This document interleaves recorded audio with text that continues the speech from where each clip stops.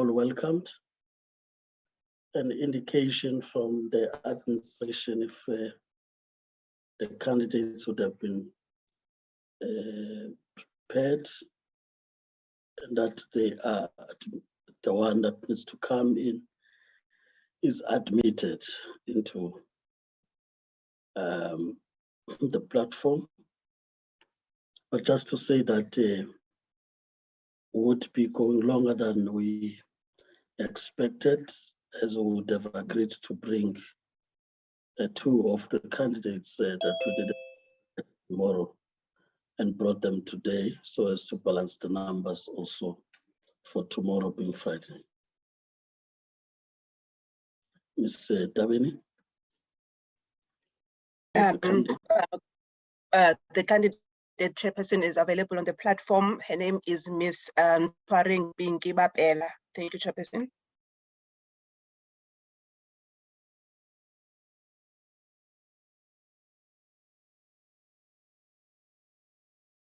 Ms. Bapela?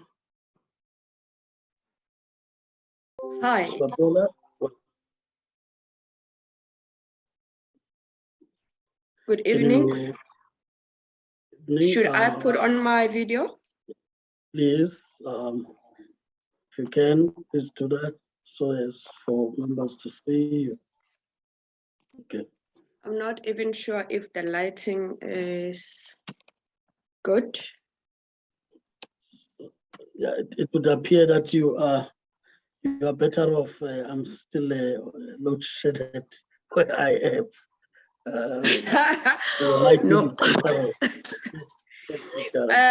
Where I stay, we don't experience load shedding. I'm blessed with that. So recording in progress. I cannot claim that. Good for you. Yes. Good to hear that there's somewhere there's something going on. Yeah. No, we really welcome you. Thank you, sir. Ms. Opela, you are appearing before a subcommittee of the Committee of the National Assembly, that of Communications and Digital Technologies, as it is now known. Yeah. In terms of the rules of the National Assembly, a committee can create a subcommittee that focuses on a particular task. And our task really is the appointment process for the SABC board, for which you've been nominated and shortlisted since you are appearing before the subcommittee. The subcommittee is constituted by different political parties as represented in Parliament, proportional to the electoral support received in the 2019 election. So it is representative, so it's not a one-party committee, so it reflects a Parliament in that way.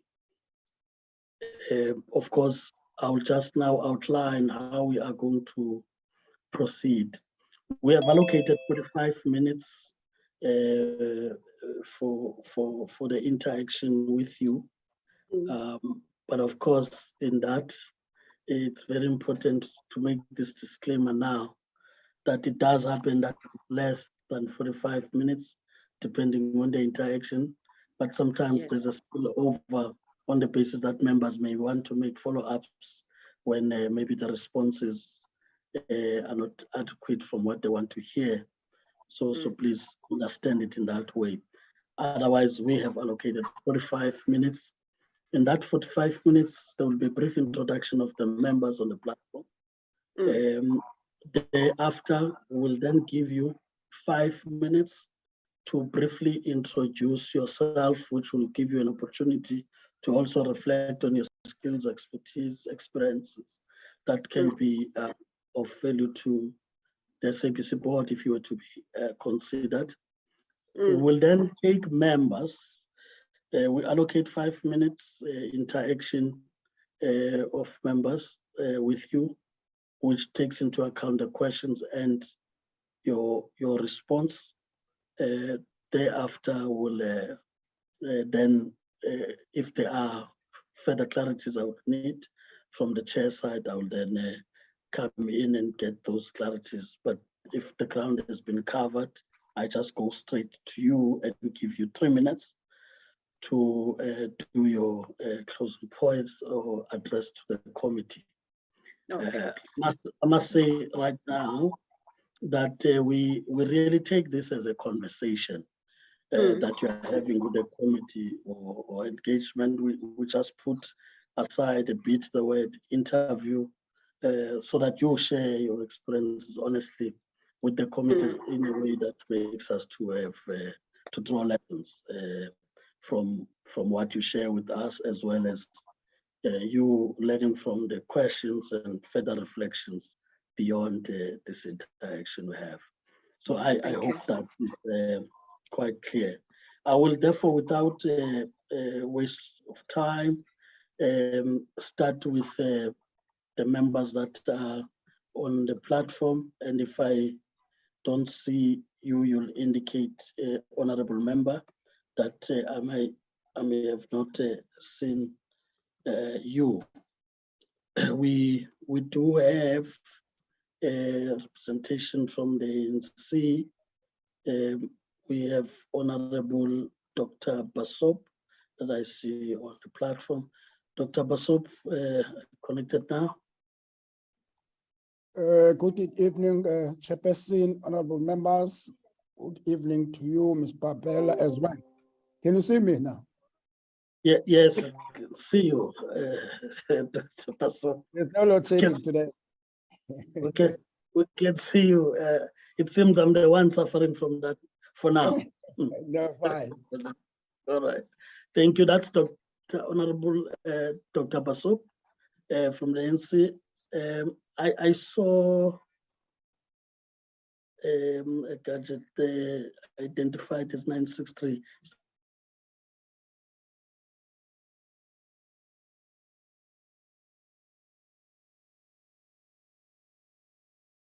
Okay, I'll pass that because that is muted. But we do have Honorable Tembu from the ANC as one of the members, so we'll just check if connection is proper. Honorable Mlala would have indicated that you will also be logging in once is settled as it's traveling. I see the mic is unmuted. Is that Honorable Mtembu? Yes, there's Honorable. Good evening, Honorable Chair. Good evening, Ms. Barbella, and Good evening, the members of the panel. Thank you. Thank you. So that's Honorable Mtembu from the ANC. Myself, Honorable Maneli from the ANC, but also the chair of the subcommittee. We then have from the Democratic Alliance, we've got Honorable Kola Barnett. I'm checking if she's still on the platform. Good evening, Chair. I've got a slight problem with my camera. I'm changing to another device, but I'm most certainly here. Thank you. Thank you, Honorable Kola Barnett. We also have Honorable Bambo from the Economic Freedom Fighters, but it would appear that is further represented by, is that you, Honorable Tambo? Or is that the gadget?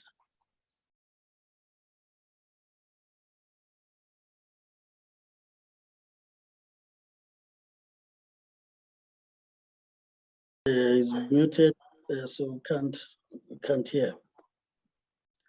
But I do see that's on the platform. We also have Honorable Machozi from the IFP who may join later in the meeting that we have. Okay, so those would be the members, and that will be my brief introduction of the members. Like I said, we'll then give you 5 minutes to briefly introduce yourself, starting from now. Over to you, Ms. Papel. Thank you, Mr. Maneli. The introduction is it giving me giving my background, like work background or where I come from to get where I'm at this point, or will it just be like work related and what I can contribute? Thank you, Ms. Papela. We really do not censor, but would be saying in your introduction, make the committee to know who they are interacting with. Of course, your skills, your experiences, and that. But we know that in 5 minutes, this includes even in the questions, in 5 minutes, you do not do everything, definitely. However, members have had an opportunity of going through your CV in detail, and therefore, as they interact, they may go beyond the 5 minutes introduction. Remarks they make. Okay. You can then proceed. All right, thank you. My name is Ntwareng Bingibapela. I'm from Limpopo province, but based in Pretoria. Grew up in the village, and that's where like ideas like and dreams were shaped in the village. And I schooled there, and primary and high school, and I moved to Pretoria in 1998. And I then studied at Tshwane University of Pretoria. Then it was called Technikon Pretoria, studying legal assistant, a national diploma in legal assistance. As I was doing the legal assistant diploma, I then was called at the magistrate court, where we were doing basically the practicals, and my life changed career-wise from that point. I was in the magistrate court, Pretoria, then I moved to the Master of the High Court, Pretoria as well. And whilst in the Master of the High Court, Pretoria, doing administration of estate, basically like on the regulatory side of things as the estate controller.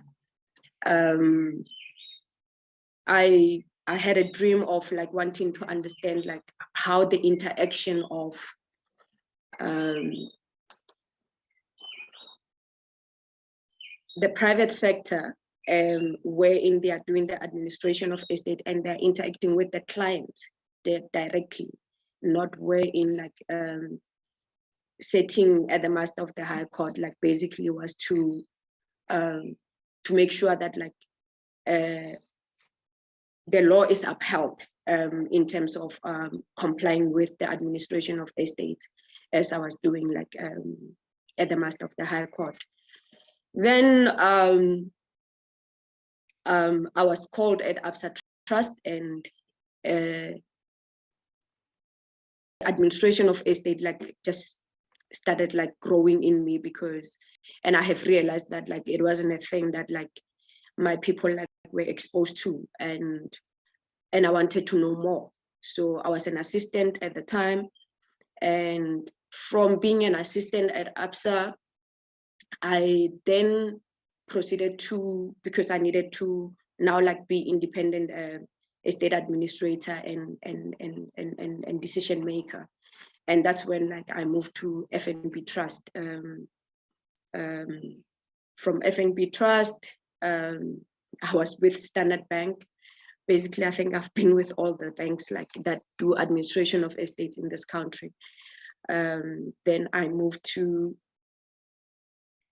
Nedbank, where I was doing business development of the fiduciary services, wherein like we'll basically go out there and teach people about administration of estate, the importance of having a will, and also like when you die without having one, what then happens. So it was like teaching the people out there and like the financial advisors as well, like to drive that important aspect of administration of estate, and also having wills, because our people die without wills.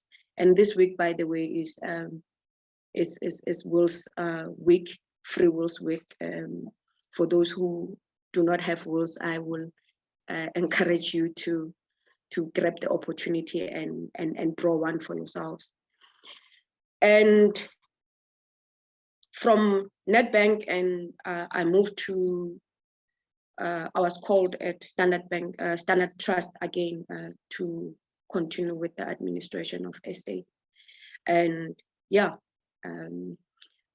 we've been doing that, and as well as pursuing the studies. So I also studied like the LLB. I obtained my LLB as well through UNISA. Yeah, that's a little bit about Ntshwareng Pinkiwape.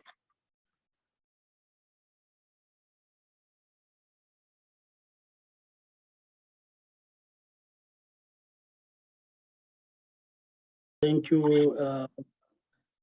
Ms. Papela. At least the electricity is back. As I recognize members who will then interact with you, the Honorable Dr. Basop, one followed by Honorable Kola Barnett. I will take those for now and proceed as such, and then I'll identify other hands. Over to you, Honorable Dr. Basop. Thank you very much, Chairperson. Just before Honorable Dr. Basop proceed, for sake of flow of the engagement, there's no intention of the chair to come in between you and the member who interacts with you. So once it's done with the questions, you'll immediately get in to respond to the questions once it hands over to you. Thank you. You can proceed. Thank you once again. Thank you very much, Honorable Chairperson. Thank you very much, Ms. Papela, and thanks for the presentation. Now, in terms of your background and the presentation that you have presented to us, mainly you have been involved in the private sector. SABC is a public entity. Sir. Now, the question is, what skills do you think you can bring into SABC? And also, what strategies do you think you can employ to turn around SABC back to its formal glory? That's one question. Only two questions that I have, my dear. That's the first one. Okay. Then the second one, in the state capture report, in terms of the findings, amongst other things that were identified, is the glaring mismanagement of funds, corrupt practices that were taking place in this entity. And then what do you think, or what mechanism can you put in place to avoid such occurrences in future going forward? And then secondly, what mechanism can you employ to bring back those funds that have been squandered by scrupulous elements within SABC? Thanks, Chairman. Those are the few questions that I have. Thank you, Mr. Basobu. I hope I pronounce your surname right. Accept it, I do. Okay, thank you. Yeah. Honorable Dr. Basobu. Honorable Doctor. Yes. My set skills that like I believe that like would definitely work, which like it's not in isolation of working with the other partners, because you cannot do this work alone, but like what I would contribute is that like what I see even in organizations like small or big is collaborative efforts and also not shying away from understanding that like if we want to achieve anything, we're looking at the shared vision of the organization and governance and making sure that like those things are implemented correctly. Of course, we'll not be able to all the time like be in agreement with one another, but like if compliance is one thing that like I'm passionate about, like if we're looking at things and reports and you see that like there's scrupulous things like in it, or you are not understanding and you're signing things off without having to read and understand. And if you're not understanding things and you're not questioning that, so mine will be like I'm big on compliance, and that's the skill that like I would want to bring to this organization that like we grew up with, having to grow up in the village. One thing that like before electricity, it was radio, which like to this day it's still playing a big role in my life. Is that our imagination and also like dreaming in getting bigger things like to happen. We travel through radio even before we could get to places. So compliance is one thing that like I think like it's the main thing for me to bring that, but not forgetting that like it is a partnership that is important, that like it's not the board alone, but like it's the board, the executive, it's parliament, it's the minister. So that is important like for me, like in terms of the skill. Regarding the issue of the capturing and how like we can get the funds back, is accountability. Who are the people that like were found in the wrong, and how like those people like we must go after and get compensation from it, because it's not to individuals benefit, but it is to the larger spectrum of South Africans. So I would and mechanism so far, I'm not sure like how I'll do that, but I would believe that like those who are responsible for such like there must be, we must get the money out of that.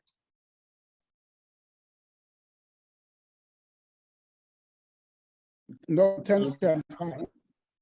Thank you, Honorable Dr. Basop. I now recognize the Honorable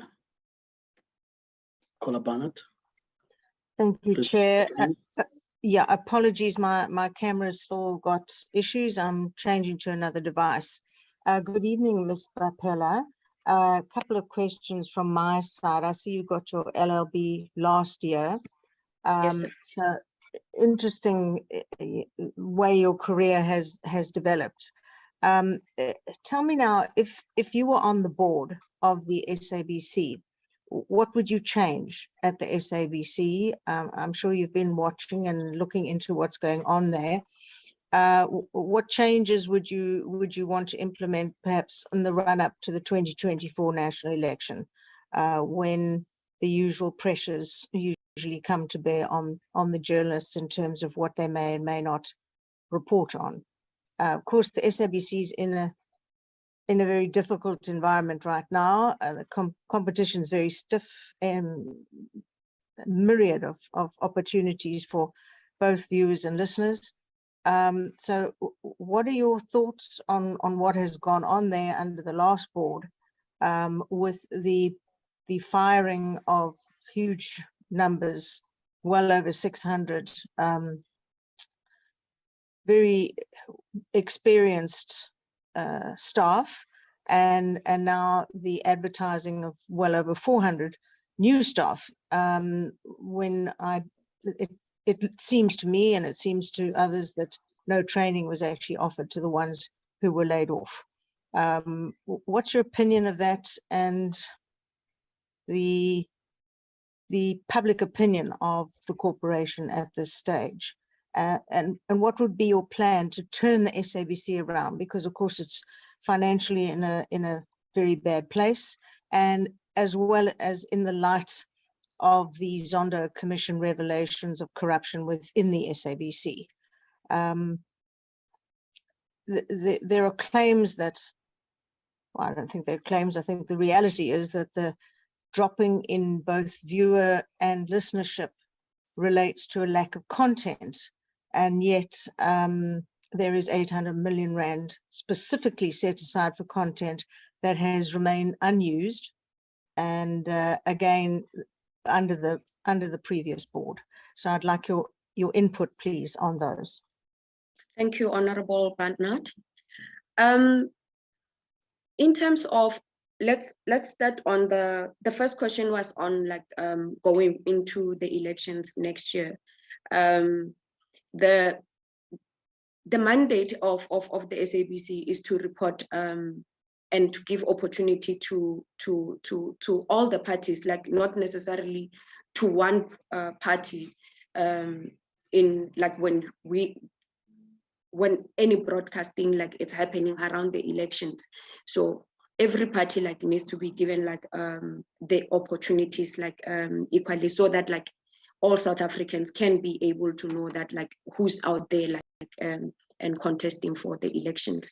So there shouldn't be any biases when it comes to broadcasting, and theirs is to deliver on the mandate that like they are required to deliver on. The skills that like have been lost and all of that, I've been going through this and wanting to understand like what could have been the issues and like what could be the solutions thereof.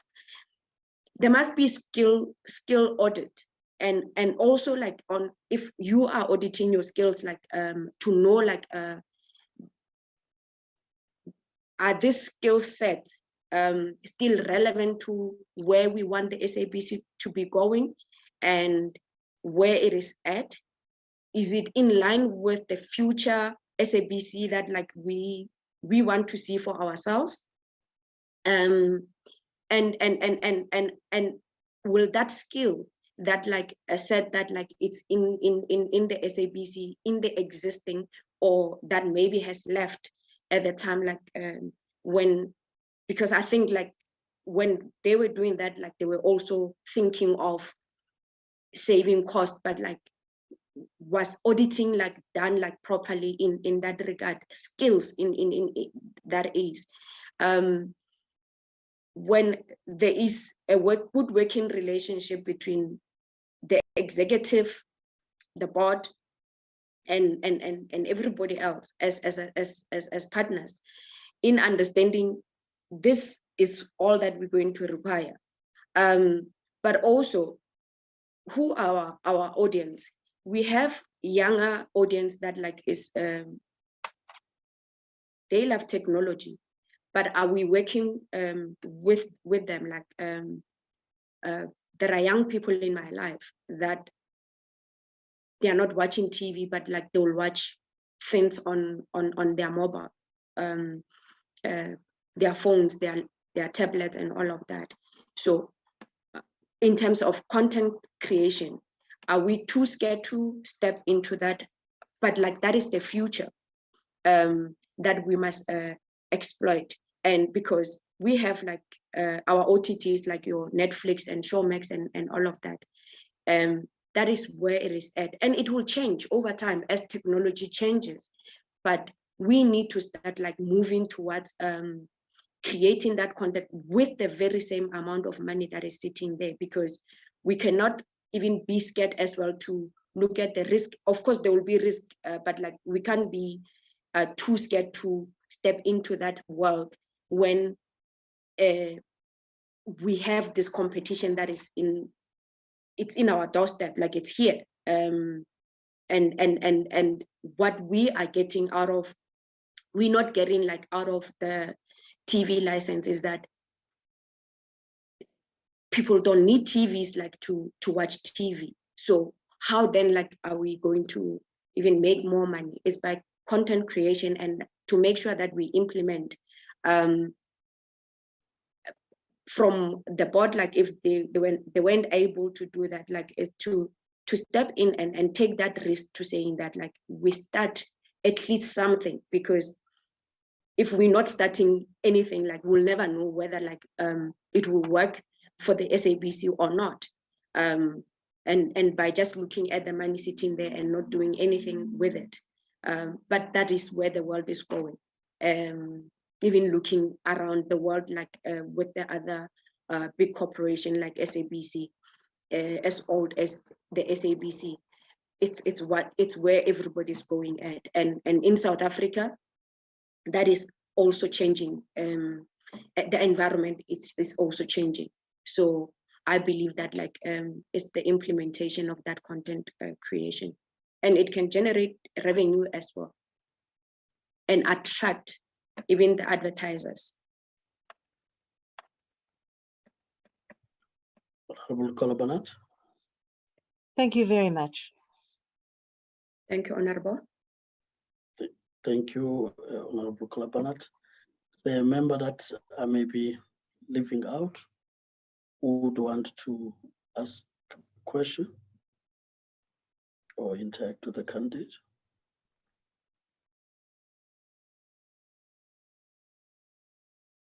Honorable Chair. Good evening to you and good evening to Ms. Babela. Fortunately, my colleagues have been covered all my questions, but there is only one that I want to ask. I just want to check what will be your strategy, Ms. Babela, to deal with the mismanagement of funds if you happen to be part of the board. Thank you, Chair. Thank you, Honorable Ngambula, I think. Honorable Mtembu. It's Honorable Mtembu. Thank you. I think I mentioned when you receive or you start, because you are aware of like what is going on in when the reporting lines happens, when you get like the financials and it's happening here right in front of you and you do not question things as you see them. And that's where the issues in any other organizations it happens. Even when like you're looking at performance management, these are the things that like should be ongoing. And before we get to say like, oh, after 5 years, we are in trouble because we were not diligent enough to check ourselves, to audit ourselves, because a regulator must be regulated. You cannot be in a position and not be able to say, Honorable Mtembu has been doing things and we never did anything about it. And a year later, that's when we want to ask you about the things that happened in January. My belief is that like things needs to be taken care of from beginning. I'm not one that like shy away from wanting to analyze. If I don't understand finances, I will seek help until I understand what that means. And if there's anything that like needs explaining, that's when like we start like looking at issues before they become problems. And that's I think the person that I am. as well. My approach to life is that like, if I don't understand, I ask, but like the contribution is to look at those issues before they become problems, especially the matters of finances that are not, they are not for us, it is for the people of South Africa, and it must benefit the people of South Africa. So if ever there is anything, I believe that like we should be able to pick that up like on the reporting lines, and obviously like those lines should not be blurred in any way between the board and the executive. But mine like is to analyze. I love compliance and I'm big on it.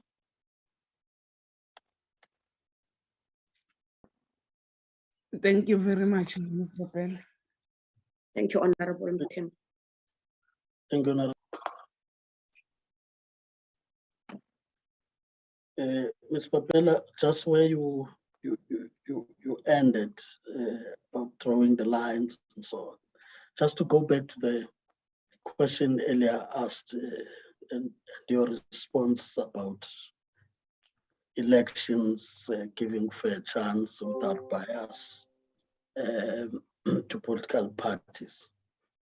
The reality is that there are also other stakeholders. There's a shareholder, there's the board, there's also Parliament, as you appear before Parliament. How Yes. do you then maintain the healthy relationship between all these stakeholders who have got also interests in that period? Thank you. Over to you. Thank you, Honorable Maneli. I made mention of partnership.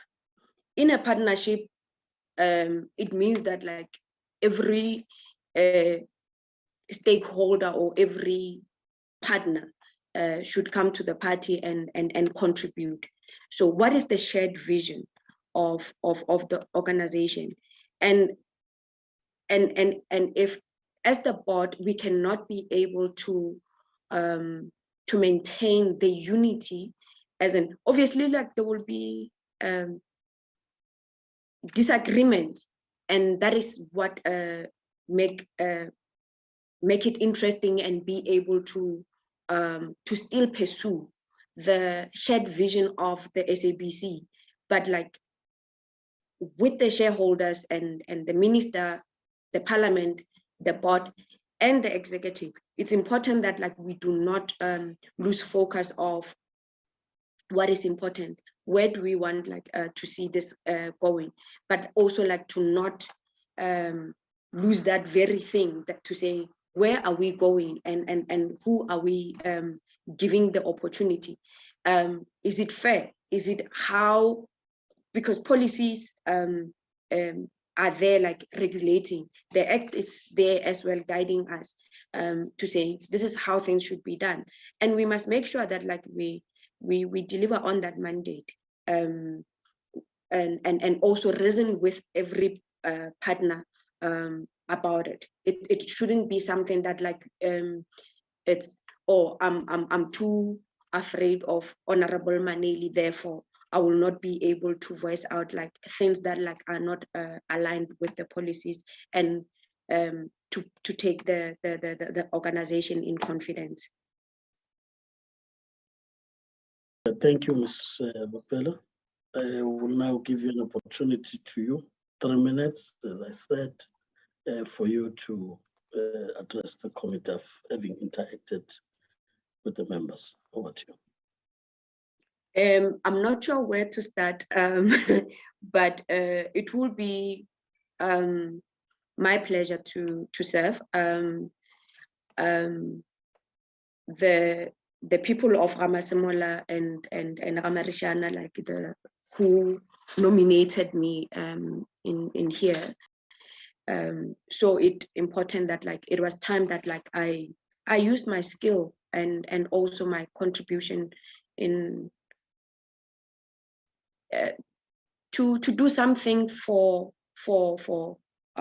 for the SABC, this has been forthcoming, and I was not ready, and until this year, like when I was nominated, and I believe that like the time is ripe, and I can serve my people.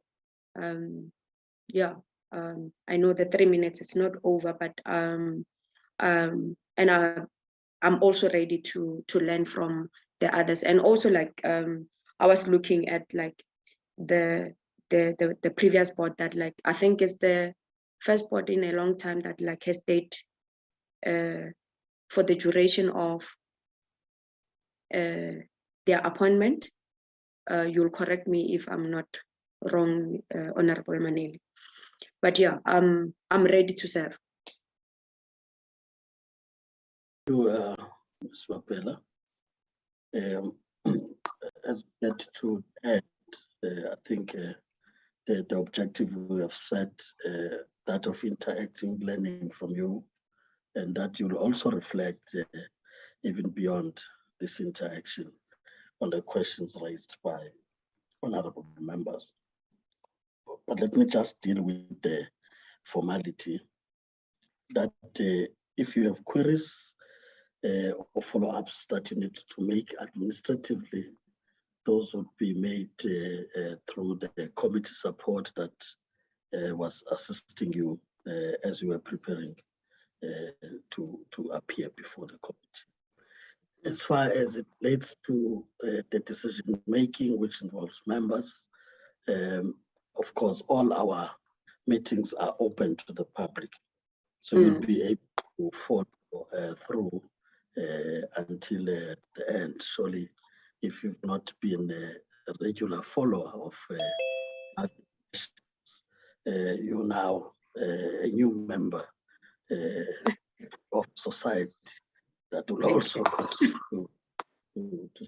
So all I'm saying is that there's transparency in the process until the decision is made. Once more, thank you for really agreeing when you were nominated and shortlisted to come and share your experiences with the committee.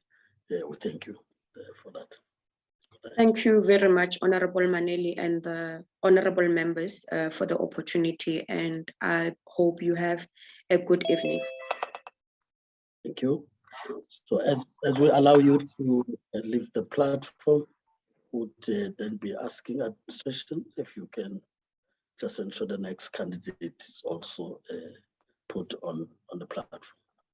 Thank you. Thank you, Chairperson. The next candidate is Ms. Aifeli Kate Makwanya. She's on the platform, Chairperson. Thanks. Thank you. Thank you.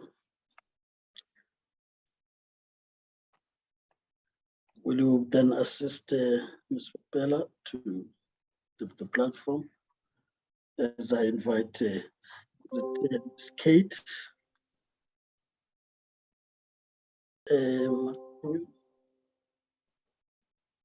Where am I? Is the candidate on the platform? Yes, Chairperson, she's on the platform. I'm going to call her now. Okay. Because it's still muted, surely, and the video camera still off. Ms. Makwanya?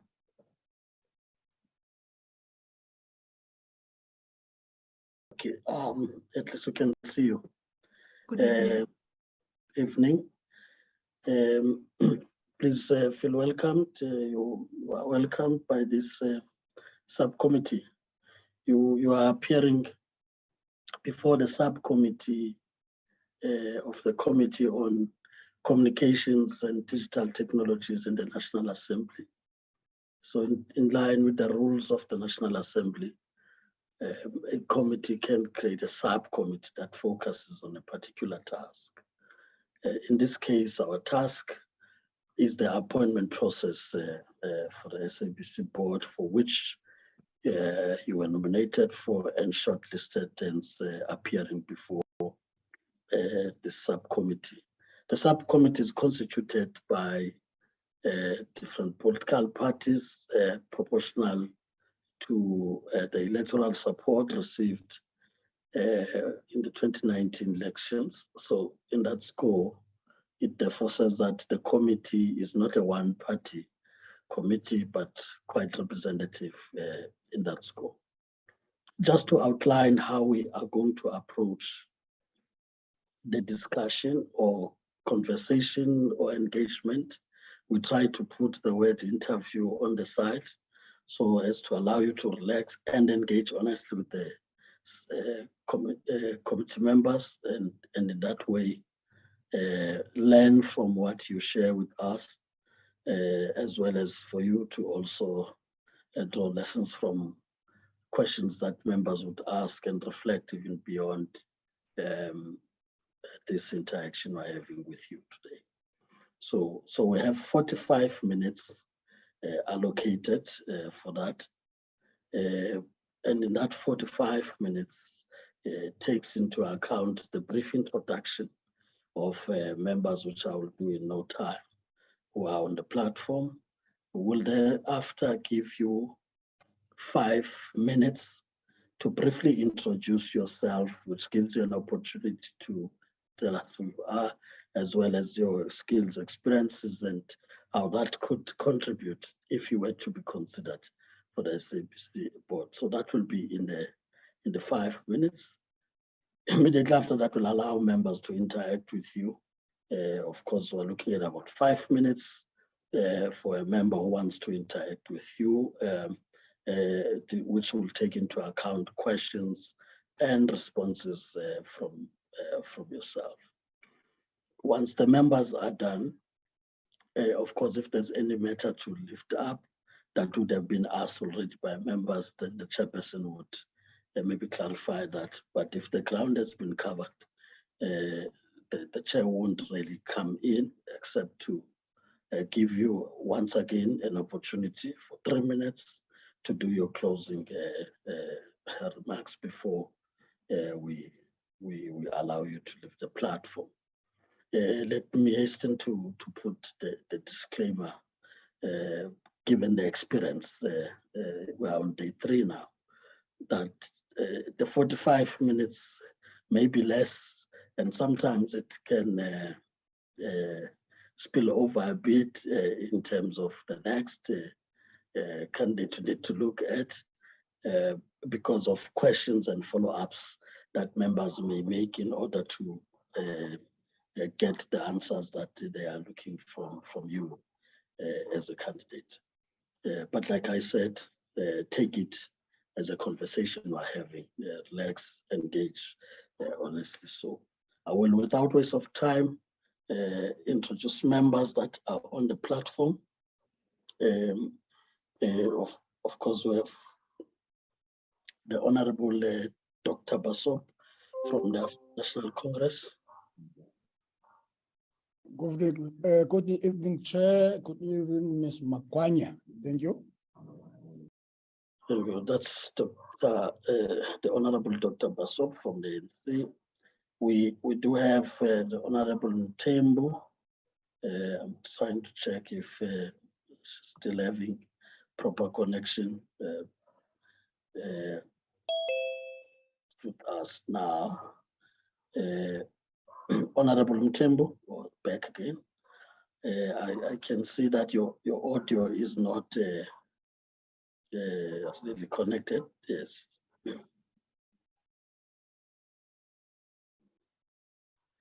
Honorable Ntembu, can you hear? Yes, Chair, I'm back. I was disconnected by network. Thank you. That's Honorable Ntembu from the ANC. Myself, Honorable Maneli from the ANC, but also chair of the subcommittee. We have from the Democratic Alliance, the Honorable Kola Barnett. Good evening to you. Back with the camera. Yes, it's fixed now. Thank you. Thank you. That's Honorable Kola Barnett from the Democratic Alliance. We also have other members of the committee. One from the EFF. We have Honorable Bambo but we have seen Honorable Tambo as Gadget on the platform as representing him, still on the platform. We also have from the IFP, Honorable Machozi, who is still held up in another meeting we join later. And then Honorable Mlala will also be joining us from the African National Congress. However, we do have the required numbers on the platform to proceed in that scope. So may I just check if we have not lost the candidate? Oh, we're here, okay. So that I don't see from my side. So that's a brief introduction, Ms. Makwanya. We'll now be giving you your 5 minutes for your brief introduction. So once you are done, we'll then get to members, like I said. Once we get to the members, you'd listen to the questions asked by a member. Once the member is done, you'll get in. There's no intention of the chair coming in between so as to allow the flow of the engagement. Over to you now, 5 minutes introduction.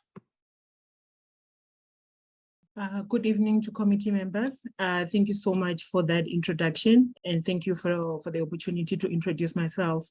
My name is Aipeli Makwanya, and just briefly to do just an overall summary of my academic qualifications, my background in terms of some of the work that I've done, and just briefly to talk about some of the skills and expertise and how I see myself contributing to the to the SABC board if I am given the honor and the opportunity to to serve. So I have a cumulative 18 years experience in the South African cultural and creative industries.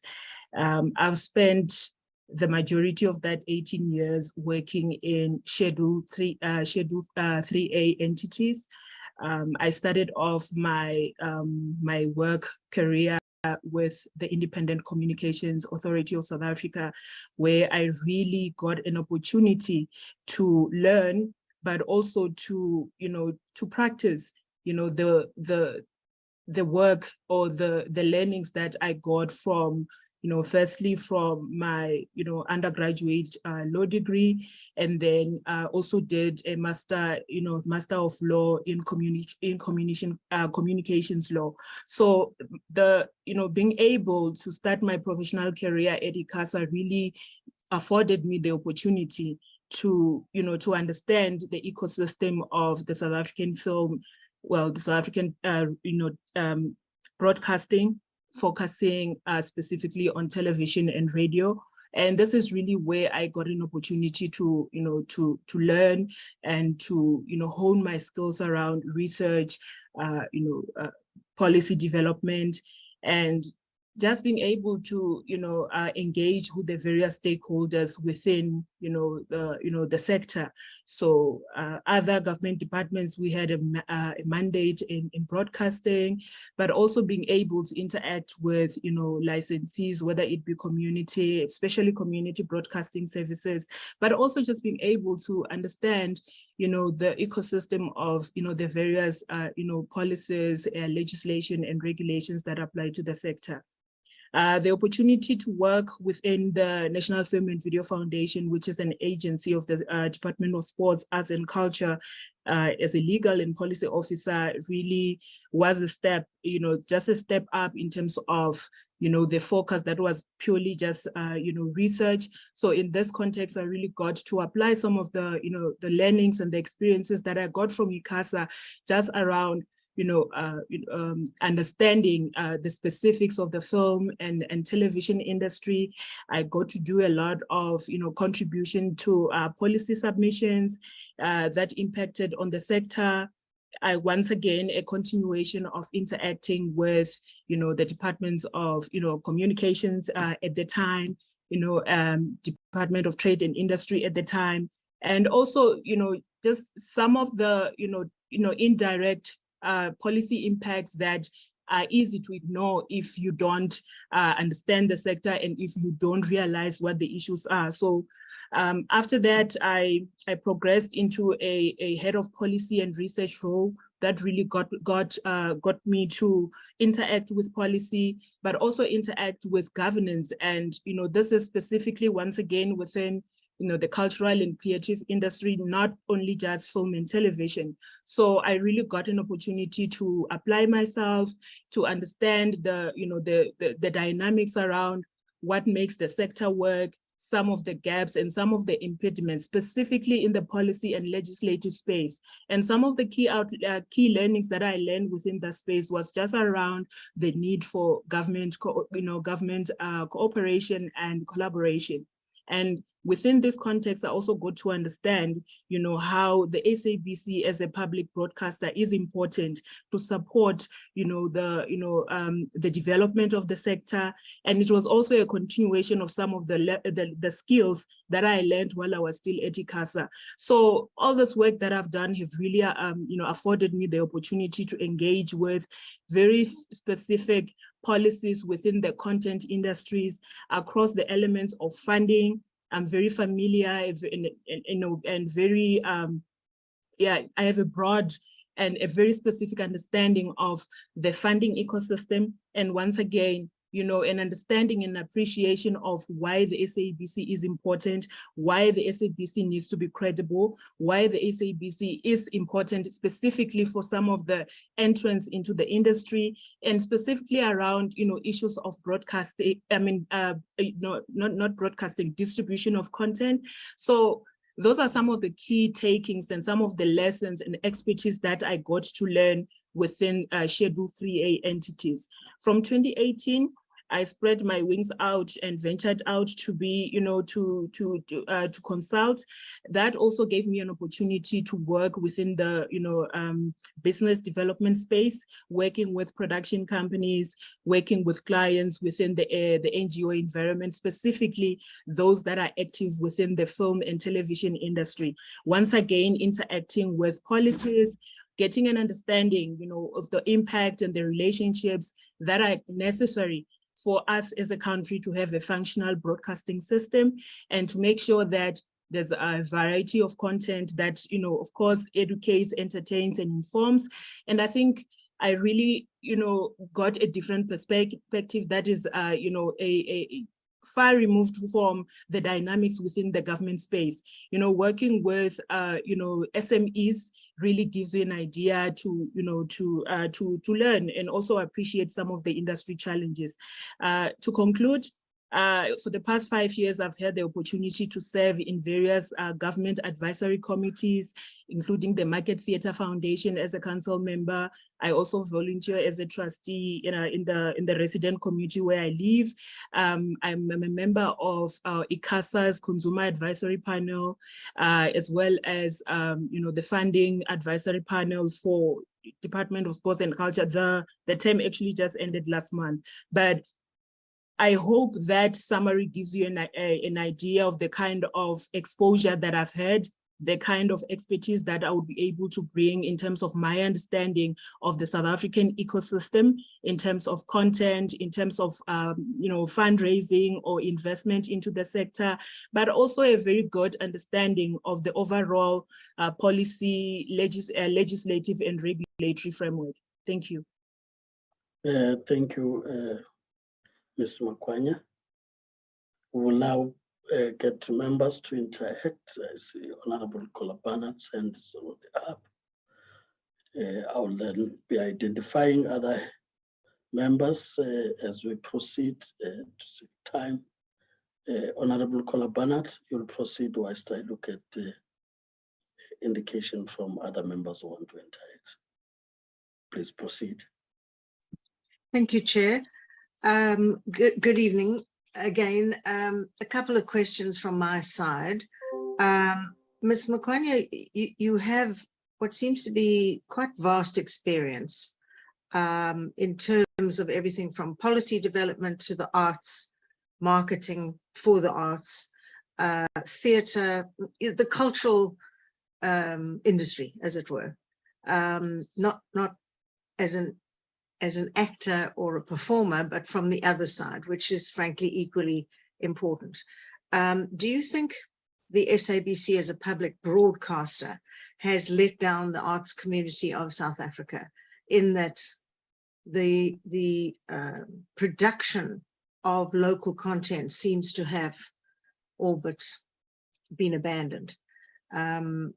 We've been very concerned to find out that 800 million rand has been sitting there, which should have been spent on content and has not been. And those are actors, performers, writers, producers of every description who are sitting at home. And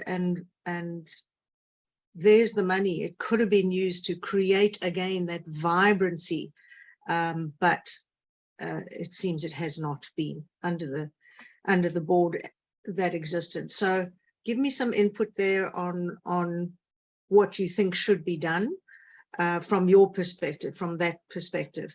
And then what would you do to change? What would you change within the SABC, specifically in the run-up now to the election, 2024 election?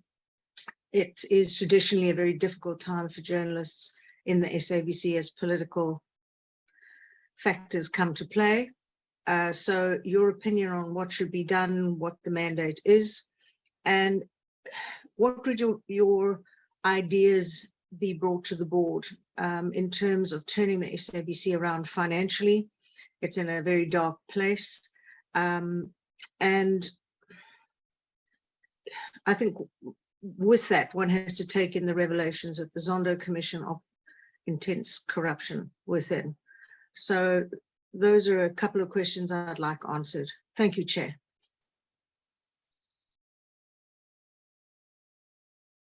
Let me, oh, sorry. Am I supposed to answer or should I wait for further questions? Yes, no, please go ahead. You answer each as we go along. Okay, thank you. So thank you for those questions. Let me start off with the issue around local content acquisition. I think it is important to always, reflect back or, take a back step around why local content quotas were introduced in South Africa in 1997. And the reason for that is the recognition specifically for the SABC as a public broadcaster to support the development of the independent production sector. So the RFP process is important. And if we can also just go back to history in terms of the devastation that the independent production sector suffered, I think it was either 2009 or 2011 when the SABC was not, did not have any money towards content production. So back to your question around, do I think the SABC has let down the independent production sector, which if I may use that terminology? I think it is tragic if the SABC is not in a position to be procuring content from the independent production sector, considering just the earlier comments that I've indicated around why local content quotas were introduced in South Africa. So I think considering how important the public broadcaster is as a platform, not only around issues of diversity, but also just making sure that South Africans have access to all the content that has been stipulated within the regulations.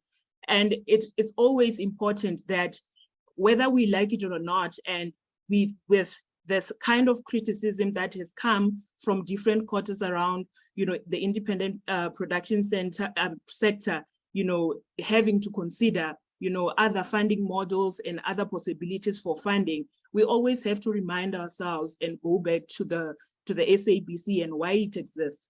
And the context within its importance to support the independent production sector. So to conclude on that, I think it's very tragic that there has not been consistency from the SABC for a number of years to set aside or to spend money towards the acquisition of local content quotas, local content quotas, not quotas, local content, because there's a number of production companies that had to close down. There were a number of jobs that were lost due to that failure to acquire content. So that's my reflection on that first part. Around the role of the SABC during elections, I think there's a very clear regulatory framework that informs how how the SABC should be conducting itself, and how the SABC should be seen from a public perspective. So regulations around political advertisements and party election broadcasts are very clear. So as long as the SABC is in compliance with those prescripts, there should not be a problem. But more than anything, there will always be that it is always important for the SABC to reflect on its role, to make sure that it is seen as credible. It is seen not being, biased towards any specific political party, and making sure that, specifically for the smaller parties, there is compliance in terms of, the framework that has ICASA has put in place in terms of how, party election broadcast should be dealt with, and the type of coverage that should take place across its television and radio platforms. Thank you.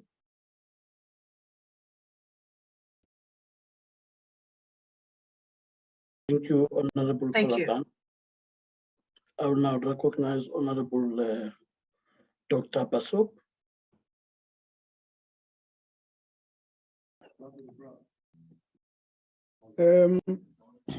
Thank you very much, Chairperson. Thank you, Ms. Makwanya, for your intensive kind of presentation. I've got only one question as a follow-up to the Zondo Commission. Now, in terms of that state capture report and the findings, amongst other things that were identified, is the glaring mismanagement of funds, corrupt practices within the entity.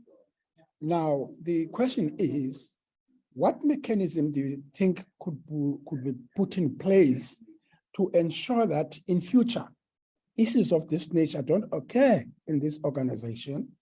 And then lastly, perhaps, what kind of tools would employ to recover the monies that were squandered in the process by scrupulous elements within the entity? Thank you very much. Thank you so much for those questions. I realized in hindsight that I also didn't answer one of the questions from Honorable Bernard. So if I can, I would like to combine, your question with some of the last part of the question that really dealt with, corruption, as well as the issue of, financial management, if I got that correctly. My take on some of the findings from the Zondo Commission is that, when you look at the the SABC corporate plan and the extensive work that has been done by the current board, you can see that there's been a considerable amount of work and effort that has been done to put internal controls that specifically addresses some of those findings. So, for example, the issue of conflict of interest, the policy that has been put in place, issues of making sure that from an appointment point of view, you as a committee, candidates that are selected to serve on the board are those that have the highest standards of ethics. They are those that will not put the public broadcaster into disrepute, either by previous conduct from other capacities that they've served in, but more than anything, just being in a position where the board is unequivocal, the board does not, is not seen to be, adhering to the policies that have been put in place. So issues around ethics and issues around ethical leadership, I think, are really important for me to address, issues of corruption, but also a very strong stance around anti-corruption. I've seen some of the policies that are in place. They are the correct policies that should be in place. If those frameworks are enforced regularly and coupled with consequence management for those that don't adhere to, to the policies that are in place, it's a lot of them. I don't want to talk about, each and every one of them, but I think the gist of, of ensuring that, corruption is managed within an entity such as the SABC, it all boils down to the type of, people that are appointed in leadership positions, including the board, but also ensuring that in instances where there is no adherence to those policies, there's consequence management, people are taken through disciplinary measures in cases where it's necessary, in relation to the question that you've asked around how can the SABC then, recover some of the funds that have been misappropriated. You can take legal action. There are opportunities for the SABC to, for those that are still within the organization to hold on to their pensions. Obviously, that is also subject to regulations to make sure that if that person is dismissed, there's a chance that the SABC is able to recover some of the money that has been misappropriated. Thank you. Thank you, Chair. I'm covered. Thank you, Honorable Dr. Basso. I check if there's any other member who would want to interact with Ms. Makwanya.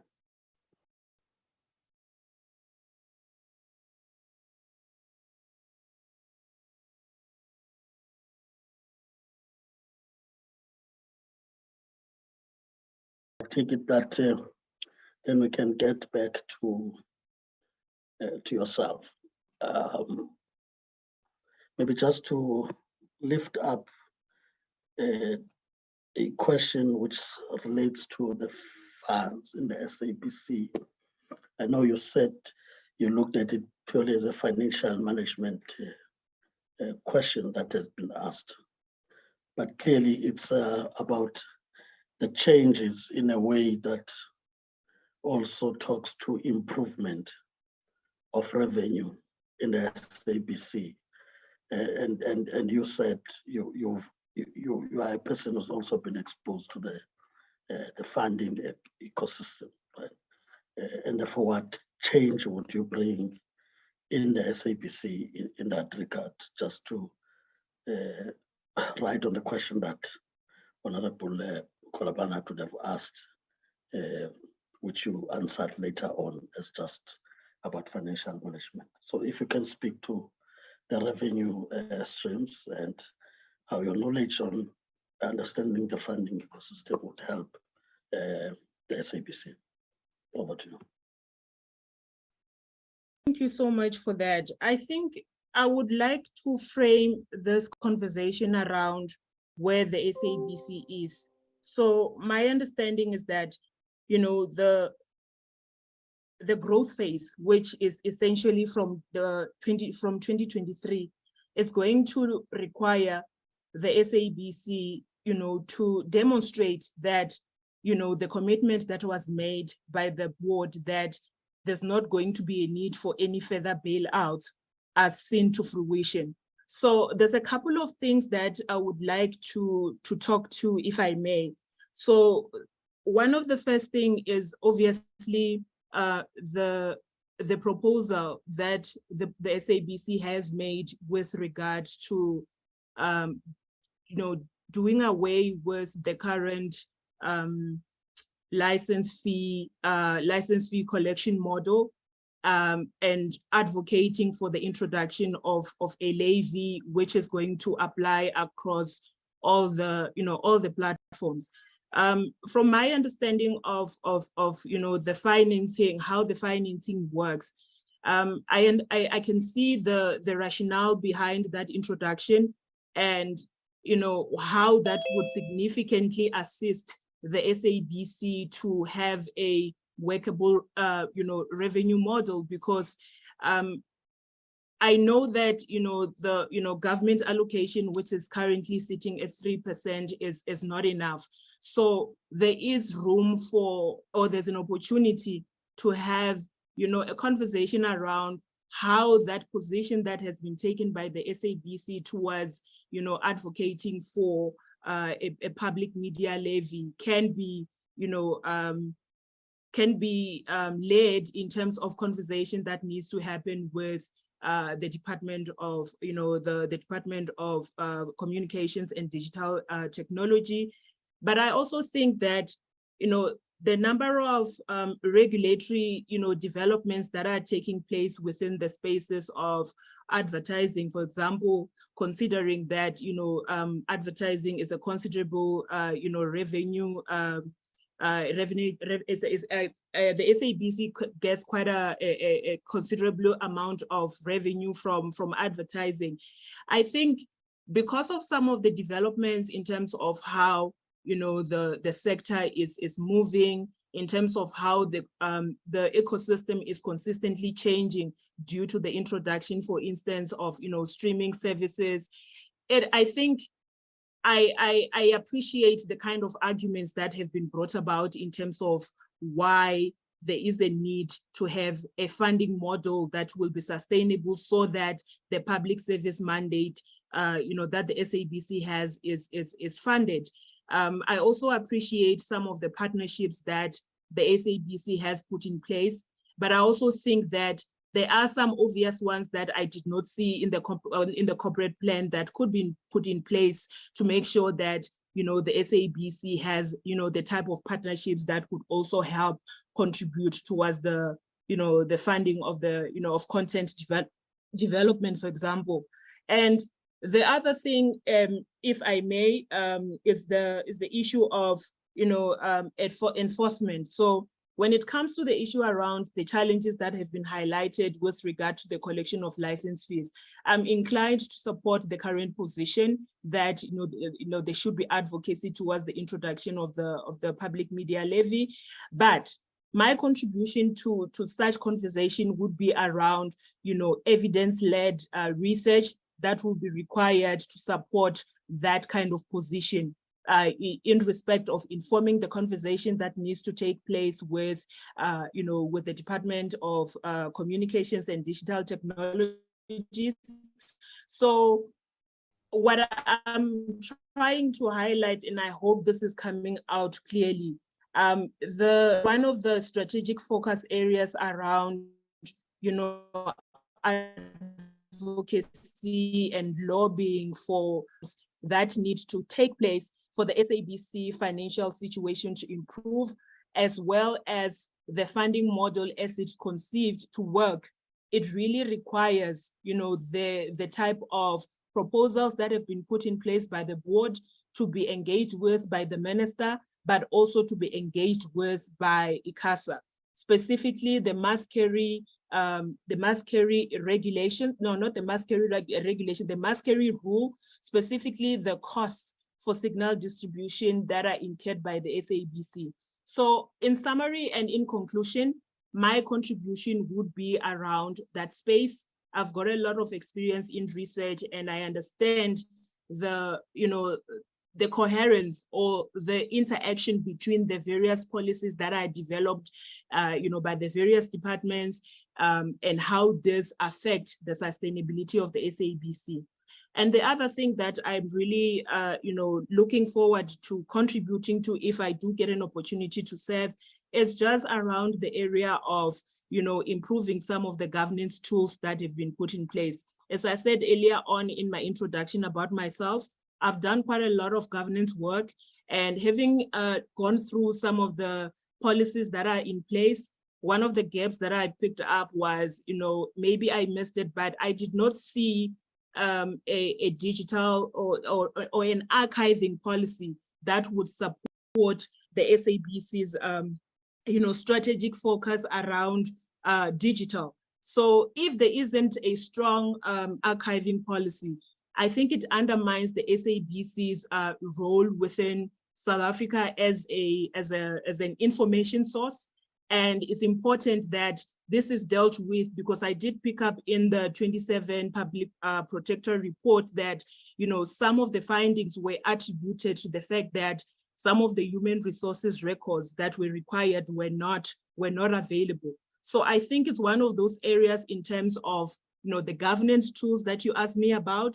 I think there are some policies that the SABC needs to look at, have those in place to make sure that even the digital transformation that are being talked about, I really think that it would be unfortunate if there isn't a records management or a digital archive, or even just an archive policy that really safeguards some of the documents that only exist within the SABC. And in addition to that, just have a plan around, with all this digital content that we're talking about, how is this going to be safeguarded? What are the protocols around, how if you are, for example, if you are in academia and would like to access some of this record, is there a clear policy? How is this going to be dealt with? And I really think because of the digital content and the nature of digital content in when it comes to how it's generated, there needs to be a really clear policy to make sure that the SABC continues to adhere to its various editorial policy issues around some of the code of broadcasters that the SABC needs to abide by, even outside the traditional broadcasting space. Thank you. Thank you, Ms. Makwanya.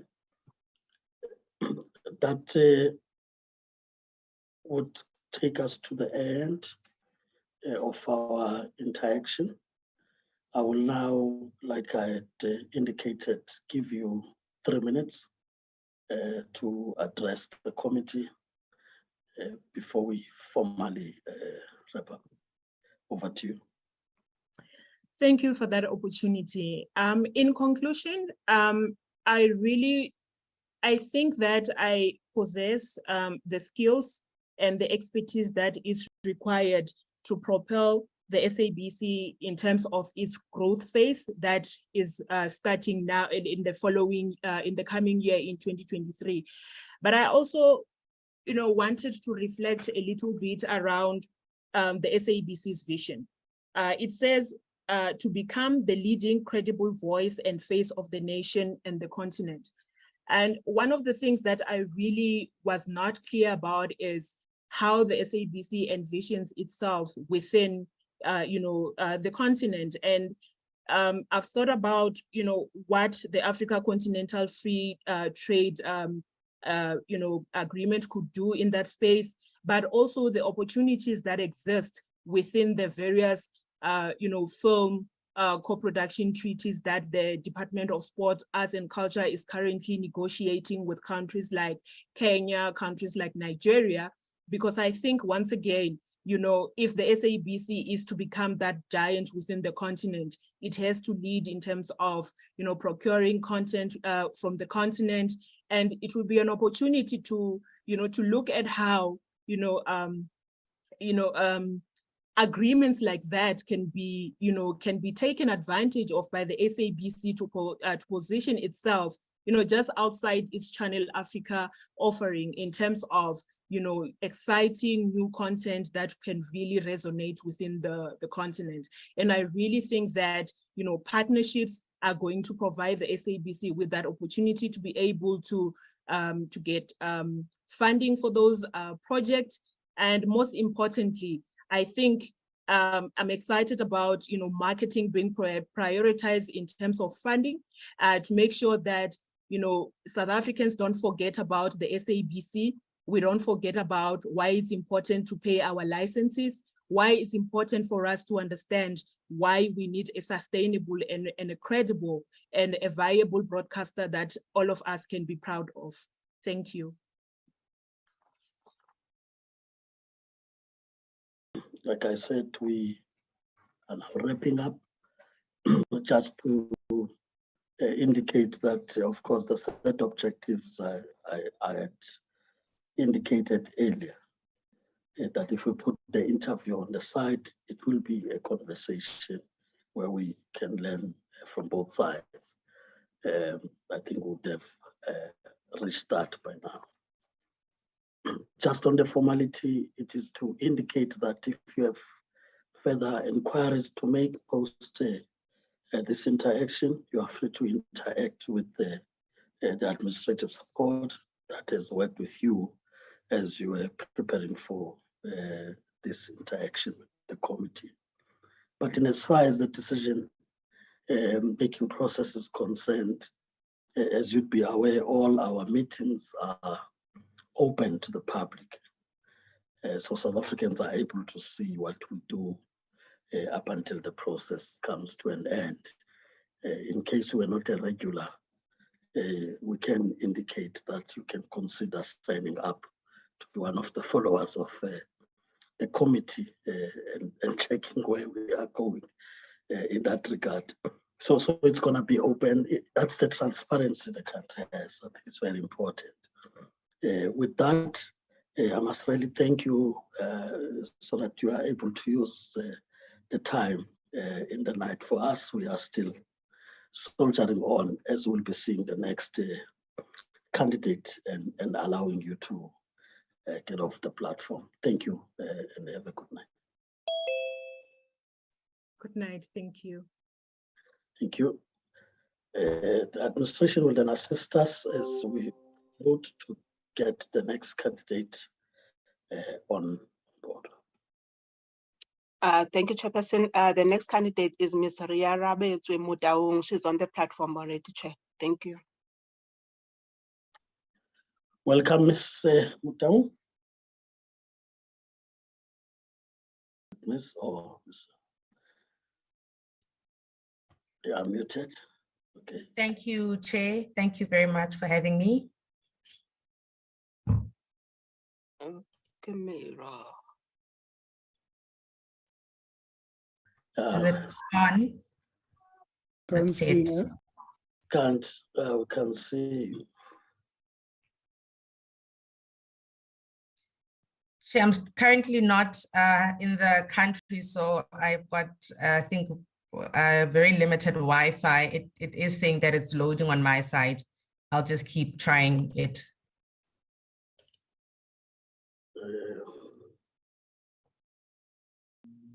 Yes, we hope it will show, especially when outside the country, just to be sure that we are speaking to Miss Mudaung. These are times of technology. So just want to be sure we're interacting with you. Understood, Chair. Okay, maybe let's, your video camera is now off.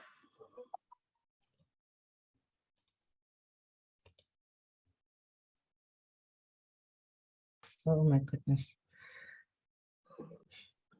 Yes, I think what we're trying to do is to, at least for purposes of those that are following us, able to see you and relate to you as a candidate. I think hearing you, we do hear you, so that we can't see you.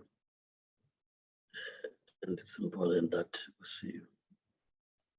Okay, let me. Maybe let's say, honorable members, if we can just maybe to 5 minutes to see if you are able to get back, and then we will make a call after 5 minutes. I appreciate the indulgence, Chair.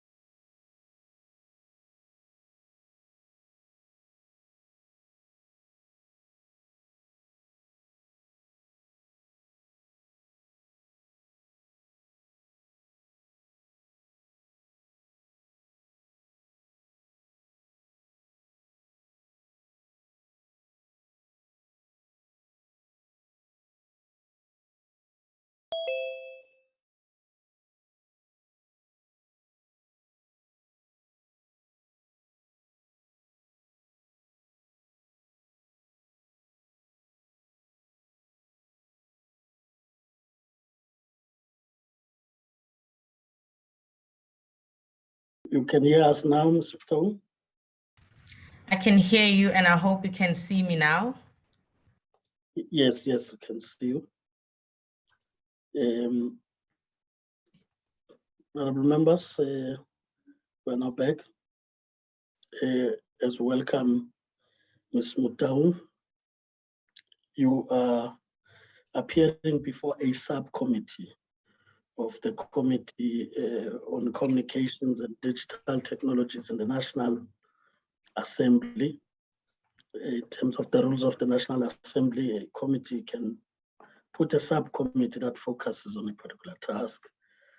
And our task is the appointment process for the SABC board, for which you would have been nominated and shortlisted for, hence you are appearing before the subcommittee.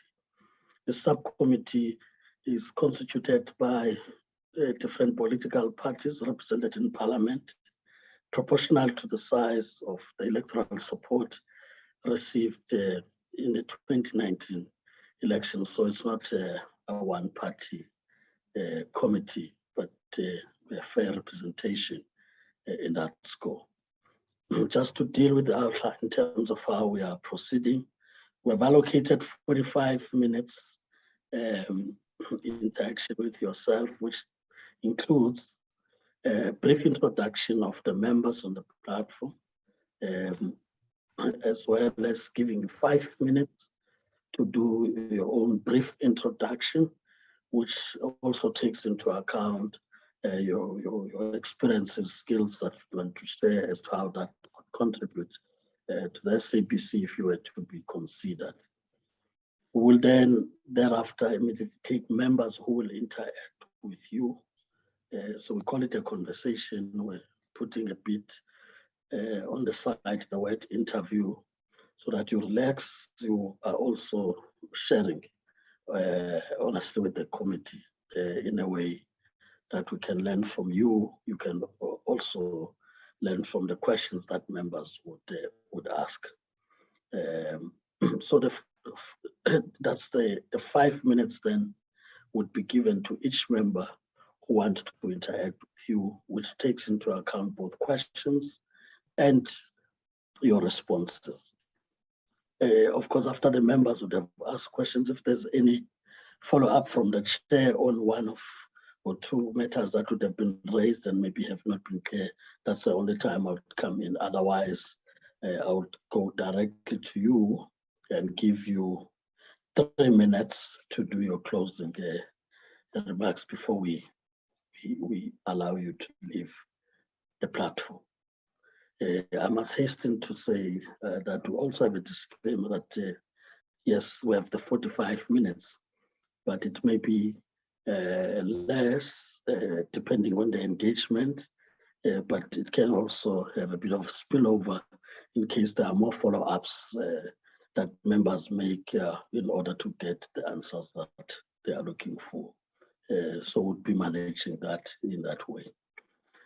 Having said that, I will then, without a waste of time, as I said, please feel welcomed and you can relax, Mr. Tau. We have on the platform, Honorable Dr. Basop from the ANC. Honorable Dr. Basop, still with us? Thank you, Chairperson. Good evening, Ms. Mutaung. Good evening, Honorable. Thank you, Honorable Dr. Basop. We have, I'm checking if Honorable Tembu has been able to get back. Yes, I see that. We do have Honorable Tembu from the ANC. Thank you, Honorable Chair. I'm here, but I'm in the dark. Good evening, Ms. Daung. Good evening, Honorable Tembu. Okay, myself, Honorable Maneli from the ANC, also the chair of this subcommittee. Once again, greetings as I welcome you once again. We also have from the Democratic Alliance, the Honorable Kola Barnett. I just hope you've been able to connect back. Honorable Kulabanat. I'm muted, right?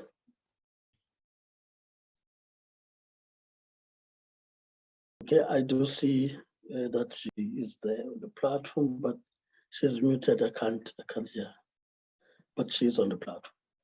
I am here. Sorry, Chair. Just endless problems with connection. Thank you. Thank you. That's Honorable Kulabanat. We also have Honorable Majosi from the Inkatha Freedom Party. Honorable Majosi, are you now able to hear us? Yes, Chairperson, I'm here. Good evening, honorable members, and I hope you can hear me. Yes, Honorable Majosi, we can hear and see you this evening. Thank you. We also have from the EFF, Honorable Pambo, who was represented by Honorable Tambo. I take it that they may have also lost connectivity. We also have Honorable Mlala, who will also probably join us later as he was traveling. However, we do have the numbers, Ms. Mutau, to proceed as we have been proceeding to engage with candidates. So in this regard, I would not waste any more time, but give you the opportunity to briefly introduce yourself, 5 minutes, and we'll take it from there. Over to you, Ms. Mutau. Thank you very much, Chair, and thank you, honorable members, for your time this evening. So my name is Rara Betswe. I am commonly known as Karabo.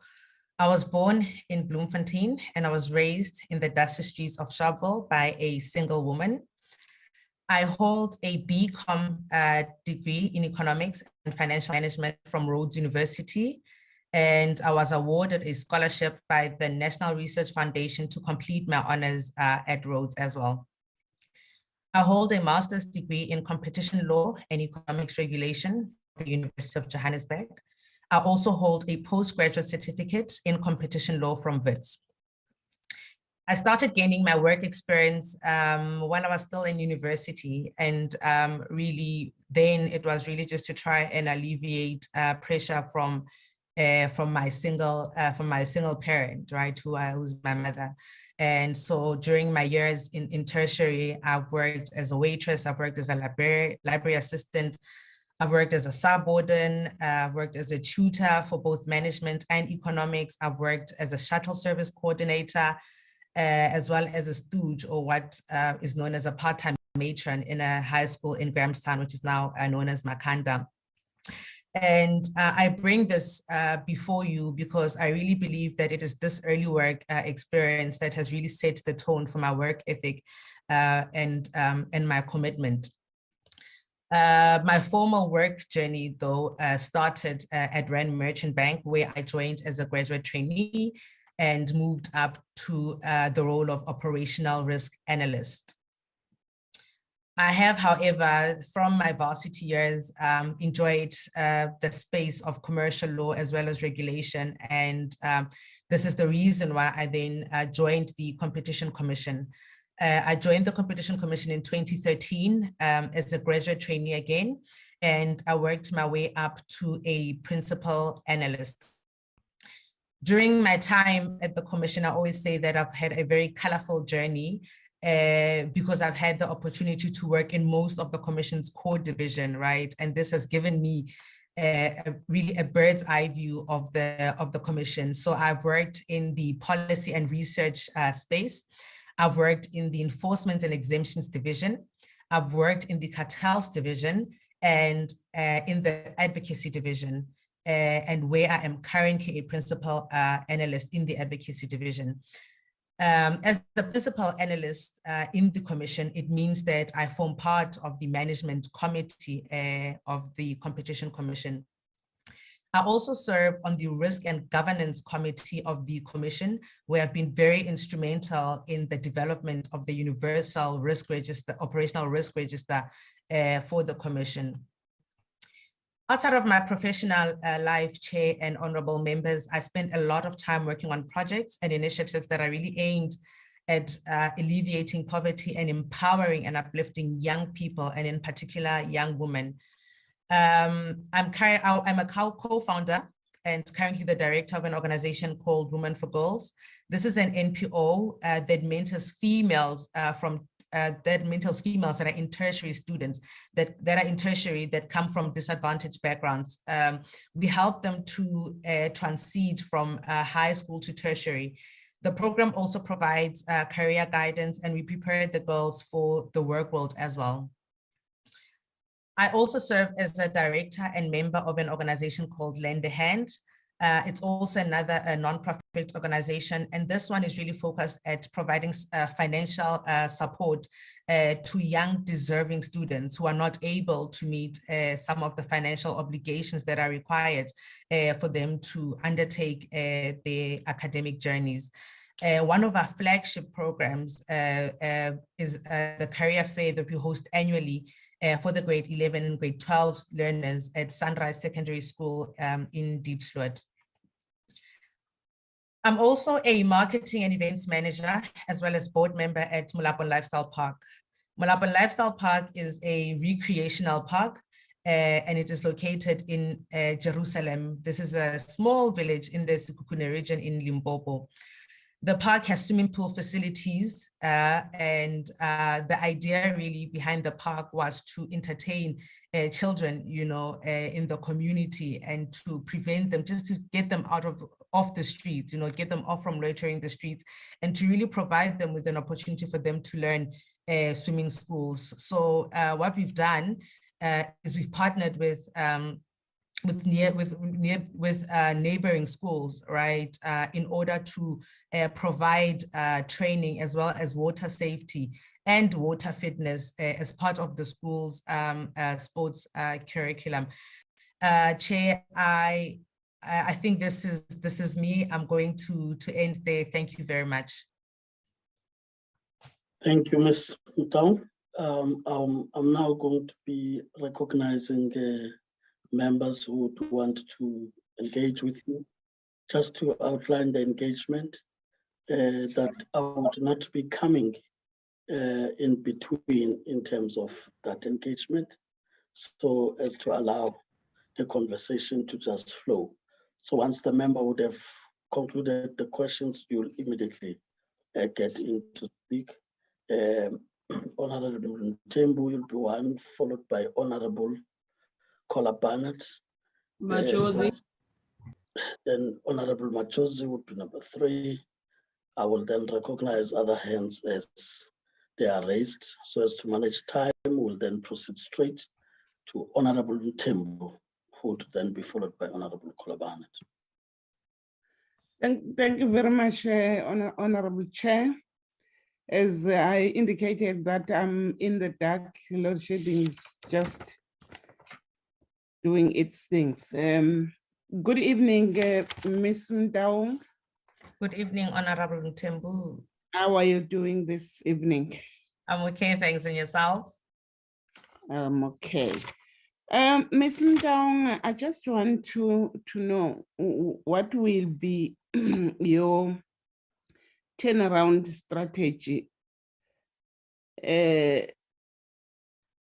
that will assist in sustaining the institution in terms of finances. And also, I want to know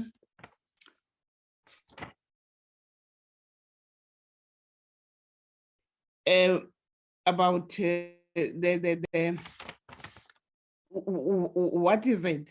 Why do you want to be part of the SABC board?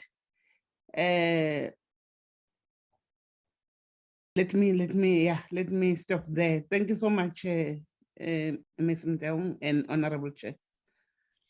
Thank you, Honorable Tembu, for that question. I think, firstly, Honorable Mthembu, it's important that we need to look at the internal cost structures of the SABC, and with the aim of trying to eliminate any inefficiencies that are causing bottlenecks in the organization and that are essentially costing the organization. Any organization, in order to operate sustainably, needs to be efficient. And by efficiency, I mean it needs to be able to achieve much with less. And so one of my first strategies would be to undertake an assessment, right, of all the processes, the procedures of the SABC, and to identify where there are bottlenecks, and where there are bottlenecks, to ensure that we come up with processes that seek to eliminate those inefficiencies that are often very costly. You will agree, Honorable Mthembu, that when you are efficient, right, when you are able to achieve more using less, it means that you are able to save some finances, and you can use those finances to redirect them to other projects, such as content production, for instance, which has been a critical pain or a problem for the SABC now because of lack of funding or finances. Secondly, Ms. Mthembu, I think it is my view that the SABC is in the right direction, by moving into that digital space as a means of trying to increase their revenue streams, right? I think that is a very strong move and bold move by the SABC, the ability to enter that free-to-air satellite market essentially means that SABC channels, SABC radio stations are now available to audiences and listeners anywhere, right? And so they can even watch it on their devices. This will increase the audienceship of the SABC and complement the current traditional means of the traditional audience, the audience that they have on the traditional platform. I also agree that the move to enter the streaming platform through the agreement with Telkom was also a good move for the SABC while they wait to launch the OTT platform. So my second strategy, given all of that, Honorable Mthembu, will be to ensure that the SABC aggressively markets those online platforms and their online presence, and by doing so, we then the SABC will then be able to grow its audienceship even more. And this, Mr. Mthembu, obviously increase, Honorable Mthembu, increase the revenue of the SABC and put it in a better off position to, for example, negotiate its pricing with Sapc, right, who is the distributor, right, the satellite distributor, and this will definitely reduce the costs for the SABC, of distribution, which they've been saying is extremely high, and they actually feel that Sapc is overpricing in this regard. So that would be my second strategy.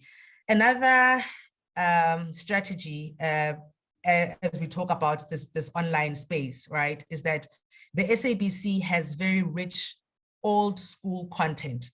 And here I'm talking about SABC Encore. That needs to come back. The SABC needs to find a way to generate money from that content. I mean, I love Scootie's Nice, I love Velapi, I love Mupeme, and I want to be able to watch that at my leisure time. And if it is available online, I will definitely pay for something like that. Data costs have gone down now, so internet is pretty much affordable, and so there are many young people who don't even know those stories, and I'm sure they'll be entertained by those stories. So we do have that as a leverage as well. So again, this is part of the aggressive marketing that I'm talking about. Lastly, Honorable Mthembu, revenue generation or collection, perhaps, of the SABC has been a critical problem, you know, and I think the proposal to collect revenue through pay TV subscriptions customers is a move that really must be supported, Honorable Mthembu. And if we truly love the SABC and we are truly concerned about the SABC sustainability, it is in our interest as the public to love our public broadcaster and to support that move. So that, again, Honorable Mthembu, would be my strategy to push for the support of that motion. And of course, these are of course legislative processes, you know, but in the meantime, while we wait for that process to unfold, it's important that we continuously try and find more innovative ways to improve revenue collection. And of course, you know, I know the many boards over the years, they've tried this, they've tried that. We just don't give up. We don't give up, we keep trying. And so my next strategy would be to prioritize additional methods of collecting revenue. Thank you, Honorable Mthembu. Thank you very much, Ms. Mdau. You had a second question. Why I wanted to be part of the SABC board. Yes. So, Honorable Mthembu, I mean, I bring about extensive experience in competition and economic regulation. I'm passionate about education and I'm a competent educator. In essence, the work that I do at the commission right now, you know, is based on educating the public. It's based on educating SOEs, you know, and this is the mandate of the SABC, to educate the public. And I think it is that very mandate that really resonates with me. And that is why I feel that, I mean, I'm a young Black woman. I'm passionate about something that the SABC is passionate about. I am available, I am ready, I'm energetic, and I'm here and I'm saying I want to make a difference. I want to be able to contribute to the growth of this institution. I hope that answers your question, Honorable Mthembu. Thank you very much. Thank you, Honorable Mthembu. Honorable Barnett, Honorable Kola Barnett, recognized, you can proceed. You are muted.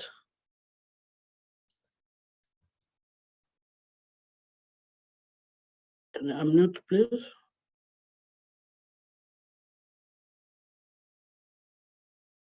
For purposes of time, we'll then come back to Honorable Kola Barnett once he's sorted out. I now recognize Honorable Machozi. Honorable Machozi, please proceed. Thank you, Chair. Good evening, Ms. Mdau. Good evening, Honorable Machozi. Yes, mine would mainly focus on the strategy, maybe even as a follow-up, the strategy that was adopted by the SABC with conditions that after getting a bailout, they will have to manage their salary bill and also be able to sustain themselves as an entity. What mechanisms do you think should be put in place to make sure that the salary bill of the SABC is not over the threshold of governance and also of the treasury? And also in your leadership, with your leadership skills, coming into the board, if maybe you were following some time last year or 2020, when the board was not agreeing with certain things, and then they got separated, what is it that you would bring as an expertise to make sure that as a board, even if you would have differences, even if you would have different ideas and you would differ on certain things, but when you come to the public, when you come to Parliament to present, you come as one. You show a united face, and you are forever bringing one position. What expertise will you bring into the SABC? Thanks, Chair. Thank you very much, Honorable Majosi. I think on the question of salaries, right? Planning is always important, you know, and if you have an organogram or an organizational structure, you know what positions are available, what positions you need to fill, right? And so you would need to undertake a benchmarking study, right, of what position equates to what salary. And I think once you have done that, right, you are better able to plan even financially for your salary bill or for your salary costs in the company, you know, and to the extent that you do realize that perhaps it is bloating, you know, it is important, again, just to go back and to always re-strategize. You know, I think the issue sometimes is that we think that one strategy, we strategize once, it's enough and it's done. It's always good and important to always go back and look at where we can make improvements.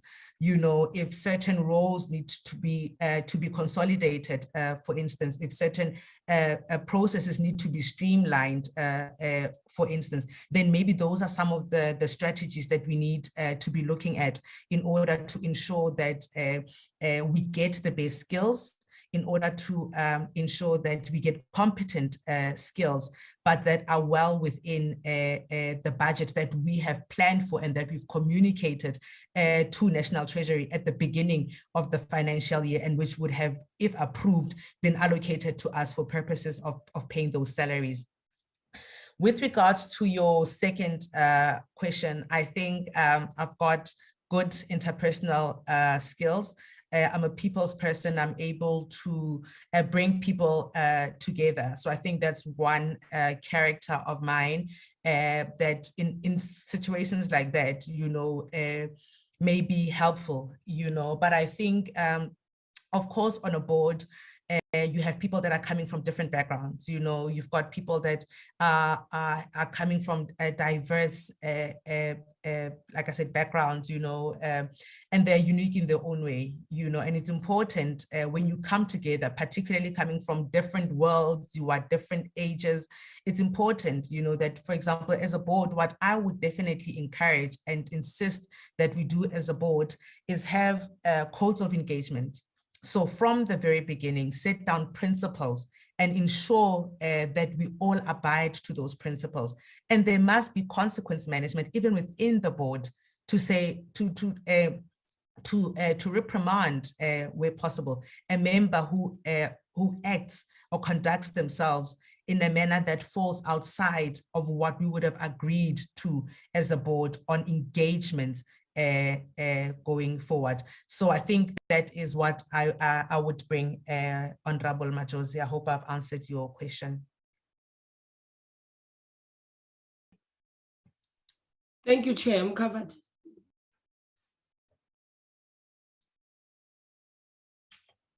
Thank you, Honorable Majosi.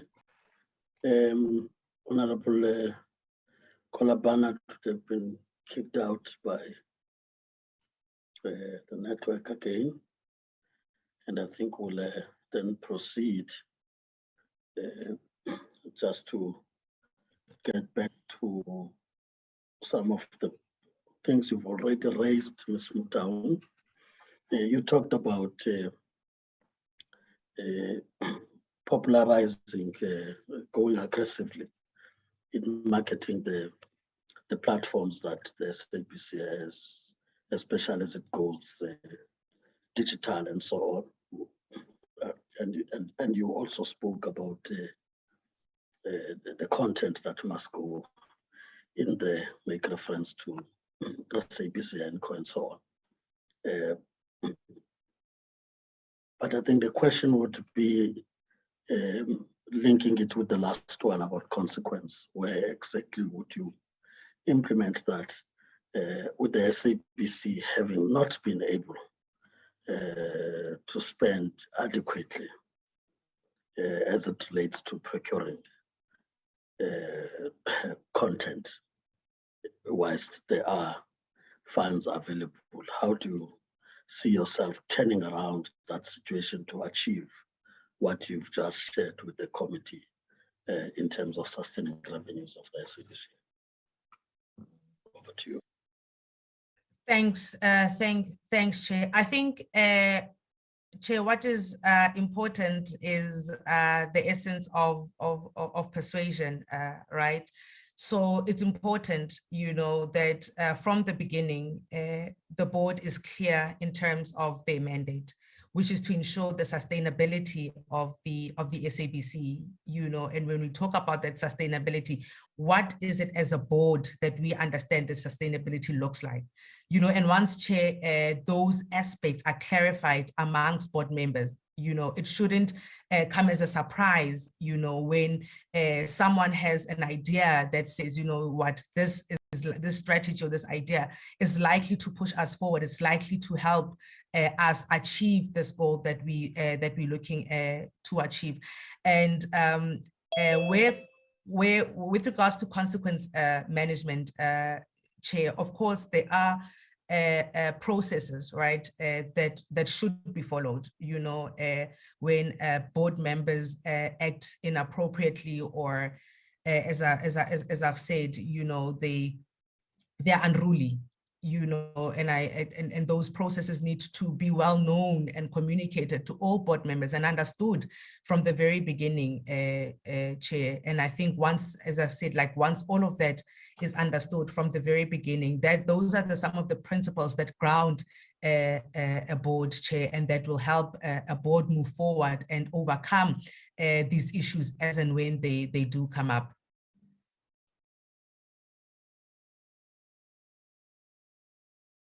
Thank you, Ms. Mtaung.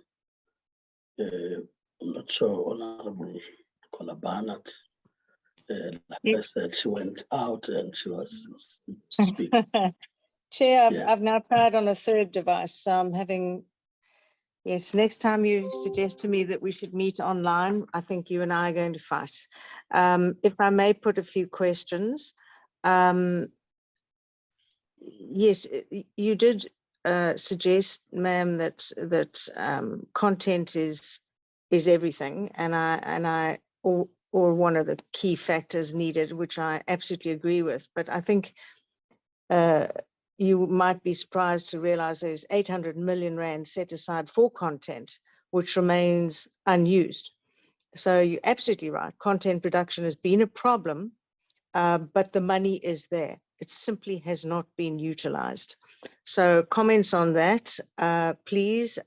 Interested, you know, you're looking to eliminate inefficiencies, but that's certainly one of the biggies from my perspective. Then there's the issue of the firing of over 600 staff and the expertise that they lost with them. And now they're advertising for well over 400 to come back to fill positions that they've realized should not be empty. They're saying that they need new skills, but they made no effort to train the 600 they got rid of up with those skills. So it's been a very difficult time. I was told yesterday by a person inside that the SABC's actually never been in a worse state. People are simply, those who didn't leave wish to leave. So it's a big problem. What's your plan to turn the SABC around? Not only financially, but the morale of it, and also in terms of the findings of the Zondo Commission, which uncovered corruption within. And also, what would you do to change the SABC, especially in the run-up to the 2024 national government election? Thank you, Chair. Thank you very, very much, Honorable Banat. I think we need to go back, right? And again, as you said, I've spoken about inefficiencies in the system. why has the money not been spent? You know, is it that there's a bottleneck? You know, these are some of the bottlenecks that I was talking about, that when I get there, it would be my first priority to try and identify where these bottlenecks are, because having taken that as a first step, then you are able to quickly see where the problems are, and you are able to then come up with solutions to try and remove or eliminate some of those efficiencies. You know, I agree with you, and I'm glad that you also agree, you know, that content, you know, is very key in this regard.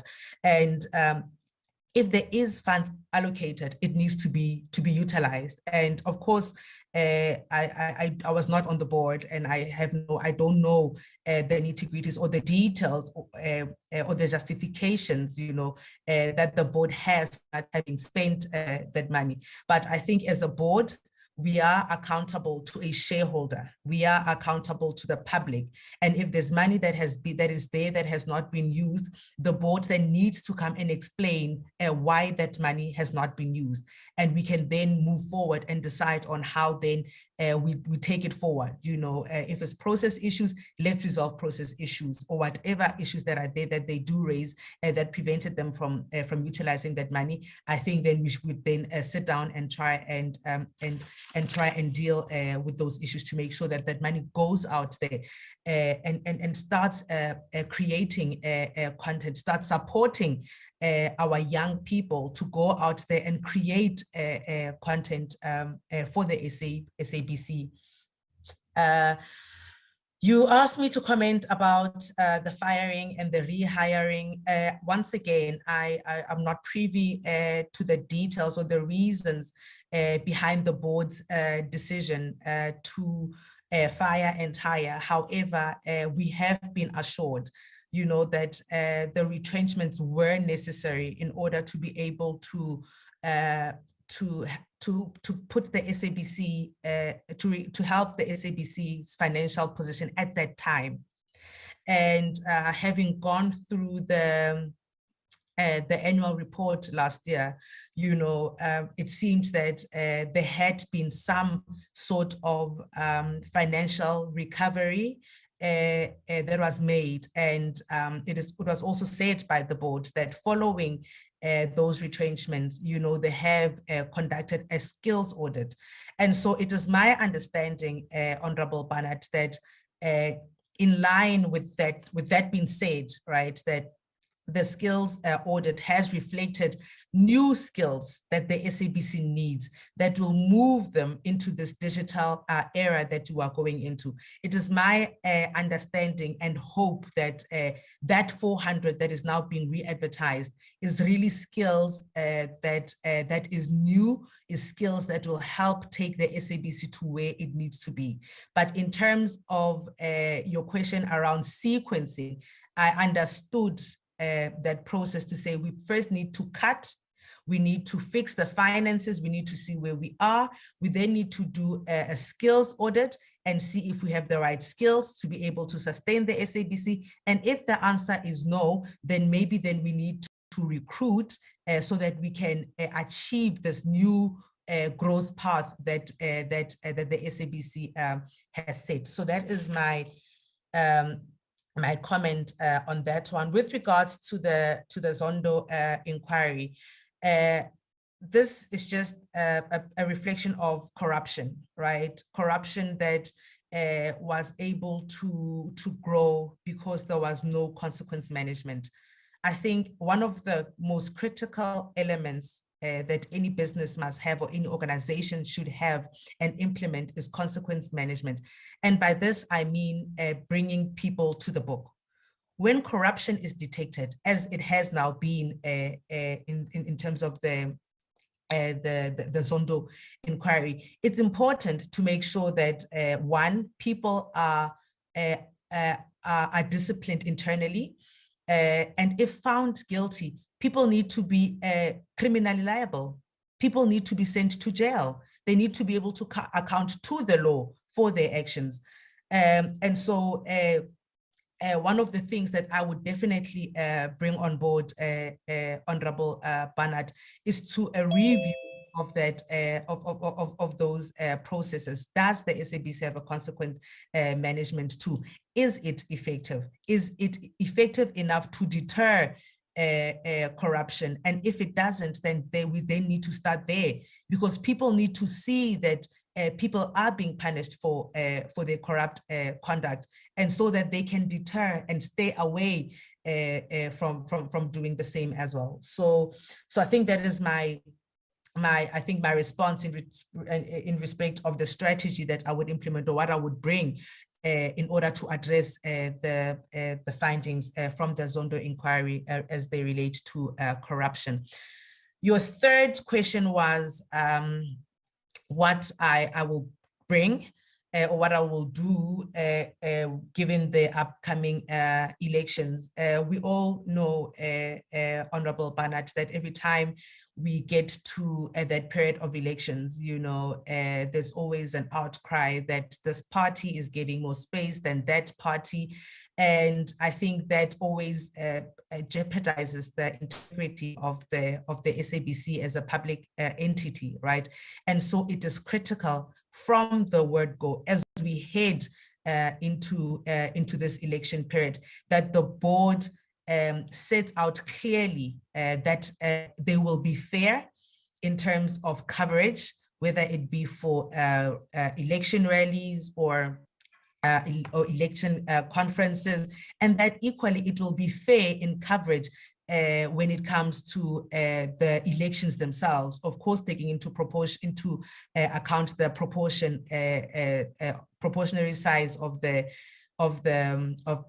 political parties. I think, yeah, it's definitely something that as the board comes in, you know, it's probably one of the first things that they need to do to ensure and assure the public that they will be independent and that they will provide fair coverage for everyone.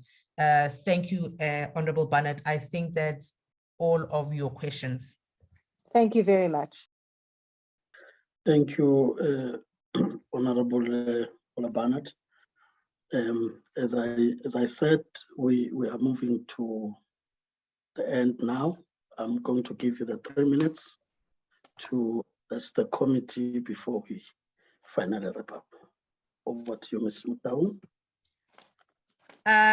Thank you, Chair. I would like to thank you, Chair. I would like to thank the honorable members for making time to see me. I think I am truly grateful for the opportunity that has been given to me, just the shortlisting. I think as a young Black woman in South Africa, you know,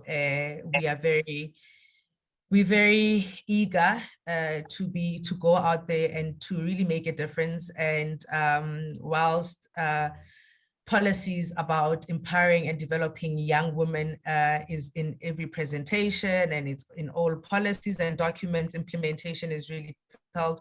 So truly grateful, and I think I applaud the SABC for taking this step and having the courage to consider me being young as I am, to be a potential board member for the SABC. Thank you very much. Thank you, Ms. Mutaung.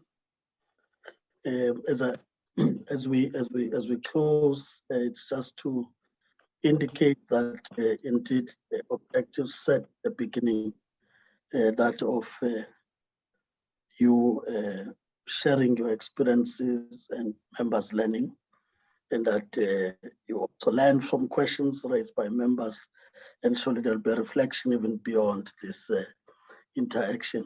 The same here with members as we continue to do oversight work over SABC. Just to complete with the formalities, if there are any other queries post this interaction, you can interact with the administration, Portia and the team that you were working with as you were preparing to appear before the committee.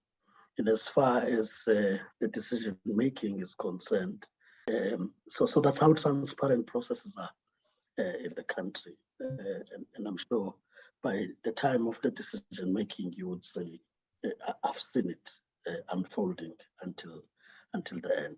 Once again, thank you for making time. We will now call for another candidate as we allow you to leave the platform. As I said, thanks for interacting with the committee. Thank you. Thank you. Ms. Ntabeni. Thank you, Chairperson. The next candidate is Ms. Badi Sakati. She's on the platform, Chairperson. Thank you. Welcome, Ms. Kadi.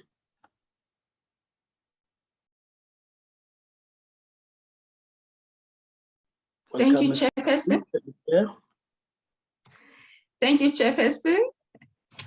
Thank you very much. Good evening. Good evening. Welcome. You are appearing before the subcommittee. Honorable Kolabanat, if you can mute the background sound coming back. Thank you.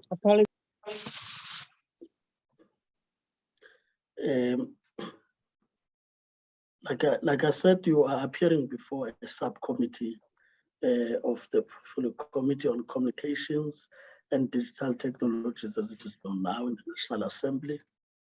The rules of the National Assembly do provide that a committee can put a subcommittee that focuses on a particular task.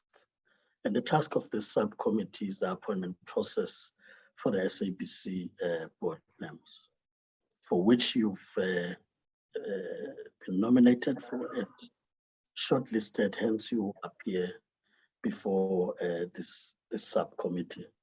The subcommittee, of course, is constituted by different political parties, proportional to the size of the electoral support from the 2019 election. So it is quite representative, as Parliament is representative. We have structured this conversation or engagement with you in a 45 minutes time allocation. And I'm saying conversation or engagement just to put the interview on the side so that you also with us and can learn from you. So the 45 minutes includes the brief introduction of members on the platform and those who may not be with us yet, who are members of the committee, as well as the 5 minutes that would give to you to do a brief introduction of yourself, of course, which will also give you an opportunity to talk about skills and experiences that could help you contribute if you were to be considered for the SABC board. Thereafter, we'll give members to interact with you, which is 5 minutes for each member who want to interact with you. That covers both the question as well as the responses on your side. But I must say, of course, hasten to say that we have a disclaimer with this 45 minutes, that sometimes it may be less, depending on the ground you covered, but it may spill over a bit in case members have follow-up questions or they still need answers out properly. I must also say that from my side, I do not really ask the question unless there's a point I wanted to emphasize from what has been asked already by a member, if that has not come out here in your response. Thereafter, we'll give you 3 minutes to address the committee as your closing remarks before we formally close the interaction. I hope that clarifies how we are approaching. I will now, without waste of time, as I allow you to relax and engage with the committee, I will, without waste of time, introduce quickly the members that are on the platform, just to check if they still have connectivity from the African National Congress. Basop. Thank you, Chairperson. Good evening, Ms. Kadi. Thank you. Evening, Honorable Basop. Honorable Dr. Basop, thank you. We now go to Honorable Mthembu. Honorable Mthembu. Good evening, Honorable Chair. I'm still struggling in the dark. Thank you. I can confirm it's you, Honorable Mthembu, with all the technical manipulations, but it's still you, not represented. Thank you, Honorable Mthembu. Myself, Honorable Maneli from the ANC, but also the chair of the committee. On the platform, we do have from the Democratic Alliance, Honorable Kola Barnett. Yes, I'm here on the third device, Chair, so I'm hanging in here. Thank you. I can see our changing places. Thank you, Honorable Kola Barnett. We also have from the IFP, Honorable Machozi. With us, Honorable Machozi. Yes, I'm here, Honorable Chairperson. Yes, Honorable Machozi from Inkatha Freedom Party. We also have from the EFF, Honorable Pambo, who was represented by Honorable Tam. To expect that it may be just connectivity challenges that they may have. Honorable Mulala was also traveling, may join us probably as we proceed, but we can indicate that we have got adequate numbers to proceed as we are proceeding. That's really the brief introduction of members. I now go to you, Ms. Kadis, to use your 5 minutes to introduce yourself to the subcommittee. Over to you.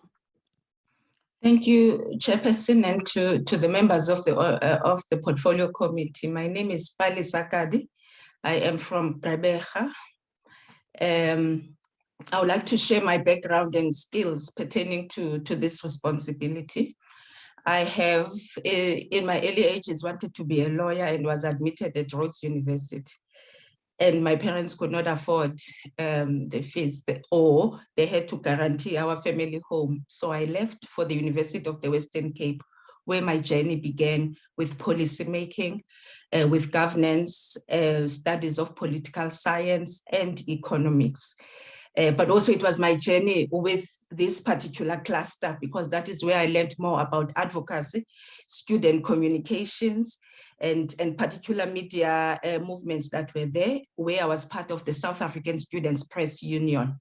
I continued with my studies in politics and history, the first degree, second degree being politics and economic, comparative economics systems. And then I pursued a master's degree in visual history, which is very critical for the current SABC. We want to see the projection of identities, the creation of the South African identity. Currently, I am a PhD student because after my CASA role, I then pursued a sabbatical, which I needed to focus on this project. So it's been a year when I left, since I have left ICASA, and my term expired last year with ICASA, which when I was also reporting to this particular committee. I have worked at local and national government departments with that public experience spanning over 20 years of my career, with a focus on strategy making, policy making, regulations, and also economic and beneficiation models. I then also had the opportunity of working with the Film and Publication Board at an era where I became a shared services executive responsible for strategy. But the complexity in that responsibility was that we were looking at online issues and how South Africans were not receptive at the time of that emergence of change in the platforms. But also I have been responsible at the FPB as also responsible for communications and the development of content classification, which currently SABC is using, and how that process then is developed was partly my responsibility at the FPB, and the co-regulation that is currently within the sector emanates from that. I've continued then to work for ICASA, community heading the community media regulations, community media broadcasting. I've also presided and was the chairperson of the national and provincial elections. I also presided over the last municipal elections as well, which I worked very closely with SABC because that's a free to air broadcaster that we relied on as a country, and we had to find a way of working together beyond looking at the public mandate and the sustainability issues. I also presided on the issue of sports broadcasting regulations, which impacts even today on the SABC's revenue. And it's a huge complex issue which needs to be looked at. Chairperson and members, I am an African leadership fellow whose patron is the late Archbishop Tutu. I have been trained in scenario planning at Oxford University Business School, Edward Said, in 2006, and have been part of a group of fellows in Africa looking at all the dynamics of change and politics. I've also went to Sussex University on exchange on the writing of history narratives of developing countries. I've been part of the Swedish-South Africa Partnership on Cultural Institutions for setting up a national social agenda in terms of how best to project our countries. You know, America, for every movie, you'll find a flag, an American flag, and some of the nuances that are there. Members, I then continue to work in the telecom space, have been trained in the US as well by telecommunications training institute, looking at policy and regulation in the space. I have been very fortunate also to continue my outlook in this sector, in the digital disruptions, where I went to Cambridge and also had a very brilliant cohort of people who are currently working, we're still a group now, working on how digital transformation can work for various countries. And we called it digital disruption, and that was the name of the course. I have chaired the African Union's Working Committee on Policy and Regulation Initiative for Digital Africa, an ITU wing and funded project by the EU. I currently am the chairperson of the Geographical Names Council, responsible through the ministerial appointment of Minister Mteto, responsible for the changes that we see in airports and cities. I also am part of the Mandela Bay Theatre Complex as a chairperson, a newly founded institution. I think that was because of my governance experience and how the system needed to be set up. I have published members and also currently worked on a chapter of a book on 100 years of radio. And I am a BCCSA commissioner part-time.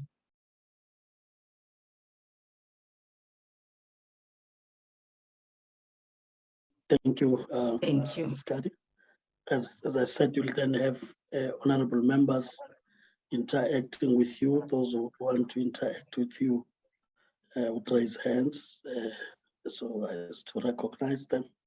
But just to indicate how we want to manage the conversation is that I would not come in between as the chair. Once the member would have asked the questions and then hand over to you, you'll come in immediately. So that would help also with the flow of the engagement. May I now recognize the hands of those members who want to speak? Chair. Honorable Timbu, Honorable Anat, any other member that I'm leaving behind? So we will, for saving time, proceed with those members that have been recognized already, whilst we add the other members, so to say. Honorable Mtembu, followed by Honorable Kolabanat. Honorable Ntembo. Majosi, Chair. You are noted, Honorable Machozi, after Honorable Kolabana. Thank you very much, Honorable Chair. Good evening, Ms. Kadi. Good evening, Ms. Kadi. Good evening, Honorable Majosi. Honorable Ntembo. Oh, Honorable, sorry. Thank you, Honorable Ntembo. Yes, how are you this evening? I am very well, thank you. And I'm happy to come and appear before the committee once again. Thank you very much. Ms.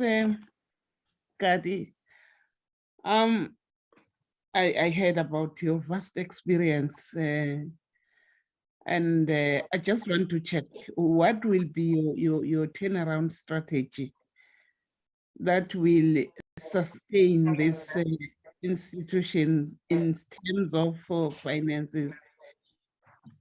And I just also want to know that when you happen to be part of the board, what will be your effort to just change, to just uplift the standard of the institutions, the institution in terms of the understanding that is there to just make a turnaround on that. Thank you, Ms. Kadi. And thank you, Chair. Thank you very much, Honorable Ntembo. The first lens I would look especially at the finances. Turnaround requires time, it requires planning, and it requires forecasting, meaning that it is a systematic venture that we need to take into consideration. We have seen the bailout and how it has impacted in the country's fiscus, and also how then we don't want to create institutions that are dependent on state funding, whilst there are pockets of opportunities all around. One would say then, looking at cost saving, we have seen how SABC even tried with the human capital, saying they are cutting costs. But that is, for me, beyond the matter, because you find that there's digital streaming, which on its own, naturally, is going to reduce our human capital. And that means then they should be coming with skills that are required to enhance production so that we gain more traction on SABC platforms. Also, seek at unbundling the SABC, the commercial and the public services side. Everything is in one pot here. We are unable to see and project at which of the elements are doing well, especially the commercial aspects. We have not gained the strength. Everyone in the sector, if we look at MultiChoice, they also are in a bloodbath because people are looking at the online platforms. Members, the issue of irregular expenditure is huge. And that then says there is an element of not being consistent on accountability as an institution. We need to look at that. But the must carry element, which is pending, coming from ICASA, I understand very well at the prospects, which might bring some form of relief in terms of revenue to the institution. It's been quite too long now. We need this focus to be our priority project as the SABC. We need to make sure that it is effected so that we are able to balance some of our revenue demands. So these are some of the elements, remember, that we need to look at: must carry, irregular expenditure, cost saving, and looking at the capacity we have, how best we can expand. There are shared platforms as well. And now SABC, we would say it's a public broadcast, but anything that is in the internet is for public consumption. And most of its content is also available at that level. But how do we change and make sure that we attract, but also share the responsibilities of gaining traction and making sure that young people, as much as they are on Twitter, but they are able to tap on SABC. I've just gathered a list of that.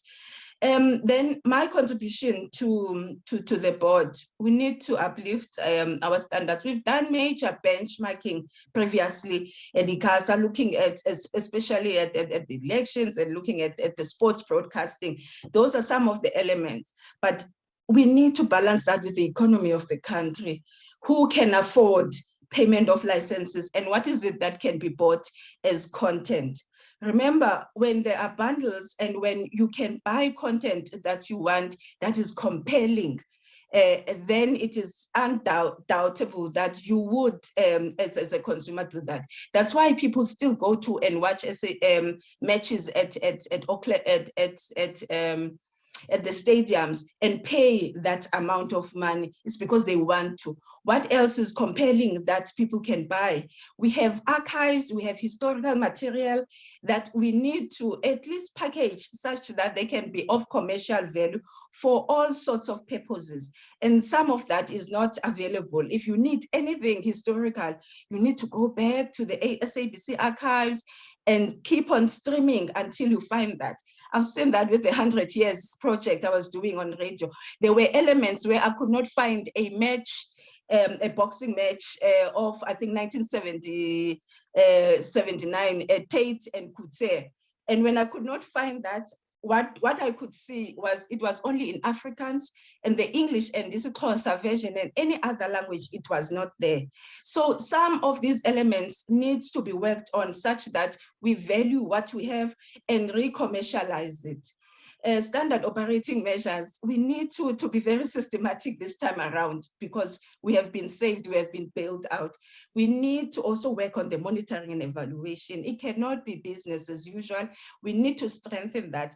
I come to present, skills where one will contribute with governance, will contribute with regulation making, with planning, especially forecasting, and see what can be tested in terms of what is available and what is in the markets.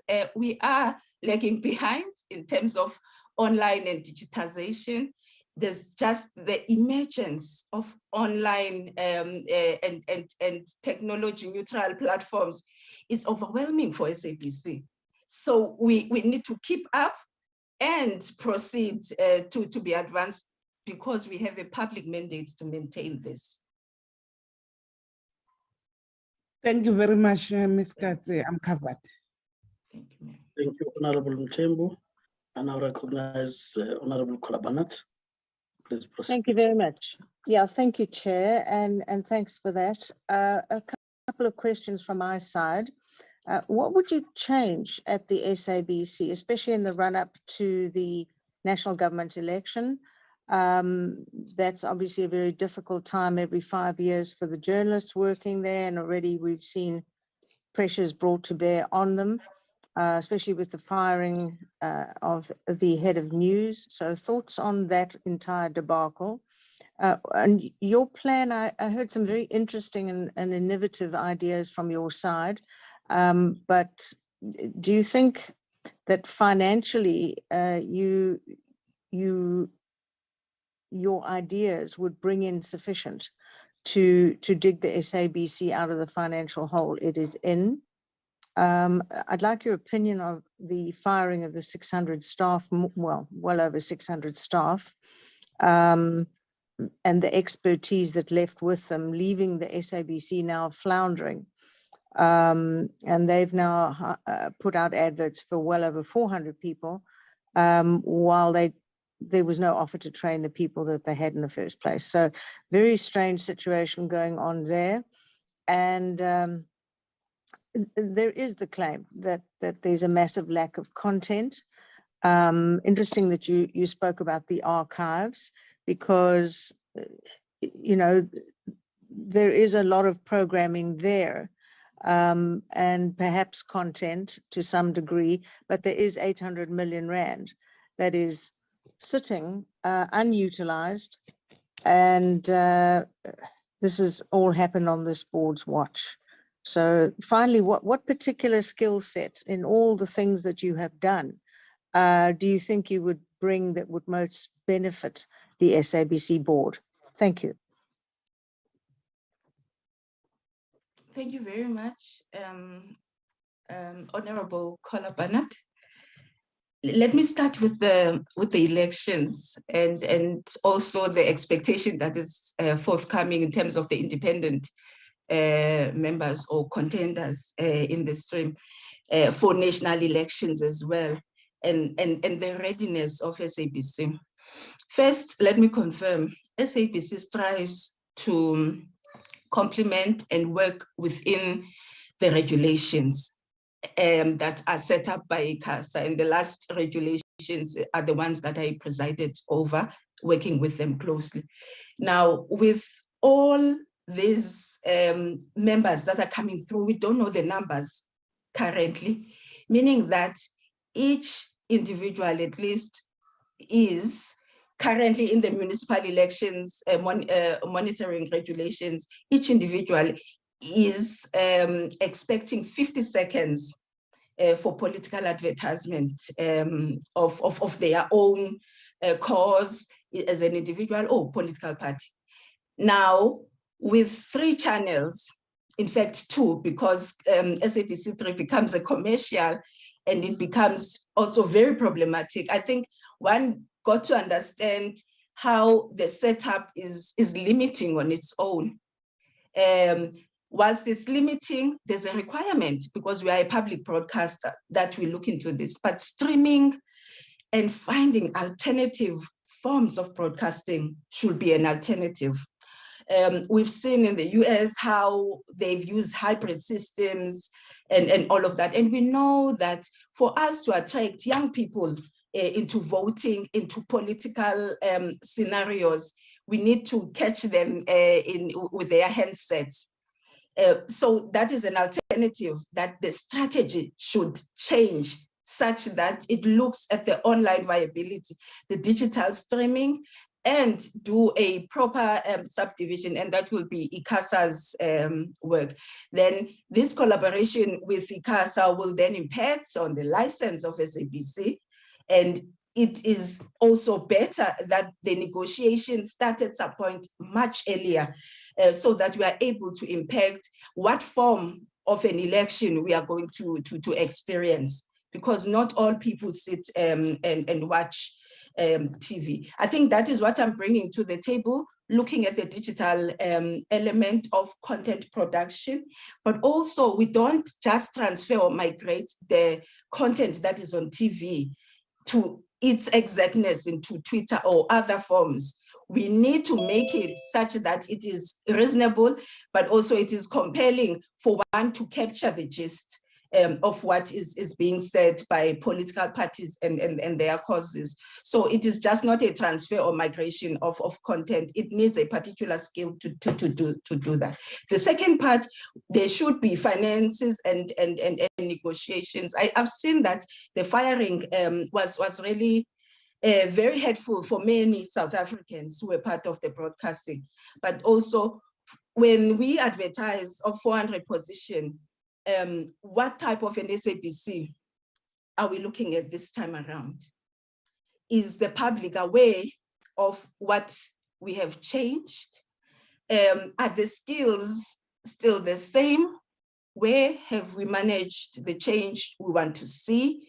The skills, because no one will be really watching TV. I would make a reference, a member, Kola Barnett, that when TV came, radio was said that it is its last breathing moment, but radio is still in its emerging form. It is way above TV and it is most acceptable. So we will need to work on those. So the skill set, it's a digital strategy that we need to look at.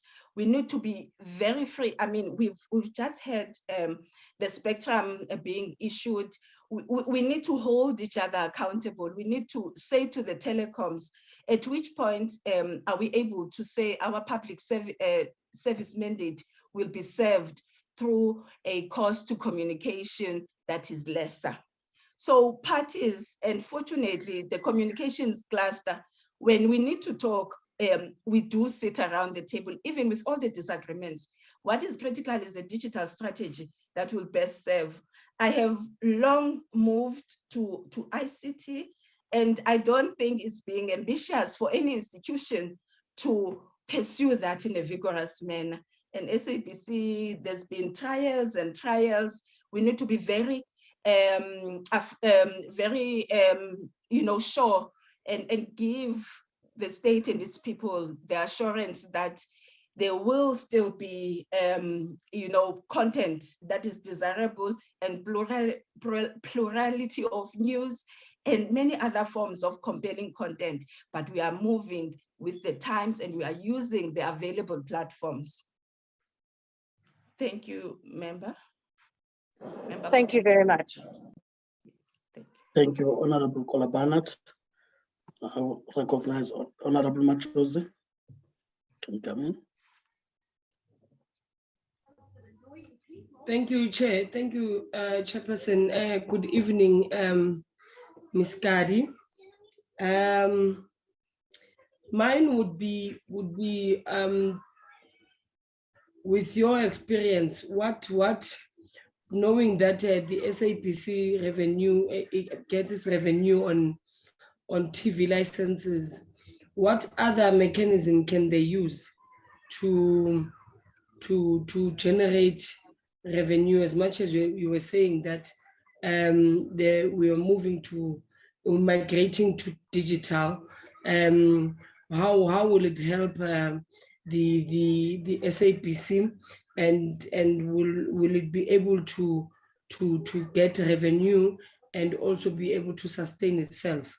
Within that, also on your leadership skills, what expertise are you bringing to the board, as if you are appointed as a member, that would make a board that would, even if you do not agree on certain things, but you become a board that would be united, a board that would sell an idea, lobby other people, and reach a consensus at the end of the day. Because in the public eye, as you would know, the history of SABC boards, that they don't even finish their terms. This is the only board that has finished their term, and which was joined by other board members during the term. So what expertise will you bring to make sure that besides finishing your term, but you reach a consensus within the board?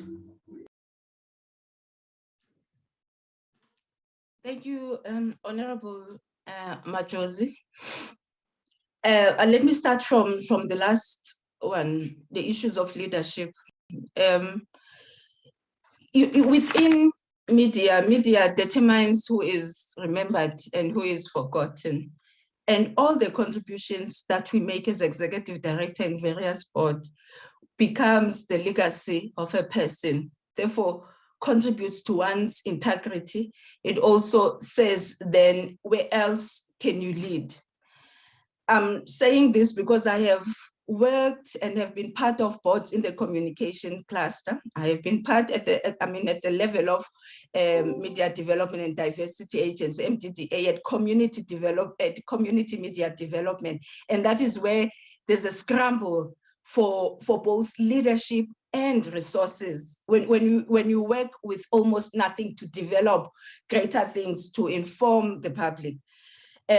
Also, the diversity of the board, what the outcome of this should then say that we want a diversified board in terms of skills.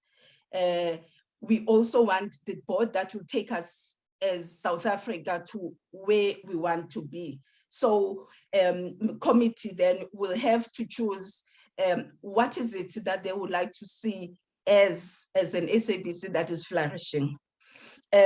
Holding each other accountable as executive directors, as board members, is one matter that I know definitely when I am part of a collective leadership, I am not an afraid counterpart. I ask the difficult questions. I do say no. And when I say no, I know others, because might be relaxed or feeling this, but also pursue them to understand that these are the implications. I've served because of my interest in governance in particular, and we've seen several instances that governance has been an issue in South Africa. And it is not an enjoyable moment to be called to account on what you've done in the previous board through commissions and other forms of accounting authorities. Also transparency.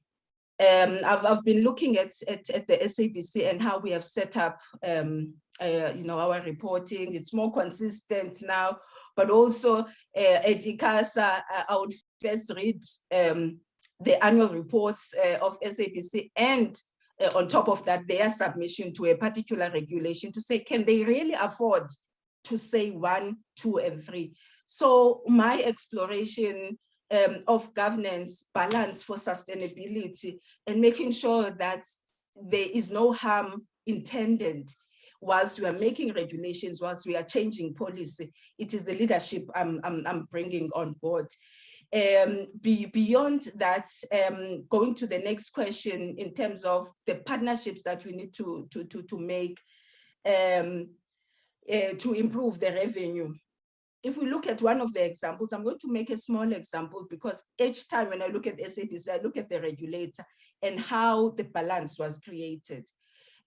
Each time you watch sports, which for me was a very sounding moment. Each time you watch sports, you see that sports, premium sports is with a subscription provider, a multi-choice. And you find that SABC gets to negotiate what they can.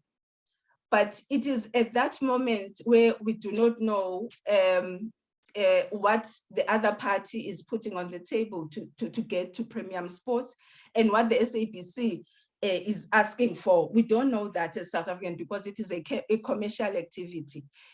My prayer is that I become part of this board so that I can follow through and be able to see where are the shortfalls. Why, with all the numbers and the viewership next to us, millions, double the one of free subscription, why are we unable to tap on advertising? Why are we unable to tap on sports as content that we can broadcast for a revenue uptake? But also the school sports, remember we have a decrease in that. And when you see young people playing sports, because we have an issue in South Africa, that of crime. When you see young people playing, when we can have a mini or a limited scope of investment into that because others are doing it, but they don't have the numbers. Saying that school sports can be covered, we know that these are the children and these are the players who would continue to watch our content because others, and most of them, cannot afford subscription TV. So we are playing in a platform where we are not tapping on most of the potential that is there. And all one requires is an opportunity to be part of, to probe, to investigate and work with what is available. And it will not be an overreach, members, for me, because board members are meant to give oversight, advice, and guidance. So with the required skills in the organization, and with people having an understanding of how complex the current state of broadcasting is, then we'll be able to find each other. All one needs is an opportunity to explore. Being part of the BCCSA, I'm a part-time commissioner at Broadcasting Complaints Commission. Some of the nuances one gets is that compliance elements need to be strengthened. But we have seen, the strides that SABC is taking, especially when it comes to elections and other forms. But we keep on continuing this because I preside over some of them cases and adjudicate and see where the shortfalls are, which is also an opportunity for us to work on. I'm happy to say that must carry for me is a priority, it's a preoccupation, and as a former regulator, I'm able to see where the potential is and what have we lost for moving a bit slow in effecting it. The mass carry regulation will elevate the SABC. Thank you. Thank you, Chair. And thank you, Councillor. Thank you, Honorable Majosi. I covered Honorable Majosi. Can I then move?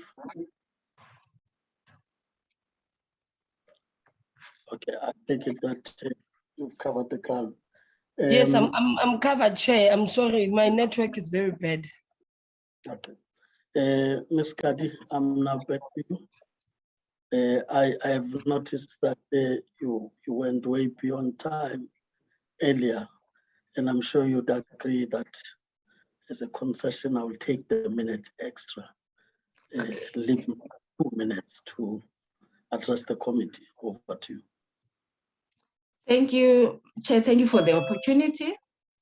I think if we can look into content strategy review, if we can look into the levy, the online technology platform levy, because that is where we should be playing, like all members, all actors in the space. If we can look into our HR capacity such that we are able to compete with BCC, BBC, Sky, and work as a public broadcaster. But Chair, my also ask is that as we go on with policy formulation, that we move a bit fast, especially for the lawmakers and at legislative level, because all the intentions we have, they require speed at this moment, especially if we want to engage in the online space. Thank you very much, members and the chairperson.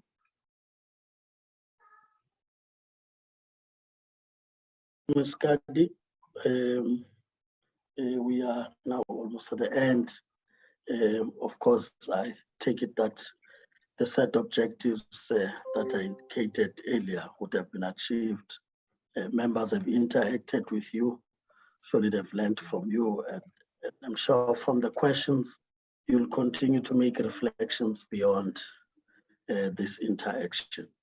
I'll quickly go to just the formal side of it, that in case you have some queries or follow-ups to make, you are free to engage the administration, Portia, and the team that worked with you as you were preparing for this interview. Of course, it's the decision-making process, as you are aware, that our meetings are open to the public, and therefore you can see the process like all South Africans until a decision is made, and that's the transparency we have in the country as we make these serious decisions about entities that belong to the people, like the SABC. Of course, if you've not been following the committee discussions, we are signing up new followers.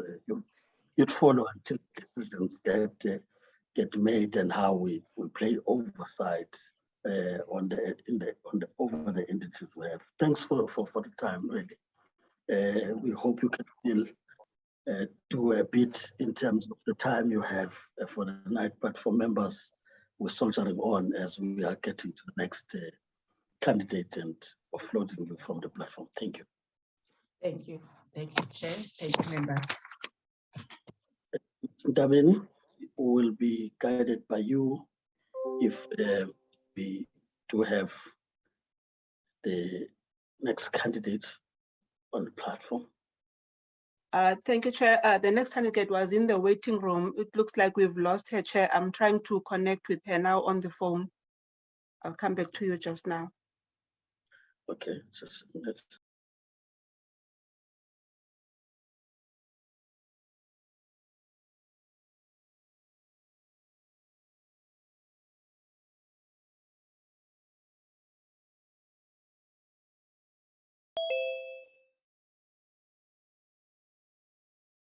The next candidate is on the platform now. Her name is Ms. Patiswa Makopeni. Thank you, Chair.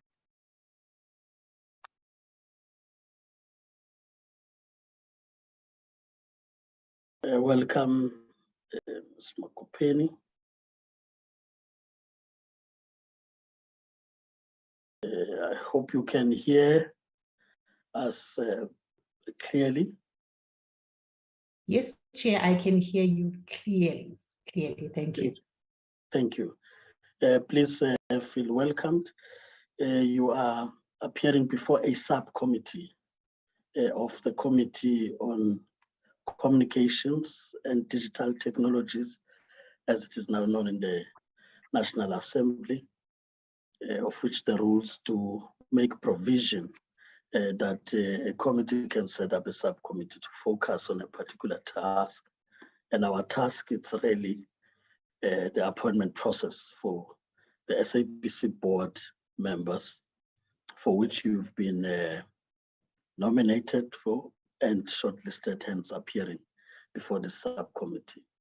The subcommittee is constituted by different political parties proportional to the electoral support received in the 2019 elections.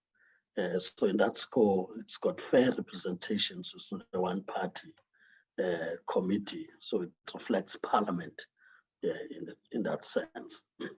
Of course, I'll just outline briefly how we are going to proceed from here. We've allocated 45 minutes, and we call it a conversation or engagement. We just take the word interview on the side a bit so that the engagements can be honest and that the committee can learn from what you share with the committee, but also that you can take the questions, learn from that and reflect even more beyond just this interaction.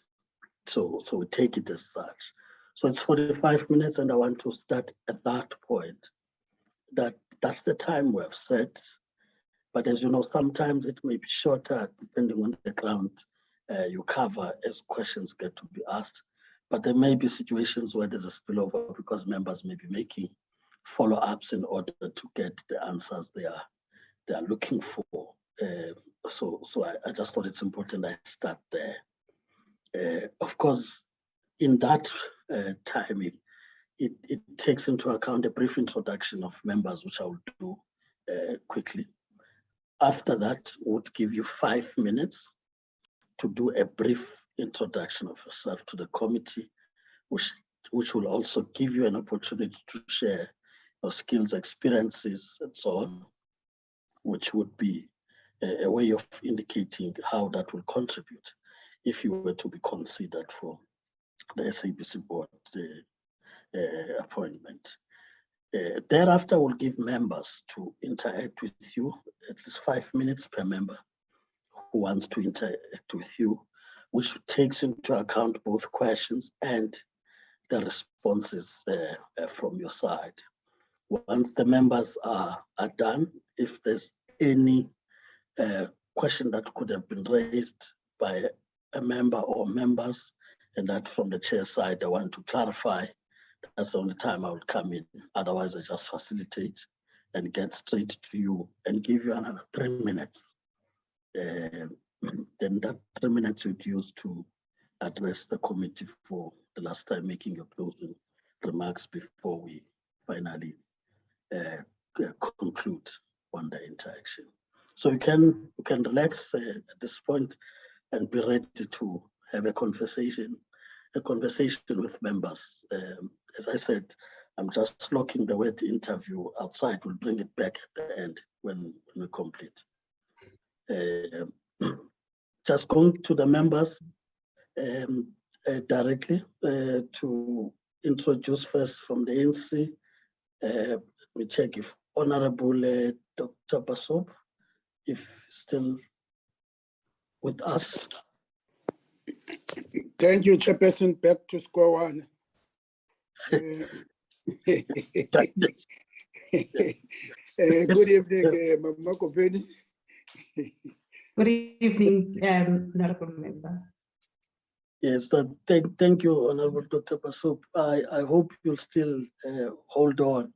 We're almost there. So we know the challenges of connection and the darkness. Honorable Mtembu, also from the ANC. Honorable Mtembu. Good evening. Good evening, Ms. Makopeni. And how are you this evening? Good evening, Tembu. I am a bit sleepy, but I'm okay. I'm okay. Thank you. Thank you, Honorable Mtembu. Myself, Honorable Maneli from the ANC, but also the chairperson of the subcommittee. As I greet you once again, and again welcoming you to relax for the engagement. And I can guarantee you would not sleep as you converse. Be awake. Thanks. We also have from the Democratic Alliance, Honorable Kola Barnett. I hope you are still.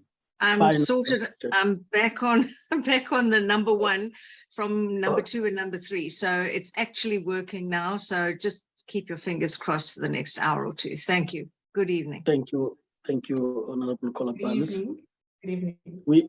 We do have Honorable Majosi from the IFP. Honorable Majosi. Yes, Chairperson, thank you. Good evening, Ms. Makopen. I hope I'm pronouncing your surname correctly. It is correct, ma'am. It is correct. Good evening. Good evening, Honorable Majosi. Yes, we also have from the EFF, it's Honorable Bambo, who was today also represented by Honorable Tambo, but we do understand that from time to time members would have these connectivity challenges, but is a member of the committee, as well as Honorable Mlala, who was traveling. We do expect him, if able to still connect. But I can confirm that with the numbers I've given you already of people on the platform, we have enough numbers to proceed formally with our proceedings as we are doing. So in that score, that's the brief introduction of the members. We now give you the platform to address the committee, brief introduction in 5 minutes. Thank you. Over to you, Ms. Makope. Thank you, Honorable Chair. My name is Patiso Makopeni. Born in a rural village called Wasijula, Etsomo in the Eastern Cape. I obtained my matric at Zwilixolile Senior Secondary School at Etsomo. I'm a journalist, an academic, and a business management professional with 23 years experience in the news media sector alone. My work experience includes lecturing African languages at the University of the Western Cape and the University of Cape Town, a stint at ETV when it launched, time at the SABC as a bulletin writer, as well as almost 10 years at ENCA as part of the launch team in 2008, where I held senior roles as head of terrestrial news services and a business economics editor. I rejoined the SABC as News and Current Affairs Group Executive in March 2018, and served until I got dismissed on 28 January 2022.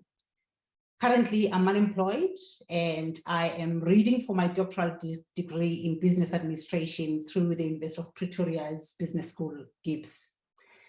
I had to defer my studies for 3 years because I needed to pay full attention to my responsibilities when I joined SABC News in 2018. In the almost 4 years I spent at the SABC, I was responsible for providing strategic, editorial, and operational leadership. These included leading news gathering, processing, and dissemination for 3 free-to-air television channels, which is SABC 1, 2, and 3, the 24-hour news channel that's on DSTV, sabcnews.com, 18 radio stations, digital news channels, including the SABC News app, in all official languages, plus Kuntali and Kwedam on XKFM. In the time that I was at the SABC, I conceptualized and led the integration and repositioning of the public news service based on the prescribed mandate of the news division. On why I should be considered for a seat on the SABC board, what directly aligns my experience and expertise with the purpose of the public broadcaster is that while the public mandate defines SABC's existence, there are 2 key objectives that ought to be met to fulfill it.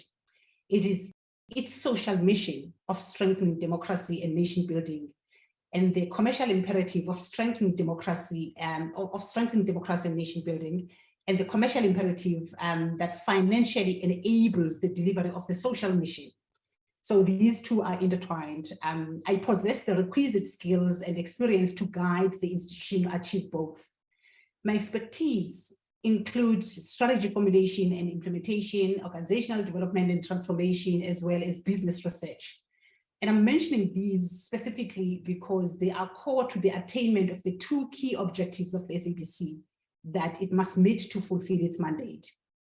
But at a practical level, the task of the SABC as a country's public broadcaster, which is what the incoming board needs to consistently consider in guiding the institution, is to inform and document the collective memory and experiences of the country's citizens.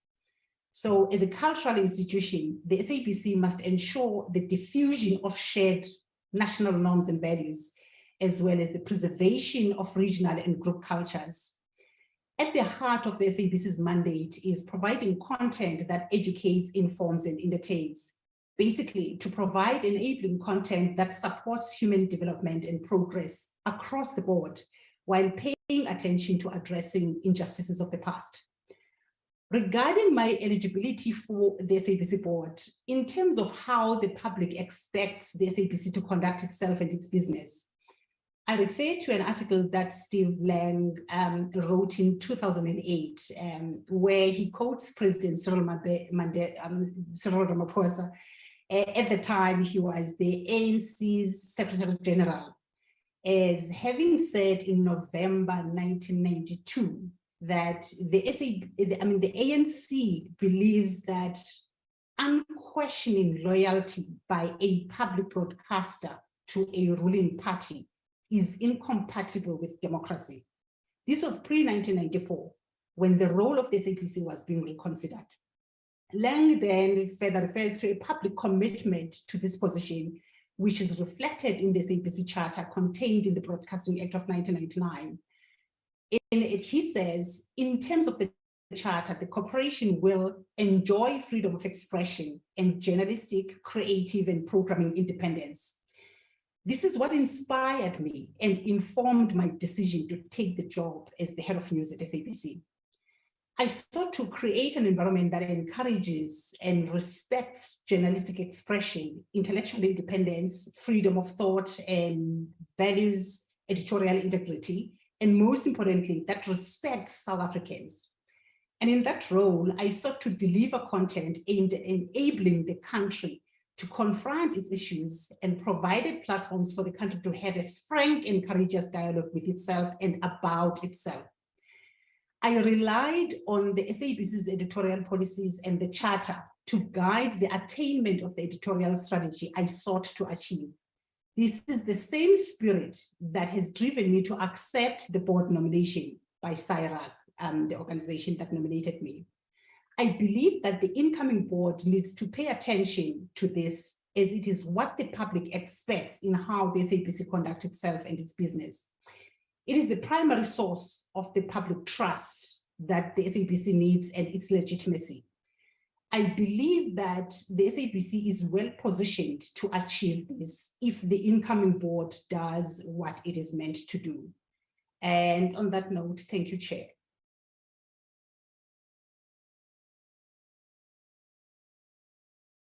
Makopeni. We are now going to get to that conversation with members. I see Honorable Dr. Basop already his hand is up. I just want to explain so that then there's a flow that I would not be coming in between as the chair. Once the member would have asked questions and hand over to you, will come in and respond to the member. And then I will point the next member and then allow the conversation to continue that way. Note me as well, Chair. So I have Honorable Dr. Basop, Honorable Kolabanet, Honorable Machozi. Those are the three for now. If there are any other hands out, indicate. Please, you are recognized, Honorable Dr. Basop. Proceed. Thank you very much, Chairperson, Honorable Chairperson. Thank you very much, Mama Kopeni. Wasetsomo. Taking Adam Wasetsomo Sobokumshangalo. You know, thank you very much for your extensive experience and the background within the sector and the knowledge that you have. I just have two questions. The first one is around your dismissal. Why were you dismissed in the SABC, and who dismissed you? Now, all of a sudden, you want to go back as a board member. Why do you want to go back?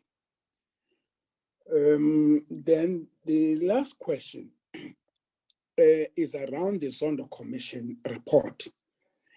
In that state capture report findings, amongst other things that have been identified, is the glaring mismanagement of funds, as well as the corrupt practices that were taking place in that organization.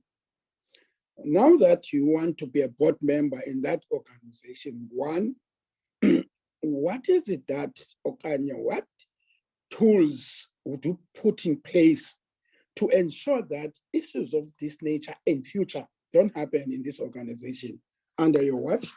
Then secondly, what kind of tools would you put in place to ensure you recover the money that have been squandered in the process by the scrupulous elements within the organization? Those are the two questions, Honorable Chairperson. Thank you very much.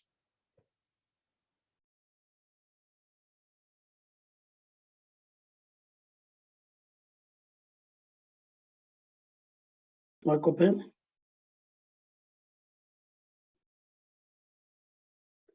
Ms. Makopeni?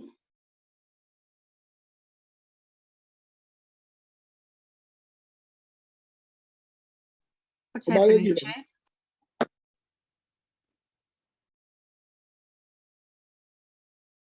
Ms. Makopeni? Gone?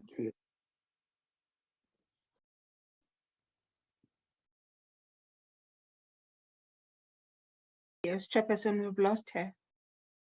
But I just check if she's able to reconnect a minute or two.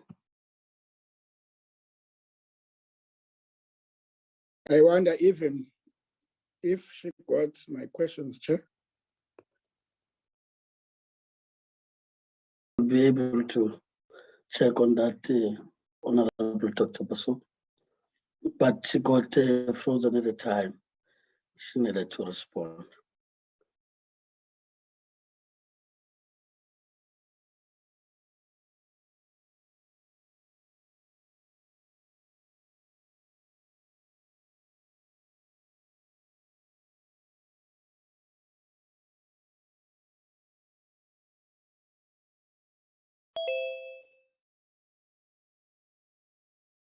Ms. Makopeni is back on the platform, Chairperson. Ms. Makopeni, welcome back. I seem to have an unstable connection here. I'm not sure what's going on. Okay, but we've been able to Yes. see you, and in case there's that problem, just to indicate so that we are able to still proceed. We'll understand why you can't see if you can. Just want to establish first and foremost whether before you were frozen, you were able to hear the questions from the Honorable Dr. Basu. I head up to the tools to prevent recurrence of what happened as it's reflected in the state capture report. It's the last part that I didn't hear. It was the tools for something else that I didn't get. Honorable Dr. Basu, I thought she has actually captured what you read. Thank you, Mama Kopeni, for coming back. I thought you have run away. No, I was saying, how do you ensure that you recover the monies that have been squandered in the process? That's the last question. Madam. Over to you then, you can proceed.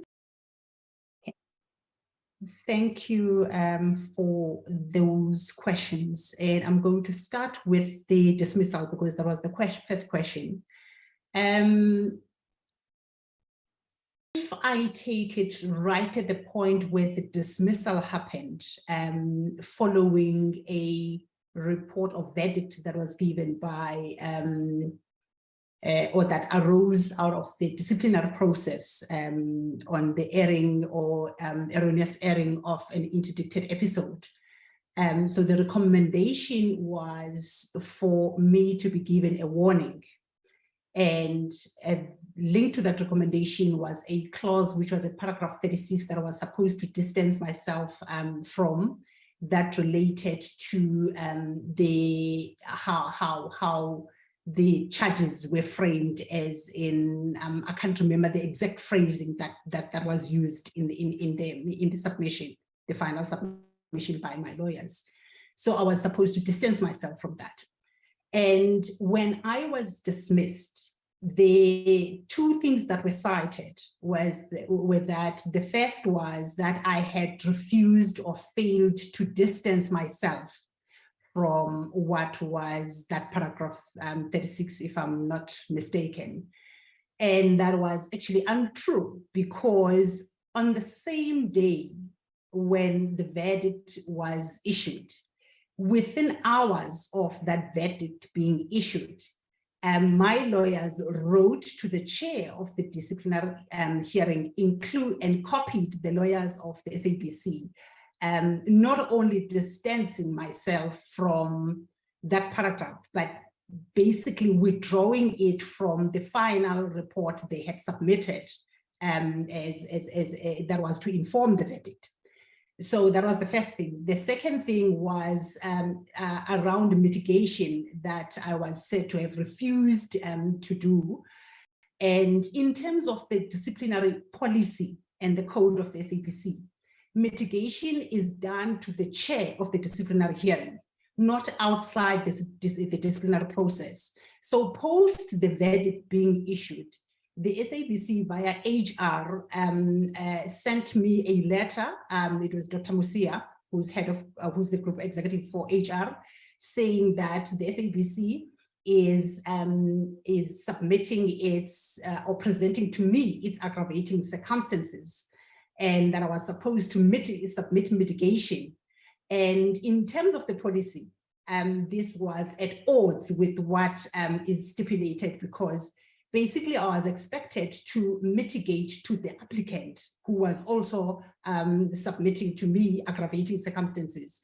So on that basis, through my lawyers, it was indicated that it falls outside what is prescribed in terms of the disciplinary code, but it was basically that led to my dismissal, that failure to comply with those two I'm distancing myself, which is something that I did from the paragraph 36, and the mitigation, which I was expected to do, but contrary to what the code says, it was indicated as a breakdown in trust, and therefore I was dismissed on that basis. And it was the group CEO that wrote me that letter indicating that my services were terminated with immediate effect, and that I was supposed to return all equipment of the SABC within a stipulated time. And it's something that I did. Basically, I was frog marched out of buildings by I was in the company of security guards when I handed over all my equipment, meeting the deadline that I was given. On the second part, I'm being asked why I want to go back. Basically, there is a lot of work that still needs to be done within the SABC, and in terms of how the institution functions and serves the South African citizens. And having done the work around the news division, and also how I view the role of the SABC in how it should support democracy. I believe that I've got a role to play, I've got a contribution to make to ensure that the SABC does what the public expects it to do as a public institution. That's basically the reason why I want to go back. And my acceptance of that nomination by Sapc is informed by that. On the state capture report and the tools that I would use to prevent recurrence of what happened, I hold the view that there is enough that is in place, and even prior the activities that took place leading up to the state capture. The policies were there, processes were there, systems were there.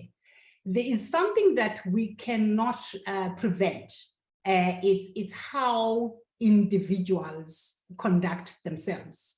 No policy is going to stop, and no policy is going to constrain and prevent how individuals conduct themselves. And in fact, what I've just alluded to in terms of my dismissal, it should tell you exactly how people will deliberately flout processes that are in place and that are meant to prevent arbitrary decisions. And they will do that when they want to do what they want to do, regardless of what is going to happen. So I don't think saddling the institution with more controls than what it has now is going to prevent human behavior. And I do think that the role of the board should be to constantly exercise its oversight effectively and ensure that it asks the right questions, and that things are not left until they deteriorate to the point where nothing can be done, because the situations would have evolved to a point where they've become out of control. So I think it is the function of the board to continue asking questions, particularly on matters that are playing out in the public domain. I don't think that waiting for reporting periods assists the institution, instead of the board asking questions as situations and things arise. I do think that proactive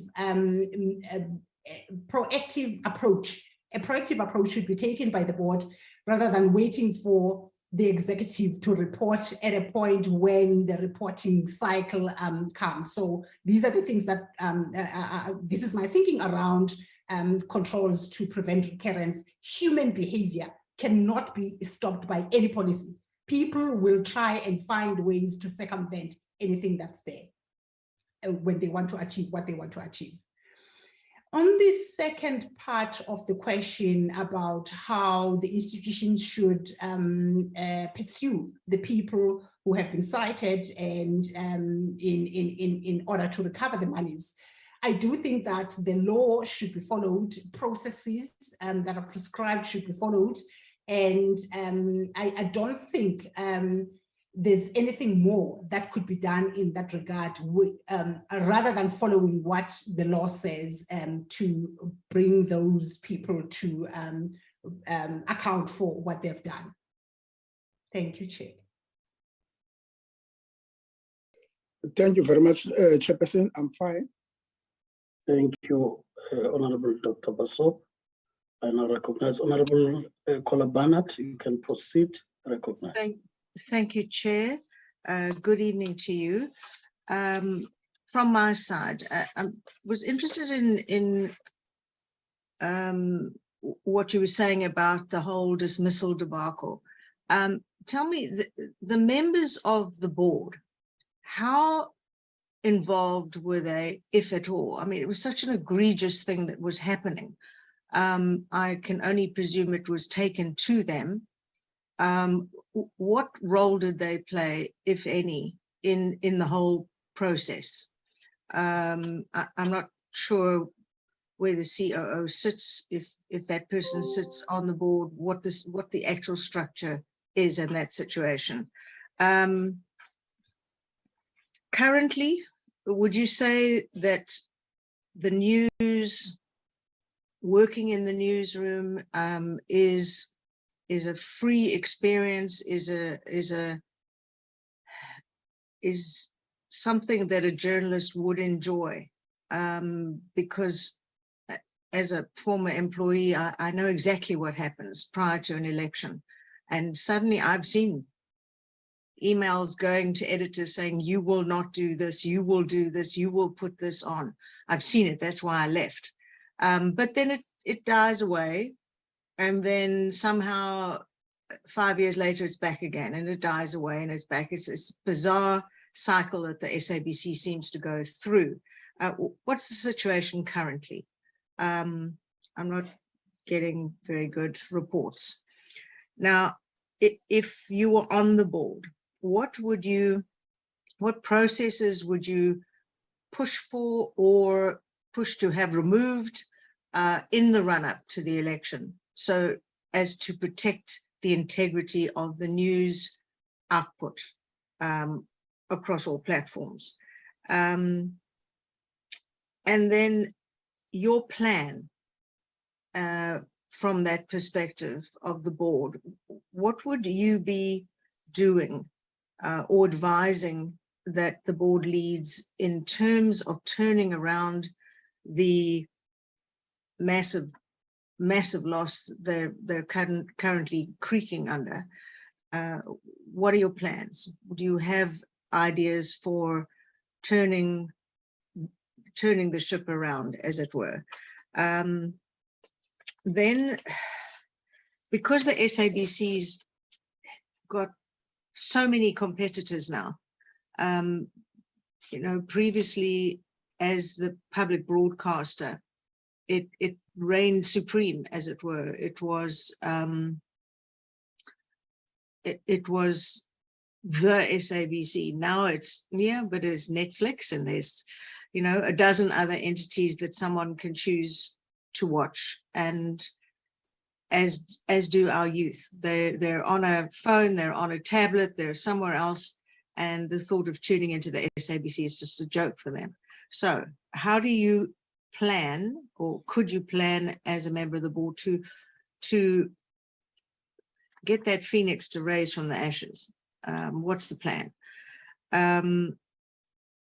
Your thoughts on the process has been much discussed. The firing of the over 600, and I know of people who were literally weeping. They'd given their lives to the SABC, they were tossed out, and now they're advertising for another 480 people to come back. So it wasn't about saving money. What was it? I don't know. And I'm, from nothing that I've asked anywhere, has told me that training in whatever new areas they're wanting was offered to the existing staff. So I'm very interested in that. And again, that was a decision that went through the board, and there were certain people who refused to sign off on it, and there were certain people who did sign off on it. So I'd like your input there, please. And yeah, I think from my side, I think for the moment that's about it. I'd like your input. Finally, I might come back again, but your input on the status of content. It does seem in that they are sitting on some 800 million that hasn't been touched, which should have been used to boost content, and wasn't. It's sitting there. It's the lack of content which seems to have driven the lack of viewership, the lack of listenership, and what are your thoughts on that? I mean, is that it's happened on this board's watch? So whether the board is to blame or who's to blame, the point is it doesn't seem to have been dealt with, and we're left with an empty shell, frankly, that needs major work. Thank you. Thank you, Honorable Kola Barnard. Starting with the state of the newsroom, as you indicate that currently you are not getting a sense that things are where they should be. I am not privy to what is going on now because I've been out of that newsroom for 7 months now. But prior that, I had sought to create an environment where journalists and editors could do their work freely, to the extent that I would even say to them, here's my number. If in the course of doing your work, you get intimidated or confronted for asking the questions that we are supposed to be asking on behalf of the public, tell whoever is asking you to call me. That's the level at which I was engaging with journalists, because I know exactly what they get to face. And we created an environment where disagreement was allowed in the newsroom and people could challenge all views. It didn't matter whether you were senior or junior. People could express themselves without fearing intimidation or risking losing their jobs. So that is the environment that I left. So I don't know if that has retained, but I'm hoping that that's still the case. So the newsroom enjoyed freedom, and I made a point that what the editorial policy prescribes in terms of having designated editorial staff being responsible, and exclusively so in terms of what they decide in terms of programming and what they decide in terms of coverage, was exclusively in their space without anyone interfering with the decisions they had to make. On the second part about boards' protection of the newsroom, we relied heavily on the section of the editorial policy, it's 5.20.7, which gives the exclusive responsibility of making editorial decisions to the newsroom, to the extent that not once did I get anything from the news and editorial committee to the extent that I had to change any aspect of the coverage. I had to alter the approach that the newsroom takes and had taken in how we decided on our coverage. So we were fairly protected in terms of how the news and editorial committee did its work, except for instances that fell, in fact, that came outside that committee from the time when I was pressured into scheduling an interview that was never discussed with editors, that no one knew about, and that I was supposed to schedule the interview because the president was in Bulugwane and on a campaign for the party that he leads. But because of what is prescribed in the editorial policy and how the news coverage of the elections was determined, that could not be done. It could not be done. So this is the level at which I, for the first time, got people outside the news editorial committee and the news environment wanting coverage determined differently to what is prescribed. On whether I would get any calls saying do this or don't do that, it's something that I dealt with. And to the extent that I took a decision earlier, I think it was 2019, in fact, prior elections, to ensure that I shielded the newsroom from having to deal with such pressures in a manner that even when I got pressure myself, I wouldn't share that with the newsroom, because I always wanted the newsroom to operate freely without being worried about who's watching them and what's being said about the work they were doing. On the third part about the turnaround and competitiveness of the SABC and how things should be handled to the extent that SABC is able to sustain itself. I have different views, but I'm going to raise it at some point in the discussion. But the first thing is the fact that with regard to the financial sustainability of the SABC, the institution via the board must guard against over-reliance on strategies of other companies when the future plans of those companies are unknown to the SABC. And specifically, this relates to the must carry and must pay deals that the SABC hopes will give it some financial injection. And I'm raising this specifically because no one knows what MultiChoice will decide in tomorrow. If they decide that they are going to drop all SABC channels, then what? Where is that money going to come from? It feels safe at the moment, but anything that could trigger a change seems far-fetched at this stage. But it is a risk that the SABC cannot afford to ignore. And therefore, the incoming board needs to ensure that executives are addressing the risk proactively.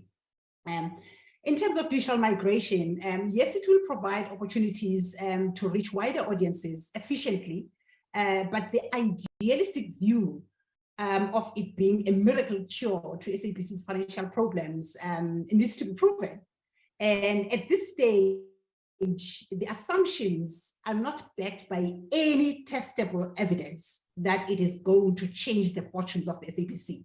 So some thought needs to go into how the advantages that are going to come with digital migrations are going to be commercialized to the extent that the SABC is able to generate revenue. At this stage, there's no evidence of that.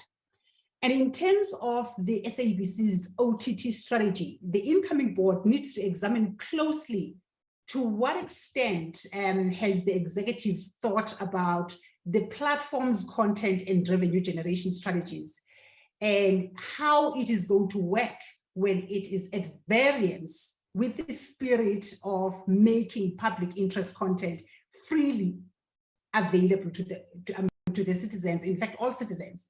So if the view is that the key to accessing content is going to be a paid-up license, to the extent that whoever has a paid-up license will have access to the content on the OTT platform, how is that going to work? Because public mandate content cannot be gated. It should be freely available to citizens. So these are the things that we need to start interrogating. Otherwise, it does look like we are kicking the can down the road, and that we hope that we will fix the problem or attend to the issues when we get to that point. But these are things that need to be addressed up front to the extent that the OTT plan does deliver what we hope it would deliver. And the other part related to this is research has proven that audience-supported revenue models like subscription and memberships have other requirements tied to them, such as the utility value of the content, relevance of the content, public trust and legitimacy of the institution itself. To the extent that no OTT plan is going to make citizens pay for content that gives them no reason to do so. So as we deal with this part, you did mention something about content. Content is crucial to the competitiveness of the SABC.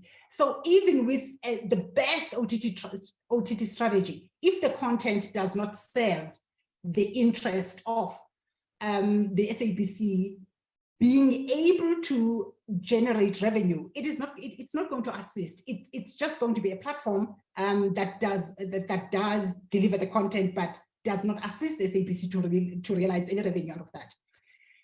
But in terms of alternative revenue streams, I remember prior to the crafting and approval of the turnaround strategy, there was a plan to set up an SABC Academy, but the idea was abandoned. I'm not quite sure why it was abandoned.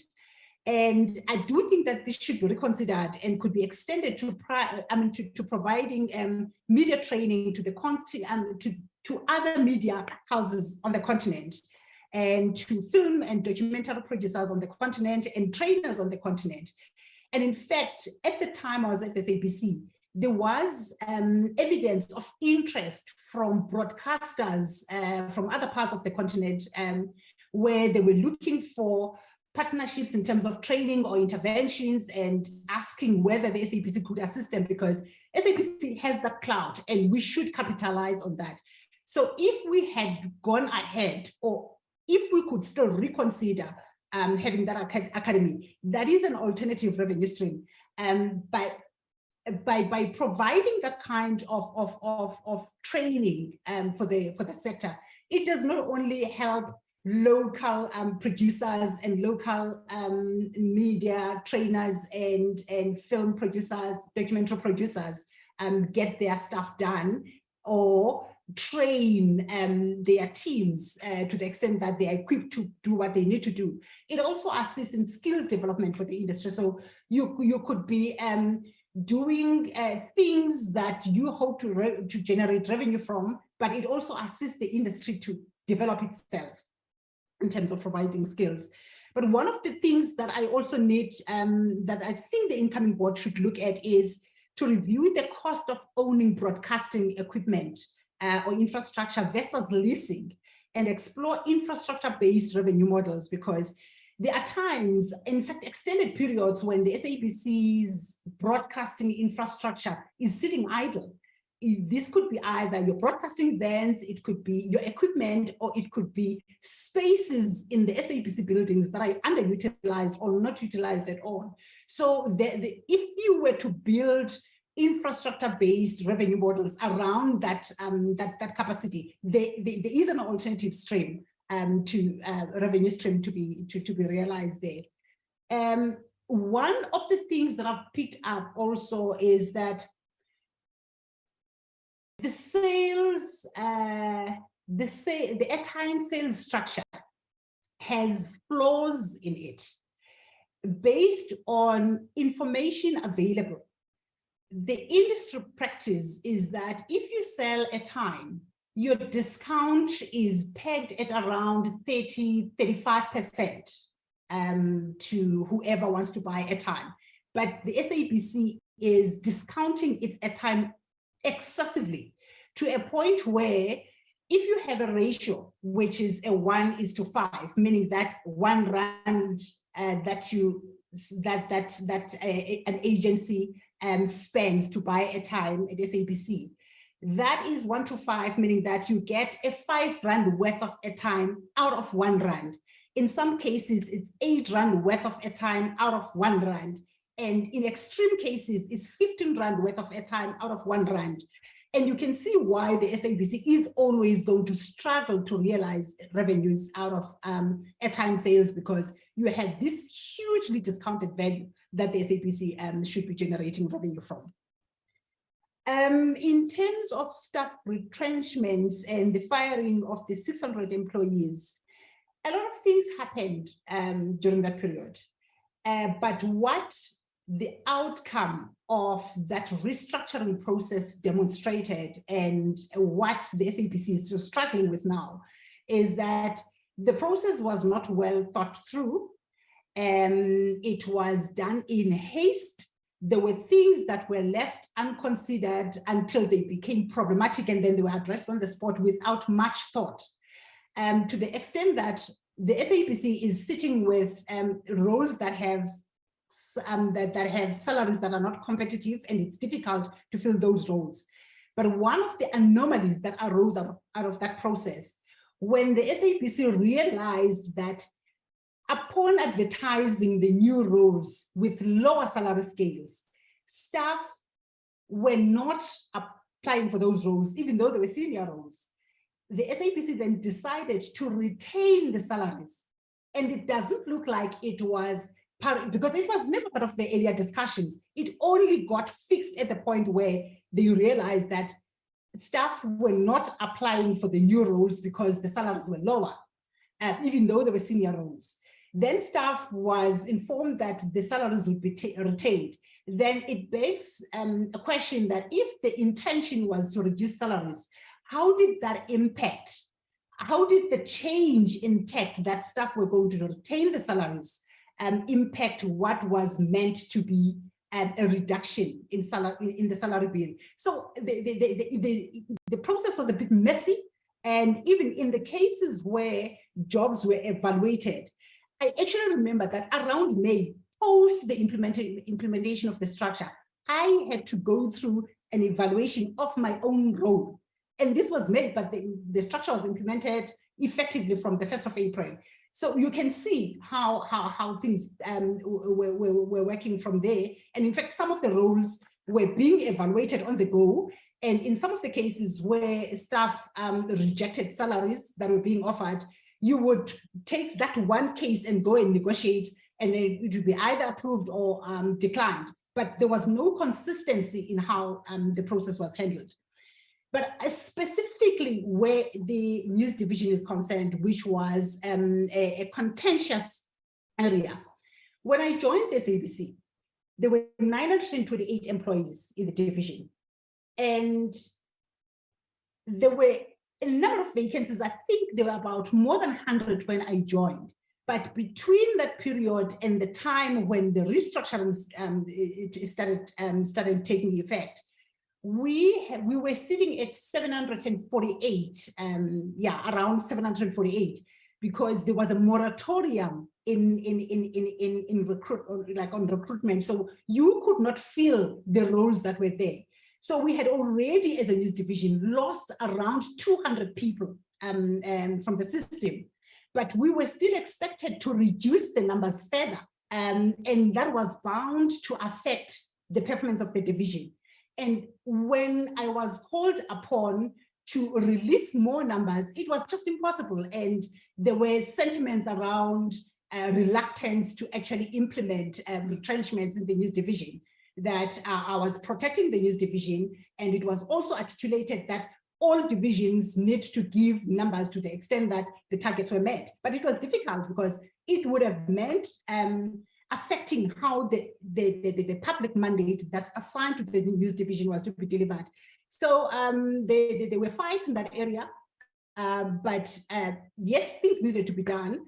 But we ended up with a structure that had 10 people, around 10 people less compared to the 748, but it remained a fact that already we had lost around 200 people in the news division. So it was bound to cause friction, and which is exactly what played out. But the process was not managed properly, and the decisions were made on the fly, and that is a fact that we had to live with.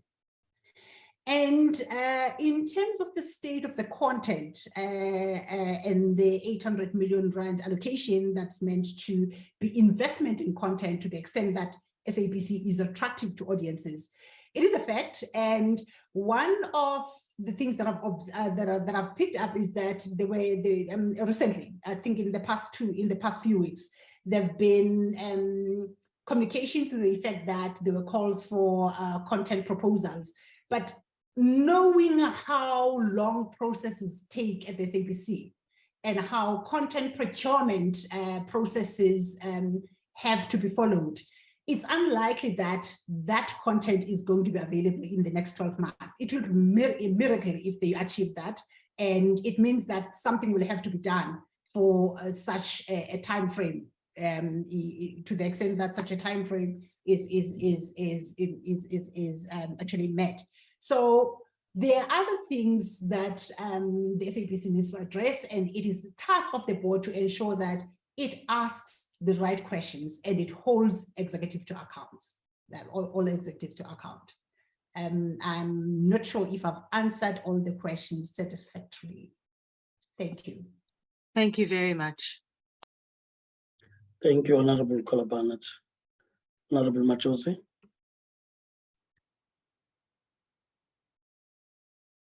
No, thanks, Chair. Ms. Makopeni, are you back at the SABC to settle scores?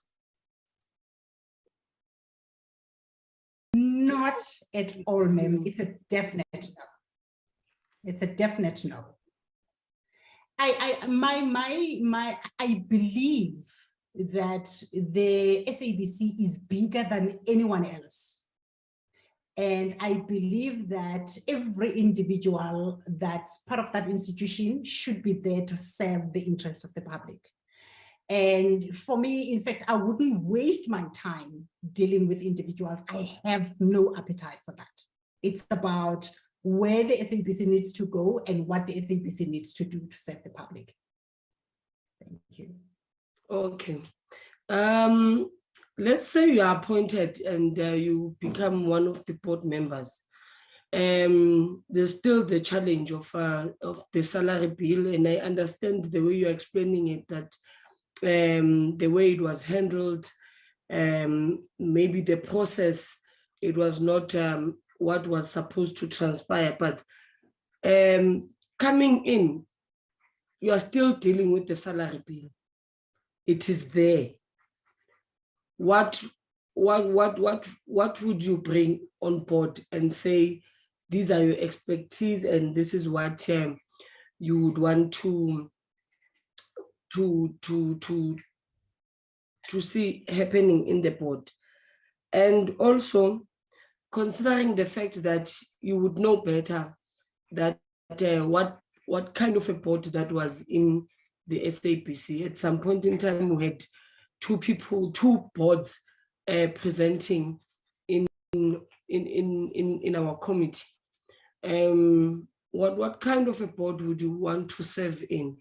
And what skill will you be bringing to make sure that we do not see such things happening ever again? Because we want to see a united board.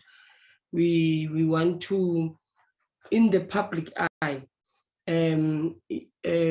see a board that reaches a consensus on issues that are discussed within. So coming in, what ways will you put in place to make sure that we don't see that situation again? Thanks, Chair. Thank you, Honorable Majosi. Starting with the salary bill issues, I think for me, focusing on the salary bill is a terrible starting point, which is what the turnaround process was about. Because I think the initial assessment should have been on what is the value that the SABC should deliver, and what resources are required to deliver that value. Then you work backwards and say, if we have these skills in the system, how are we going to achieve what we need to achieve? And if we have extra skills or new skills that we require in the system, how are we going to accommodate those skills? Because I do believe that with what the SABC still has to do, we could have kept the skills that we lost and went to the areas where the SABC has not even gotten to deliver on its mandate. And I'm thinking of one area, and I'm always going to go back to the news division because that's where your critical mandate resides. Yes, entertainment is important, but news and information is enabling content because the public makes decisions on the basis of that. So if you have, for instance, news that's provided in African languages, and you have this content on radio stations, and you have this content on television platforms, we still have no content that's sitting on digital platforms as in a text form, like your sabcnews.com. We don't have that content, which is the text-based version of what we produce. And if the mandate of the SABC is inclusive of development and preservation of African languages, the written version of languages is important. And so you basically hitting two birds with one stone, meeting that that side of the mandate together with providing news content for those people who prefer to read extensively on their stories, rather than what you get that is time restrictions on television and on radio. So this is one way that we could have preserved the skills that we lost, to the extent that they are utilized differently, but they serve the interest of the public, and because you could still build revenue models around those digital platforms if you were to preserve, if you were to extend news content in African languages in text form. So that's one part. So that's why I'm saying it was a terrible idea to start with the salary bill without looking at the value that the SABC needs to deliver. But as things stand, I do think that the incoming board should encourage the executive to go back first and review the effectiveness of the structures that were put in place, because those structures were never stress tested. They were produced and implemented wholesale without testing whether they were capable of delivering what they needed to deliver. And hence we are sitting with all these problems that we have. So I wouldn't go straight with the salary bill. I would look at other things that need to be done before we say there's a problem with the salary bill. And the second part to your question is around how the board should be conducting itself, to the extent that you don't see fragments as and factions as we have seen them. And you correctly point out how you ended up with presentation from two parts of the board at one time. One thing that I believe in is not to silence dissenting voices. There's always a reason why people raise the issues they raise. And I do think that the incoming board should be tolerant and basically be empathetic to the different view, because there's a lot to be learned from people who think differently in any system. And if you're going to have manufactured consent, it still doesn't assist the organization, because we have seen how the same board that we are referring to has in different aspects that needed to be dealt with by the board. So you'd have one group colluding around a decision that needs to be made to the exclusion of the other group, and you would find that there's coordination of decision making, which does not assist the institution. Dissenting voices must be tolerated, and where they become disruptive, or there's a perception that they're disruptive, the board shouldn't, or all members of the board shouldn't shy away from calling anyone who's who's seen to be behaving in a manner that's disruptive. That should be allowed. And in fact, this is exactly how the news division has been dealing with these issues. We would differ to the extent that you would think that we were going to fight. No, we were fighting over principle, and we're fighting over things that we wanted to be resolved. And there's no harm in that, but the board shouldn't try to achieve consensus just for the sake of consensus. It should be to the benefit of the organization. Thank you. Josie, I take it that the ground has been covered. Honorable Dr. Basop, Is it a legacy hand, or you wanted to follow up on a particular matter? Just a follow-up, Chair. Mama Kopeni, besides your passion and your eagerness to go and correct the wrongs within SABC. Now, if the people that dismissed you are still there, don't you think down the line that alone can create tensions? If the answer is no, Mama Kopeni, can you take us into confidence as a committee? Because we are engaged in this exercise to ensure that we come up with a product that at the end of the day will ensure that all the wrongs within the SABC are being corrected, and we've got people with integrity that at the end of the day, even ourselves won't regret. Can you take us into confidence, Mama Kopeni? Thank you, Chair. Thank you, Honorable Dr. Paso. One thing that I can guarantee you is I don't believe in revenge. It's one thing that I don't believe in, and it's my orientation that it consumes my energy. I don't want to get into spaces where my mind is preoccupied with how I should be dealing with people. That's not how I operate. And people who know me would know that. And I can guarantee you that we would fight here. And when I walk out and meet you on a different issue, I have moved on. I believe in resolving things and moving on. And that's how I've always conducted myself. And in fact, I remember in some of the board sessions that I can't remember the incident, but it got to a point where the differences on the matter that was being discussed, there was a reference to me and something about Verwoerd would wake up from his grave if he had to hear what I was saying. And that was like one of those things that would have infuriated me.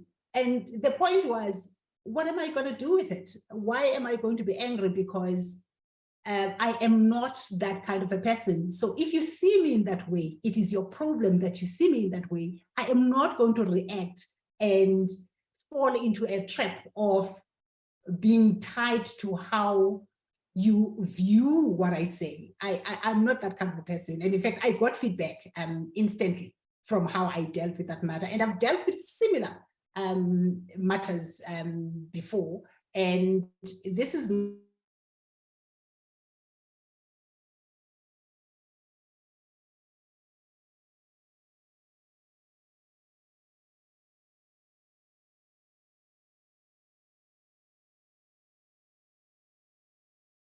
So unless Chair? it's on my side, you're frozen. Yeah, she's frozen from our No. side too. From my side as well. Yes, Ms. Makopeni, maybe if you can switch off the video camera, let's see what happens.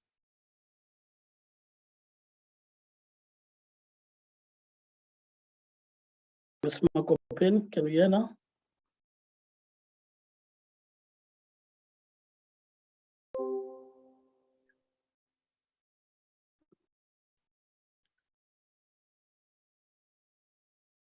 We've lost her, Think we have Chairperson. lost her. Try and contact her. Yes. Yes, because we're almost done. So that we get the next also candidate.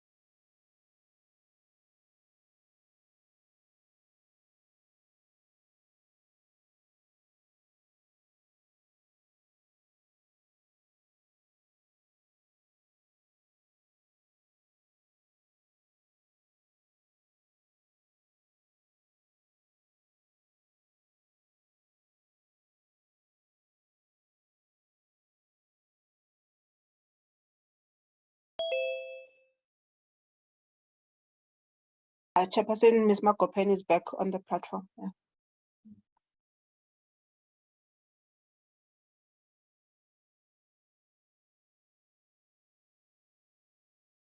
Ms. Makopeni, if you can step up on Honorable Dr. Basop's follow-up. I don't know where you lost me. Was it at the start of my response or even before I could respond? No, you were responding and dealing with some incident that would have happened Yes. to try and demonstrate that you are able to move on. Yeah. Okay, thank you. Thank you, Chair. I made a reference to an incident. I was doing a presentation to the board, the News and Editorial Committee, and there was a reference, I think something that had to do with African languages, but I can't remember what triggered that comment that Verwoerd would wake up on, from his grave because of what I was perceived to be doing with African languages, which was actually an incorrect interpretation of what I was reporting. So an inaccurate interpretation of what I was reporting.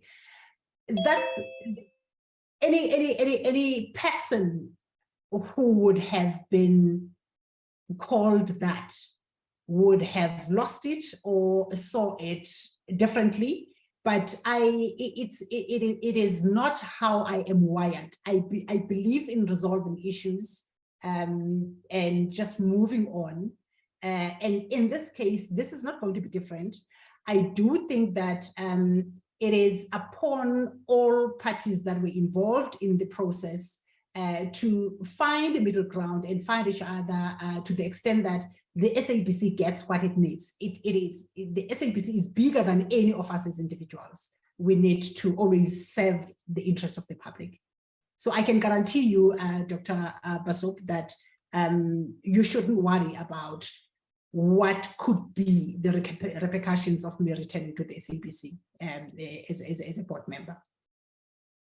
Thank you. Thank you, Chair. Thank you, Honorable Dr. Basop, with the follow-up.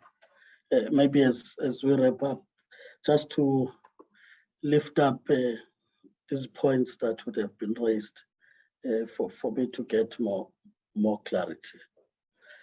Just on the part about the dismissal, so that South Africans also understand what you are saying. You are saying that this relates to the employer-employee issue, which related to the interdicted program, other than political interference in the newsroom, as you were saying, you'd protect that aspect. This is very important because if misinterpreted, it doesn't resolve the problem. That's the first thing. Second thing relates to this part, which that's the one I regard as political interference at the time of the elections. The program you are saying was never scheduled and so on, and you had to disagree with that. This relates to the president being scheduled. And you said you are also adhering to the editorial policy. On elections in particular, when such occurs, you are enjoined by that policy to report that to ICASA, other than making any statement elsewhere. But there are mechanisms in place which protect even a junior level person in case there's manipulation even inside the SABC itself. Is there a record with ICASA where this has been formally reported? And in a case that has not been done, maybe share with the committee why was it not reported when it's understood to be something untoward that you were expected to do. So that relates to the two issues so that they are cleared.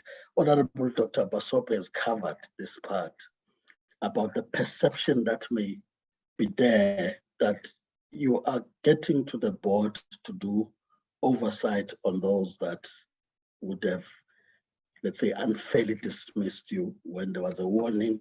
Instead, they went for the dismissal, right? So you would still need to say how that gets to be managed, because perceptions sometimes are not about the facts, but they can go a long way in discrediting even individuals. So I'm just saying, if you can speak to that.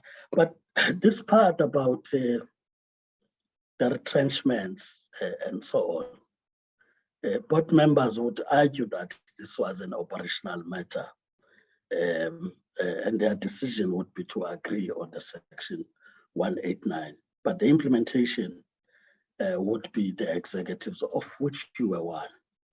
You are one of those that appeared before the committee when the committee raised concerns. And I remember at the time, the committee was seen to be interfering with the processes and the independence of the SABC to run on this matter, when we're emphasizing skills audit first before you get to this decision. And as executives, you'll be united in this point.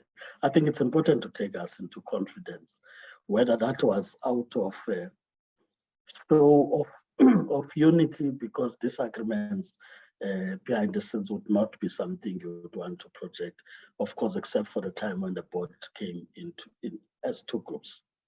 But I'm just saying, you need to take us into confidence on those, so that we do not ask the other question: have you ever raised these solutions within the SABC, and why were they not accepted? Thank you. Thank you, Chair. On the first point about the dismissal, whether that I must clarify whether it's linked to political interference or the special assignment interdicted episode. The first part on special assignment, that was an interdicted episode, so it was never meant to go to air, but it ended up on air. The news division had taken all care or due care to ensure that that episode was never aired. And to the extent that on the day it was aired, there was a different episode that was scheduled to air. But how it got to air is something that was never investigated. And the reason there is, in fact, I raised it in my grievance, because in my grievance, I stated both the airing of the episode and how that translated to my being held accountable when there was something else that was happening around my refusal, or when I declined to authorize the interview, which fell outside the prescripts of the editorial policy. The grievance that I lodged against the CEO and the board chair reflected both how I was being held responsible for the airing of the episode when no investigation was conducted, and when no other person, despite the fact that the airing of the episode involved two divisions, the producing division being news and the airing division being television. But I was the person who was singled out for disciplinary hearing without any process being followed. And under such circumstances, when the disciplinary or the charges followed immediately, literally immediately after I had declined to schedule or to authorize the interview, there was always bound to be issues around the fact that in the normal course of holding people accountable via disciplinary processes, the delegation of authority framework is clear about how such processes must be done, to the extent that no arbitrary charging of employees gets to happen. And the code, disciplinary code of the SABC is clear about how such should be done, starting with the investigation, and that if that investigation fails from the person who would have charged you, the initiator should conduct that investigation. But none of that happened up until the end of the process. All the processes that were supposed to be followed were not followed. So going back to what had happened prior the airing of the episode and how I got held responsible for airing the episode, which did not fall within my division, and without following any processes that were supposed to be followed. So there was no way to separate the two, because other things happened in between. This was an elections period under normal circumstances. Under normal circumstances, the CEO would follow up, ask questions around the preparedness of the news division for elections and whether everything was in place. This time around, following me declining that interview, no such questions were asked. And in fact, the only thing that I got to deal with was the special assignment episode. That was the only thing. Even on the day of elections, no feedback we got. Usually we get feedback about how we are conducting ourselves in the field, how well we are doing or how unwell we are doing, if there's such. This time around, none of that happened. It was clear that there was something brewing and there were things that were happening behind the scenes other than what was playing out in the surface. So in the grievance that I lodged, I stated exactly why, in my view, the flouting of disciplinary processes played directly to how I then got treated after declining to schedule the interview. They are intertwined, and to the extent that the grievance to date has not been, none of that was examined. And in fact, with the first one against the chairperson of the board, a 3-person committee was set up to examine the issues that I was raising. And I was asked to submit, after the chair had submitted his affidavit responding to my grievance, I was then asked to submit or respond, as in then providing evidence to what I had lodged in my grievance. But what actually followed was the board deciding unilaterally, without me being called to deal with any of the issues that I had raised, the evidence that I provided, the board, the 3-person committee unilaterally deciding to close the matter and said there was no evidence of any political interference. That's how the board dealt with it.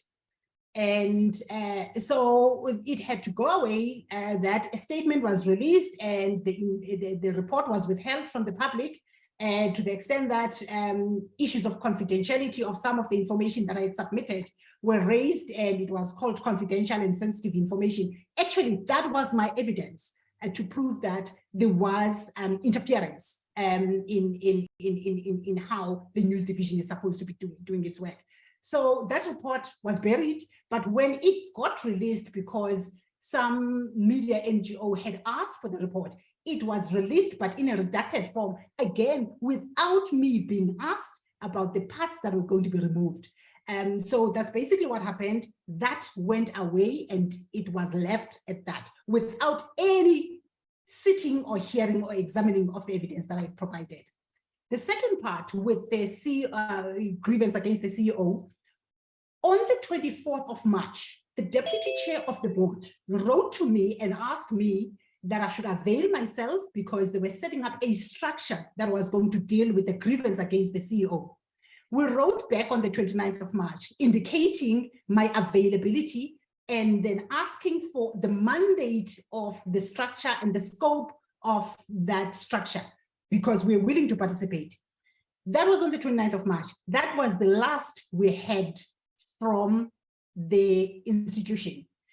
Upon the settlement being reached on the 11th of August, the Monday after, we got a letter from the SABC saying, this is to inform you that your grievance against the CEO has been examined by the board, and therefore we found no wrongdoing on the part of the CEO.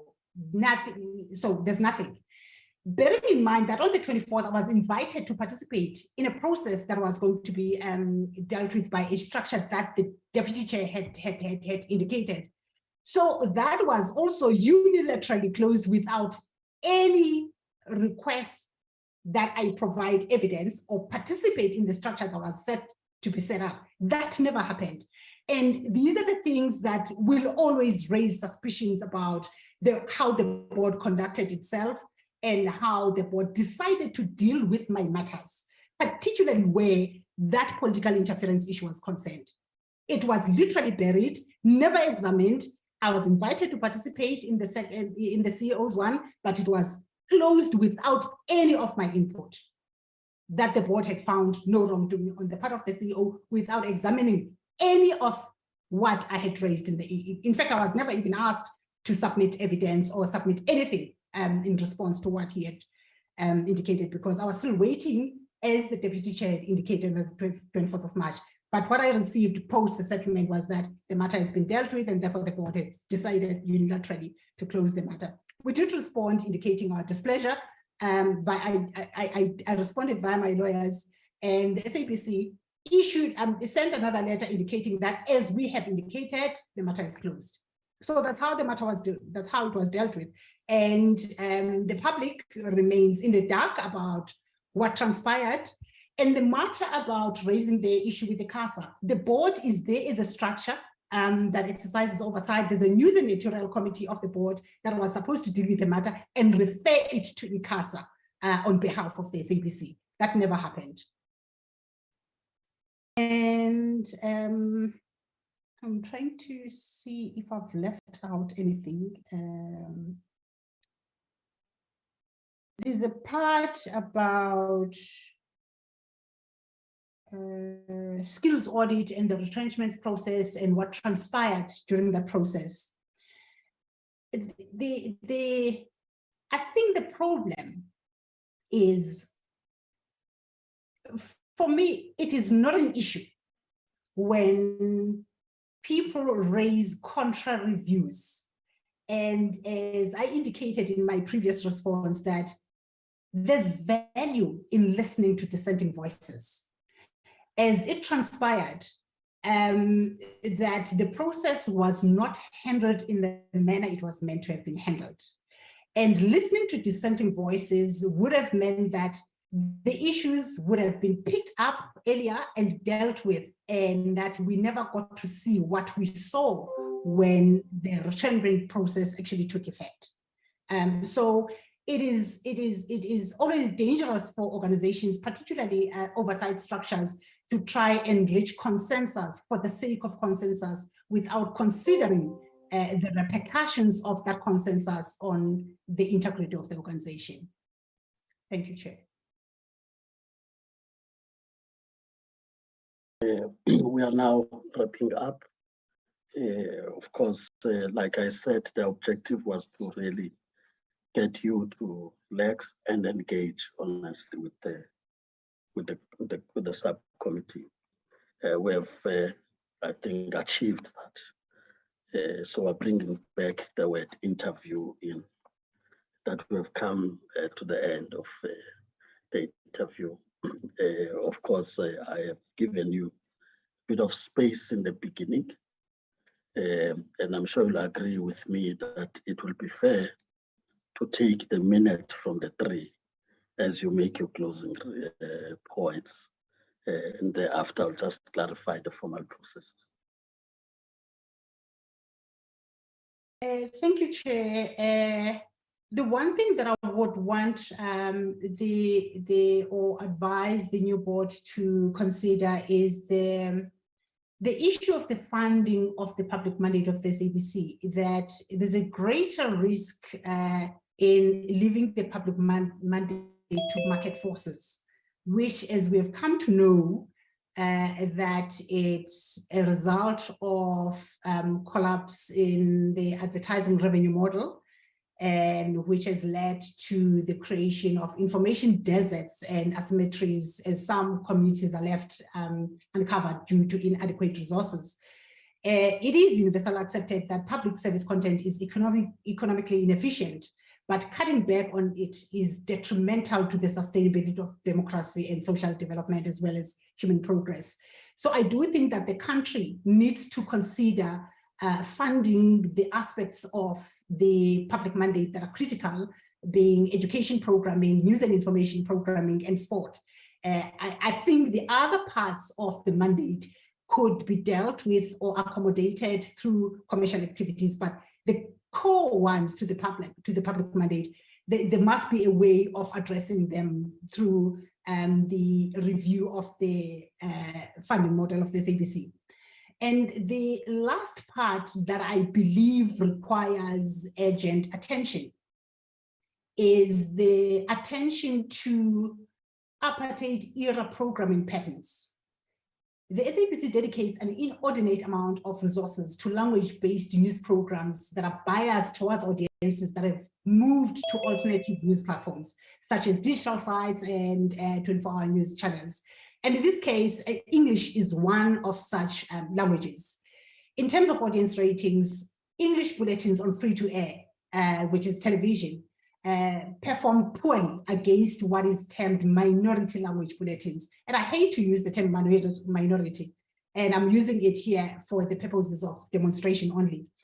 As an example, on television, English and Afrikaans news bulletins are on air 7 days a week.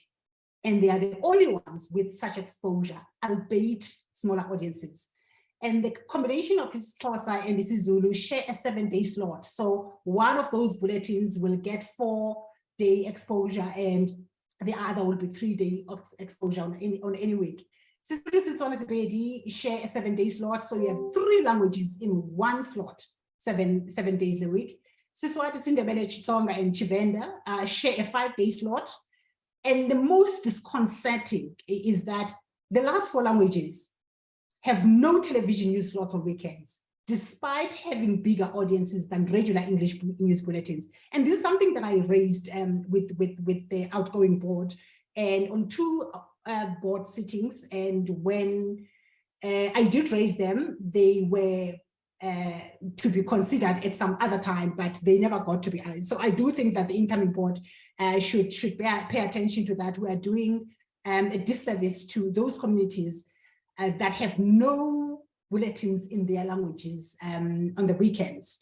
These are serious equity issues that I did raise, so they must be attended to. But this also extends to children's programming that is not available in those languages. So it needs to be prioritized because it is also critical to the fulfillment of the public mandate with regard to developing and preserving African languages. But as a parting shot, having had this engagement, I think it would be prudent for the committee to consider inviting the entire board that is leaving to come and account to the public for the work it was tasked to deliver at the end of its term. And I think it's something that's important to consider. And one very last thing is that there is no mechanism to reflect on the social impact of the SABC's public mandate. It was not part of the turnaround strategy either. And I do think that the quarterly reports that get submitted to ICASA are inadequate to address that because they only reflect a review of how the SABC has tried to meet its license requirement. But the social impact assessment of the public mandate as delivered by the SABC does need to be dealt with. And if you were to have feedback from the public would tell you what it believes works and doesn't work. And in addition to research, you will have empirical evidence from the audiences that the SABC serves that would tell you whether the SABC is on track or not. And on that note, I should thank you and the committee for the opportunity. Thank you, Ms. Makopeni. As I said, we'll just deal with the formalities now. as would be allowing you to leave the platform and attend to the other candidates, so as to allow you to get the bit of what is left for the night. Of course, from the point of queries or follow-ups that you'd want to make post this interaction, the administration that was with you in preparation for you to come before this committee, you can still interact with them. As it relates to members and the decision-making process, as you are aware, all our sessions are open to the public, and therefore all South Africans, including yourself, are able to follow up until we get to the decision-making. In case you would have not been following the committee, we are increasing the numbers of those that must follow, how we are getting to that end. So I can assure you we'll still be around. And the interactions, like I said, go beyond just what we have been dealing with, but how better can we do our oversight over the entity. So we do take even advices that get to be made to enhance the committee work. So with that, thanks a lot, and of course have a good night as we allow you to leave the platform. Thank you. Thanks a lot, Chair. Thank you, members of the committee. Thank you. Portia, as we allow Mr. Penny to leave the platform, Yes. I think that that's the last candidate the day. Yes, Chairperson, that's the last candidate. Date is already on the platform. The name is Mr. Paris Mashile. Thank you, Chairperson. Welcome, Mr. Mashile, on the platform. Can you hear us? Mr. Mashile? Your audio is still not connected. I see only the video to be connected. Can you, admin, if you can just make him understand that.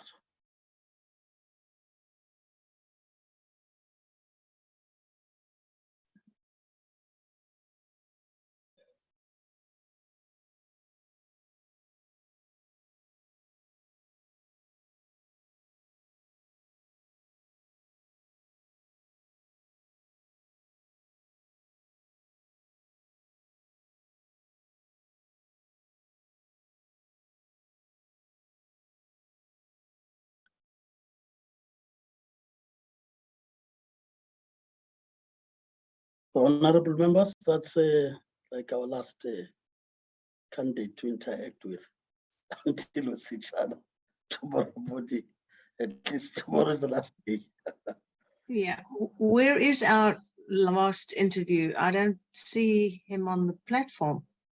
Is he here? Yes, but there was just a problem, Honorable Kolabana.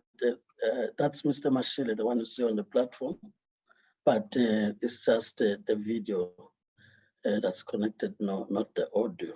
So been trying to welcome him, he can't speak. So we've just asked admin to speak to him in that regard.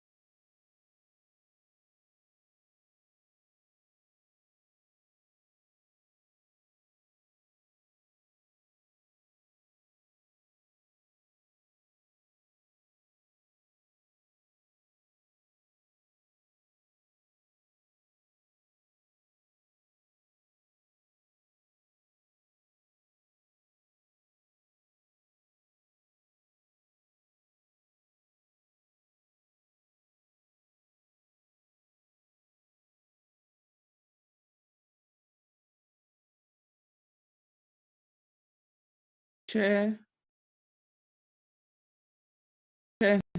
Honorable Mtembu. Oh, I was just checking. No, whether no, it's there. we are still standing, Honorable Mtembu.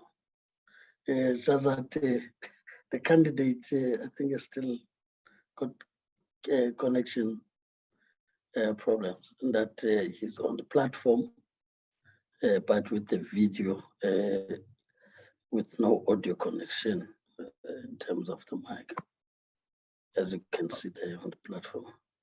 So Okay, we're asking administration to assist him. That's the last candidate for the evening to interact with.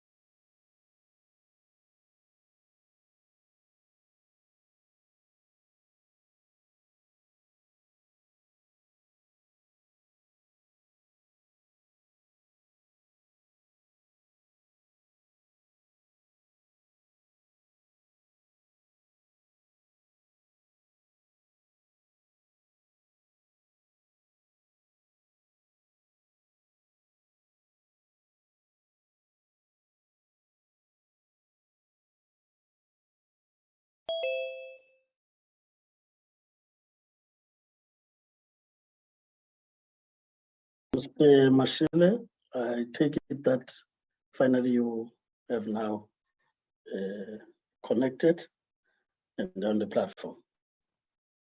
If you can just unmute your mic and your video camera for members to see.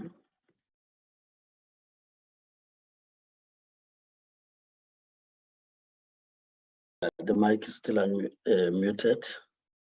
You can also unmute the mic. I should mute it now. It's unmuted. Now we can hear you, it's unmuted. Okay, thanks.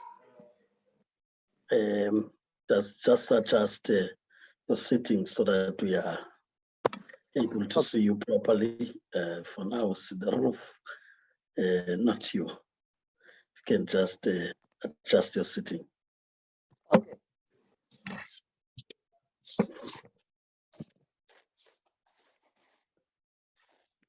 Much better. Am I? Much better. Okay. Much better. I guess. Yeah, much better. If you can keep it there, at least we putting can it. see you. I don't know if you can see me. Yes, we can see you and we can hear you. Are you able to see me, sir? Yes, Mr. Mashile, we can see you and we can hear you. Can you hear us? Should I increase it maybe?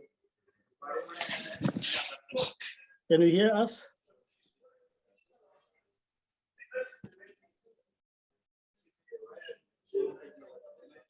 Can you hear us? And yeah, I think we can hear the noise at the back, but I'm not sure if you can hear us.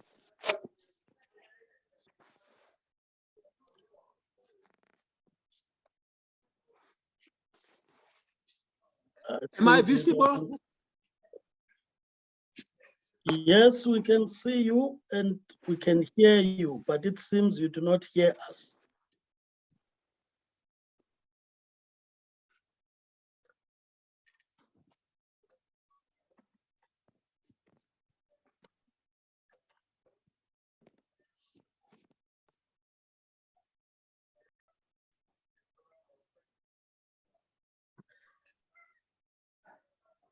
Can you hear us now?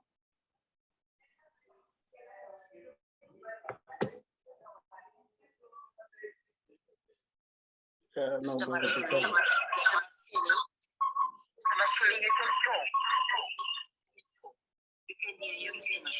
Okay, can you hear me properly? We can hear Can you, hear me but properly? you don't hear us. Hello? Mr. Mashuli, we can hear you. Can you hear us? Okay, you can hear me. Yes, Mr. Mashuli. And is the camera on? Can you see me on the camera?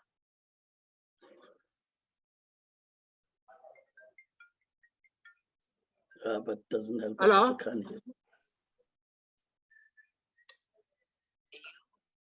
Can You hear us? are you able to see me? Yes, Mr. Mashuli, we can. Okay, thank you. Can you hear us?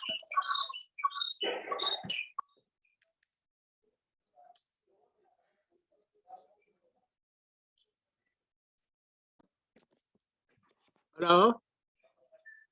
Can you hear us now? Yeah, I can hear you now. Okay, because we've been struggling to know whether you Yeah. hear us or not. Okay, no, I can hear you now. All right, welcome, Mr. Mashile. Thank you very much. I appreciate and thanks for the opportunity to come and be with you here. And I really appreciate your invitation for me to participate in the. Okay. No, I take it that you can hear us clearly. Just to open up the conversation with you, let me once again welcome you this late in the evening. Thanks for making time. Of course, you are. Can you hear? Yeah, I can hear you. Okay. So you are appearing before a subcommittee of the Committee on Communications and Digital Technologies in the National Assembly, which subcommittee has been formed in terms of the rules of the National Assembly, with a specific task of the appointment process for the SABC board, for which you have been shortlisted for having been nominated, and that's why you are appearing before this subcommittee. The subcommittee is constituted by political parties proportional to the electoral support received in the 2019 elections. So it's not a one-party subcommittee. It reflects Parliament, so it has got a fair representation of political parties as represented in Parliament. I will quickly outline how we are going to approach this conversation with you. For now, I'm taking the interview and putting it outside a bit. I'll bring it at the end. For now, I would want you to approach it as a conversation where you are interacting with the committee, that we can learn from what you share, as well as you drawing lessons and making reflections even beyond this interaction. We are going to take 45 minutes as we would have planned, but I'm making a disclaimer immediately that the 45 minutes may be less, depending on the ground you cover as you respond, or it can be a little bit more when members make follow-up questions to try and get more from you. So I thought it's important that I clear this right in the beginning. In this 45 minutes, it includes the brief introduction of members on the platform, so that the background sound there is a bit disturbing. I hope you'll be able to hear. Chairperson, there's noise at the back. Yes, that's what I'm saying, Honorable Mlala, is that the background there, the noise is in my really disturbing. Is it on my side? Yes, on your side. There are people at the back that seem to be talking, or another gadget. Let me move away from here.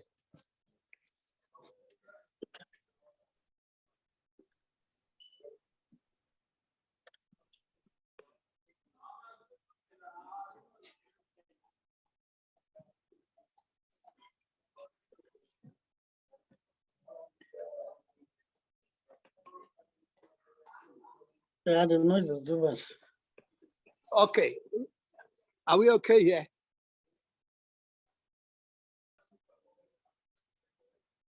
Seems better. Let's say if you are hearing us properly.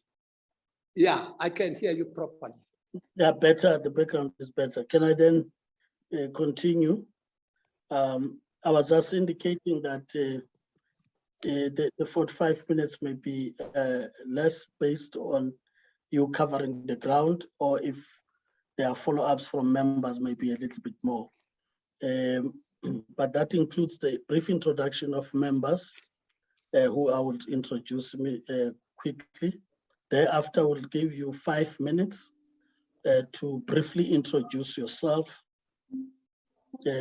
After that, we would then give members in the introduction. Of course, you would cover also your experiences, your skills, and how that could contribute if you were to be considered for the SABC board. We will then, after that, give members who would want to interact with you 5 minutes per member, which will take into account questions and responses that you give. Once members are done, if there's any matter to clarify, the chairman will only come in at that time. Otherwise, if not, I'll come directly to you to give you 3 minutes to make your closing points before we close. Of course, I must state this, that the 5 minutes of brief introduction may not cover everything. However, members would have had an opportunity of going through your CV in detail. So their questions may go beyond just the introduction that you would make. So without waste of time, let me introduce the members quickly that are on the platform. We have Honorable Mthembu from the African National Congress. Honorable Mthembu, can you still hear?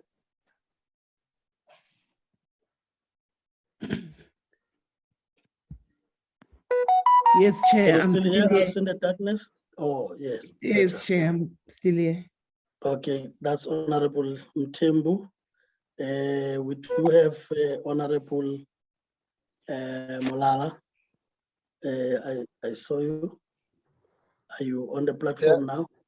Yeah, Chairperson, I'm on the platform, but I can't switch off my camera because I'm in transit. Okay, thank you, Honorable Mlala. We have the Honorable Dr. Basop, who's been standing. I hope the darkness is gone by now. Honorable Dr. Basop, Nancy. Yes, Chair, I'm Can you still hear here. now? Okay. Yes, I'm still here. Thank you, Honorable Dr. Basop. Myself, Honorable Maneli from the ANC, but also chair of the subcommittee. We have Honorable Kola Barnett from the Democratic Alliance. Thank you, Chair. Sitting in my pitch dark office in Parliament now. Yes, thank you, Honorable Kola Barnett, but at least that's the last session we have now. We also have the Honorable Majosi. Can you still hear us, Honorable Majosi? Yes, I can hear you, Chair. So Honorable Majosi is still with us. We do have a presentation from the EFF, Honorable Pambo, who could not connect with the meeting of the challenge maybe there. But we do have the numbers, Mr. Mashile, to continue as we have been continuing. That's the brief introduction of members. I now hand over to you to do the 5 minutes brief introduction of yourself to the committee. Over to you. I hope you can hear us, yes. Thank you very much. I really appreciate the opportunity to come before you and present my credentials. My name is Paris Mashile. Just a bit background about my education and experience and the places I worked, although they are in the CV. I'll just summarily just indicate. I do have an honors degree from Leeds University in physics and electronic engineering. I further proceeded to another university in England, Lancaster University, to do a master's in physics, where I did research on semiconductors. Subsequent to that, I went to Botswana and taught at the University of Botswana in the physics department. I was in exile there in that period, and there were troubles occurring. I had to leave the university, went to the United States because there was danger being posed to the citizens of Botswana because of South African refugees in Botswana. So when I arrived in the US, I had some challenges with getting a job. So I said, let me authenticate myself by taking another degree, which was in electronic engineering.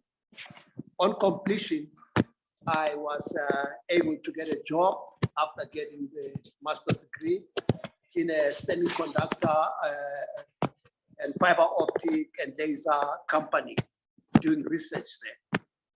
And when the time came, South Africa got its freedom, I returned back home in 1994. From that moment in time, I got a job with a company here in Midrand, a company that is more or less associated with Armscope, which was supplying weapons. I was a research engineer and doing marketing as well. And subsequent to that, I left and joined Siemens, where I was a project manager for the installation of communication system and railway signaling. Later, I went to Rainwater Board, where I was the chief electronics engineer, responsible for the measurement of water flow meters to find out the quantity of water we're selling to municipalities and matching up with the numbers that are showing in the flow meters in order to make payments. I was responsible for calibration and making sure that the meters were read correctly. And I later went to Rustenburg local municipality, where I was the general manager, responsible for a very large portfolio, water, sanitation, electricity, mechanical engineering, and all that. Later, I then was able to join ICASA, the regulator, in 2004. I was there for a year, and after the previous chairperson and tenure ended, I was appointed the chairperson of ICASA. I stayed there until 2010, sorry. And subsequent to that, as my tenure ended, I went and joined a company called Bunani. I was a founding engineer in that company. It's more or less a financial company that does services to other people who wanted to have control of their assets. And I also joined GIBS at a later stage, Korean Institute of Business Science, where I was a program manager for multimedia communications. Subsequent to that, I became a board member of Sapc, the signal distributor. At one stage, I also acted as chairperson there. Later, a moment came when I was urged to apply again to ICASA as a councillor. I rejoined ICASA in 2016. And for a moment, I also acted as chairperson. And later, of course, my tenure came to an end in 2020. Currently, I am now working with the Complaints and Compliance Committee of ICASA as a member of that body, where we do adjudication on issues that relate to non-compliance or any complaint that can be raised by anybody relating to all our licensed service providers. and I'm still there, as it were. And of course, an opportunity came when I had a discussion with some colleagues of mine, and they said, you know, there are vacancies at SABC. Would you be interested? I said, yeah, well, that's another challenge. I can consider it. I think I've gone through the whole spectrum of ICT, and that in itself meant I could also provide some kind of input of the challenges that SABC is facing. Because I've got a very good background in broadcasting and telecommunication and ICT. Did some studies also at the European Union Institute, where I got some diplomas on social media, and also a lot of regulations that came by.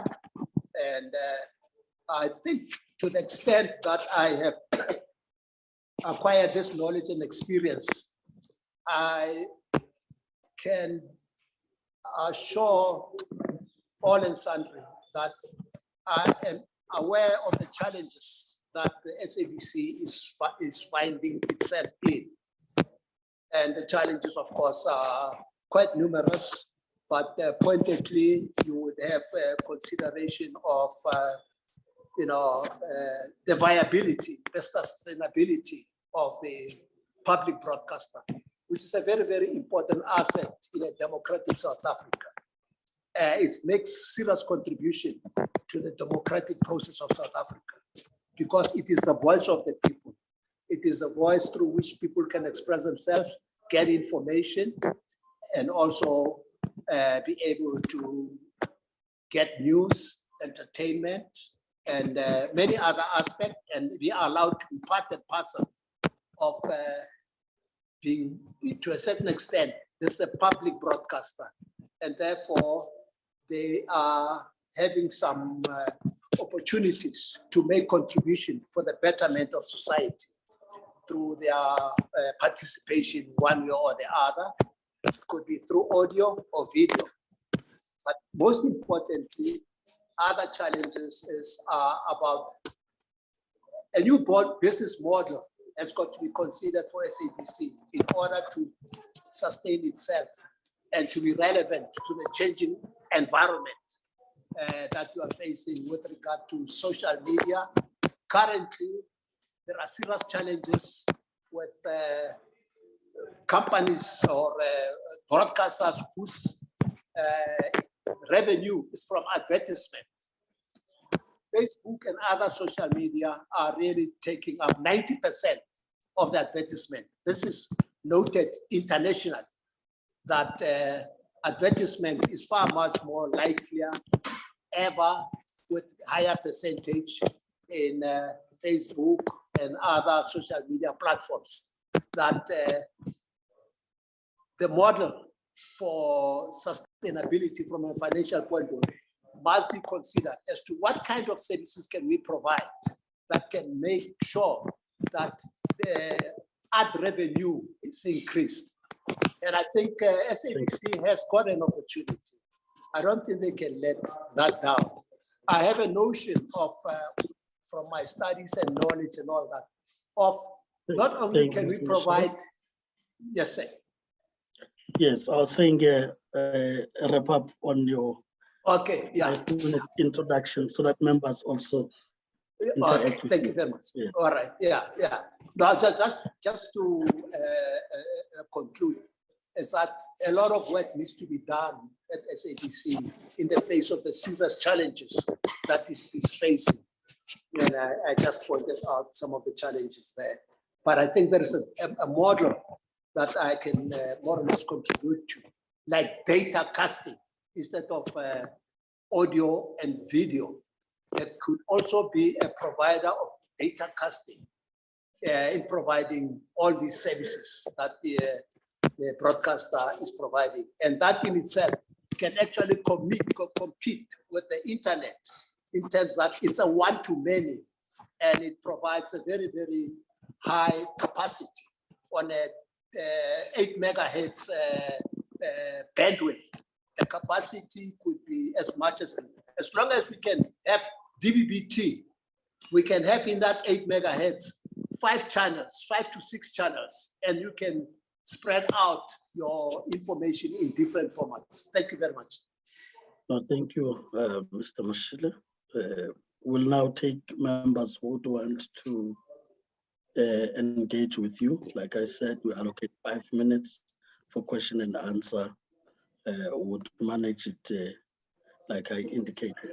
Honorable Kola Barnett, you are first. I'll take the other hands. You can proceed in the meantime. Honorable Kola Barnett.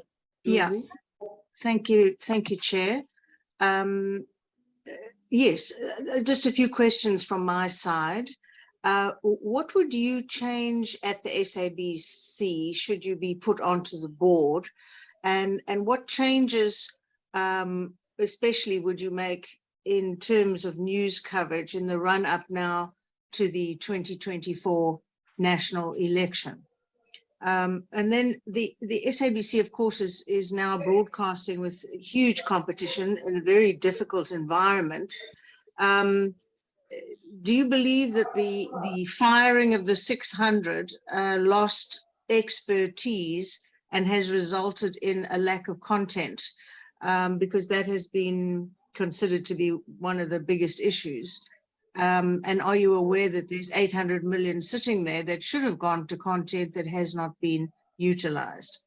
And then what would be your turnaround plan for financially for the SABC?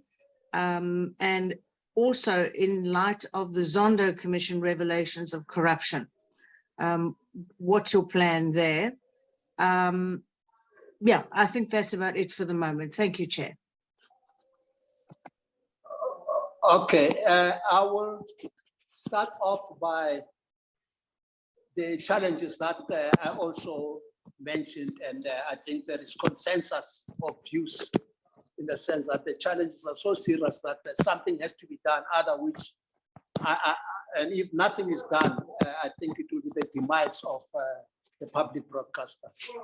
I think a new business model has got to be considered, especially in the light of the challenges that social media platforms are creating. The ad revenue, as far as I'm concerned, has decreased tremendously, that the only way is to try to find out whether you cannot match them pound for pound with that, what they provide in terms of the services that are attractive.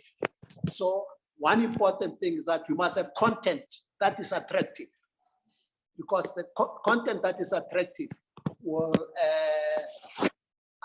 address a lot of consumer viewership. And when you have high consumer viewership, then the advertisers will come in. That's a very, very important aspect. But I also mentioned another very business model that has never been considered in South Africa. And that is not only consider audio and video broadcasting, but you can also do data casting. In other words, the very audio and video can be provided via data. You can actually provide a platform for education, for corporate presentation, and many other services, software delivery, large email provision, etc. You can hook up with any ISP and provide encrypted information, you know, like carousel of updating stock markets, you know, as to the changes in the stock market, etc., and all that. That in itself is something that I made research on and studied a lot about. But the question is, there must be a regulation that, or a kind of a change of the legal process where not only audio or video, but data should also be considered for production by SABC. But what is important is that if we have DVB-T, the 8 megahertz audio frequency or bandwidth can accommodate, if you have digital video broadcasting, terrestrial, as many as 6 channels. And you can consider, you can provide one for education, one for sports, one for entertainment, and all of these different things. And you will be able to see that there could be tremendous changes. And all of these things can also be protected with some payment. In other words, I don't see why there should not be subscription for SABC. It must have a commercial side, which it has. Not only the public side, but the commercial side as well, can salvage the lack of revenue coming into by doing some subscription. Pay-per-view can be considered, where you pay for what you want to see, as opposed to subscription, where you just pay, but you don't have time to see all of the channels. You just pay for channels that you believe you are keen on. And that in itself will be a very attractive model. Now, mention was made about the challenges that came around because of the outcome of the Zondo Commission report. I think to the extent that this has happened, it's really challenging for South Africa to find itself in this state. But I think something must be done to make sure that corruption is one of the issues that have got to be a no-no. And consequences must be met such that it should serve as a deterrent for potential people who may think this is easygoing, this is how to get it over with. Unless you have a serious kind of a case where you can actually, through a court process, arrange such that whoever is found to have been corrupt is given a very serious sentence that could serve as a deterrence. I think that in itself could help. Other countries like Singapore, which is known to have been as much of a middle-income country, but it's now a first world country, managed to get rid of corruption because they got one of the ministers who was found to be corrupt and gave him a heavy sentence. And that in itself was exemplary of what it means if you can go right at the top, because now the other small players will now realize this is serious business. I'm not sure if I've answered some of the questions, but if you can just remind me in a way, which I may have forgotten to respond to, that you raised. Is that possible? If I have not. Yes, Honorable Kola Barnett. Are you raising your hand? Or it's a Yeah, I'm just waiting for Kola Barnett. No, I'm checking if the member is covered.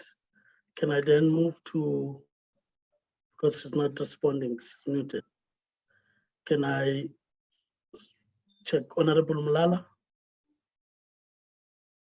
Yeah, thanks, Chairperson. Thanks, Chair. Good afternoon, Tati Mashile. Good afternoon, sir. How are you? I'm good, man. Oh, thank you so I just much. need one follow-up question on what Honorable Kola Barnett has asked that I think you have not responded to on how you think you can improve governance, because at SABC now, the bigger challenge now is around governance, particularly around the sustainability of the SABC itself. There's also an issue of, she mentioned the 800 million that has not been spent on the content. She mentioned there's also a 200 million net loss at SABC. The AG has also highlighted quite a significant irregular expenditure. Now, if you can comment on governance, that's my first question. The second question would relate to SABC where it is now. Its main core mandate is also to develop a national identity of South Africa, because as much as it has radio stations in all the provinces and regions, but it's not able to bring South Africans together so that there's one common identity that we can all follow despite our diversity. Now, I would also want you to comment on that. And then maybe lastly, you may comment on how, with your experience, I've heard you that you have quite a substantial experience. You've been overseas, you've been around, you've been in ICASA. How do you think your membership with ICASA now is not going to contradict your role in the SABC? Because unless if you say possibly if you get appointed, you will forfeit the other position.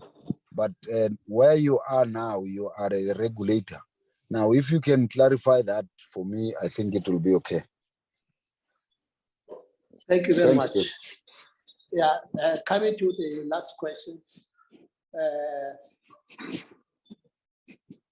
I'm a member of the Complaints and Compliance Committee, which deals mainly with complaints that could be raised by anybody. And that in itself would mean that ICASA as a regulator, of which I am part with regard to that position of the CCC, I would not want to be conflicted because I cannot occupy both positions at the same time. And especially because these are the regulator and SABC is regulated by ICASA. So in that respect, I would have to leave the CCC at ICASA if I am appointed at the SABC. I think that in itself would be just the normal thing to do. And then, of course, mention of governance. You know, one of the most important things is an understanding that in appointing or getting people into positions relating to the organogram, etc., there must be relevance of experience, knowledge, and understanding of appointing someone to any particular point. So one of the most important things is that you must have professionally qualified people for any job that you assign, be it in finance, be it a CEO, be it in an editor of content, etc., and all that. But what is important is that the people should act with dignity, with professionalism, and be very clear-minded and know very well what the consequences would be if they ever do anything that is contrary to any law, like corruption, etc., and all kinds of things, or not doing your job properly, etc. Of course, people will have to be trained because knowledge keeps on changing. So there should be an opportunity also to provide training for people that they should always acquire and be ahead of the curve, so that when new challenges arise, then of course they are on top of them. That in itself would mean that you are having mandarins, professional people, who at any point will rise to the occasion. And as anybody who is a manager, you quickly pick up weaknesses and you should address them. As soon as you pick up that there is some weakness in the performance of somebody, I think it is important to have a discussion with that person before much damage is done, and coach the person, make the person aware, and the person should be very honest with you. If there are challenges, you could be sent for training. If that is the case, maybe, you know, there could be a problem that the job that the person has been assigned is very difficult. So that in itself is to ever having cadres who will work properly and deliver, professionalize them. And I think that in itself would mean a lot of things, training, and people who have got experience, proper qualifications, etc., and all that. The question of the national identity, which is very, very important, and it is key to each and every country that has broadcasting services. They want to emphasize on local content to prevent the identity, the culture, you know, and any other things that may arise. Now we are a society of diverse nationalities, you know, and we do have different cultures, you know. That in itself would say they need to be preserved, the culture. So there is not one single, there must be diversity because we are a diverse people, but we should be unified in a lot of things. And there should be leadership from, you know, political leaders to set as an example, because sometimes they say the fish rots from the head. When people look at leadership and see leadership behaving in a manner that they think that it's business as usual, and they jump into the bandwagon, which is not helping, because now it creates a culture of corruption where people believe that this is something that I can get away with. That is why it is very, very important to make sure that the issues that are brought before the court of law and due process is taken, that the consequences must serve as a deterrent, as far as I'm concerned, to other would-be malcontents and maybe having all challenges of problems with leadership. But there must also be a question of management. Management is a very, very important component of any company. And management must be such that it should not be, you know, it's my way or no way. They can learn a lot from their junior staff who may have far much more knowledge than managers, because you don't have to say managers would know everything, but they may gain an understanding if you explain to them as a professional how you address issues and can convince people, draw a picture in their mind and make sure that it sticks and it is more or less can fit the jigsaw puzzle. Working environment is like a jigsaw puzzle fitting it. So the edges must match so that you can get a good picture. And that in itself means all of the people who are involved in an organization should have a way of fitting in the jigsaw puzzle. That in itself can really help. So we are faced, of course, with all of those challenges, but I think it's just to make sure that we relook at what is it that we have not done right.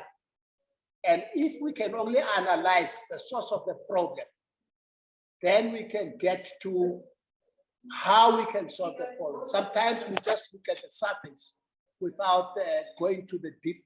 Now, for any effect, there is a cause. When something happens, there is a reason why it happens. And if we don't address the root cause, the effect will always manifest itself. Normally, we don't look at the cause. We more or less look at the effects without going to a deeper analysis of what the real reason why somebody is behaving like this.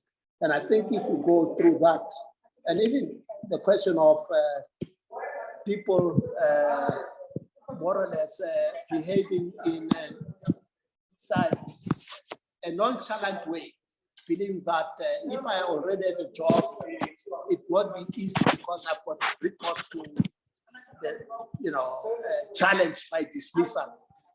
Make sure when you really have a case, you have done the right thing rather than wasting efforts and time. And management must be very careful. They must weigh issues before they can consider that taking drastic actions against employees. There must be a family set up within an organization. It's like an ecosystem, a car with an engine, with steering wheel, with handbrakes, etc. Need all of those things in place. So if we look at the same as the ecosystem of a car, that needs to be driven and reach a particular distance. We really need to look at all the elements that make up the system, from the junior staff up to the top person, maybe the chairperson of the board. Everything should be looked at this as it fits into the jigsaw puzzle. I'm not too sure the extent to which I've answered that, but I tried as much as I thought I could cover. Thank you. Honorable Mlala, do you want to pull up?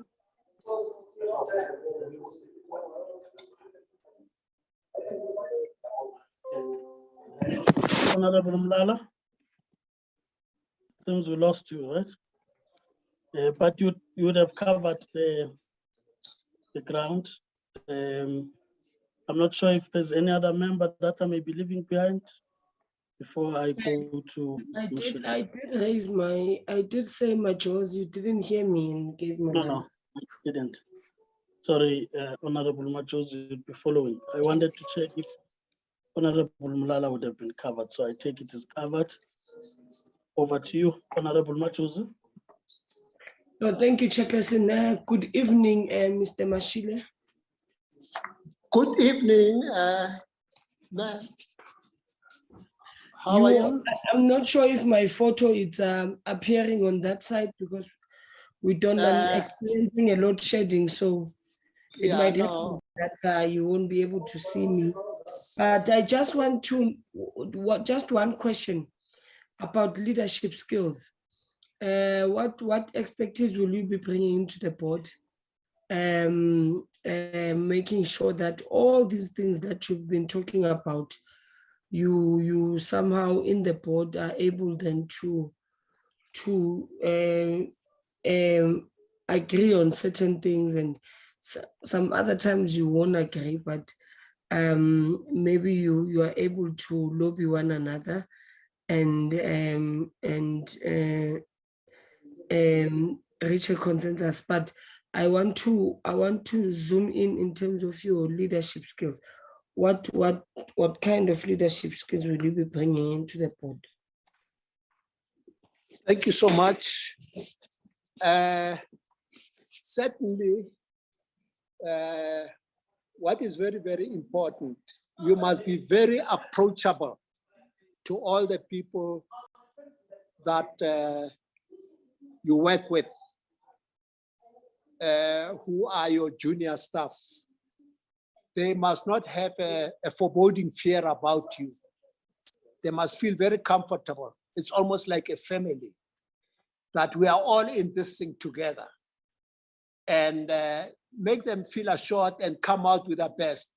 A leader would want to make sure that you get the best out of each and every individual. And you must inspire them to come out with whatever information, that without any fear that they may be told that, no, it's this way, not that way. And you must have the ability to listen.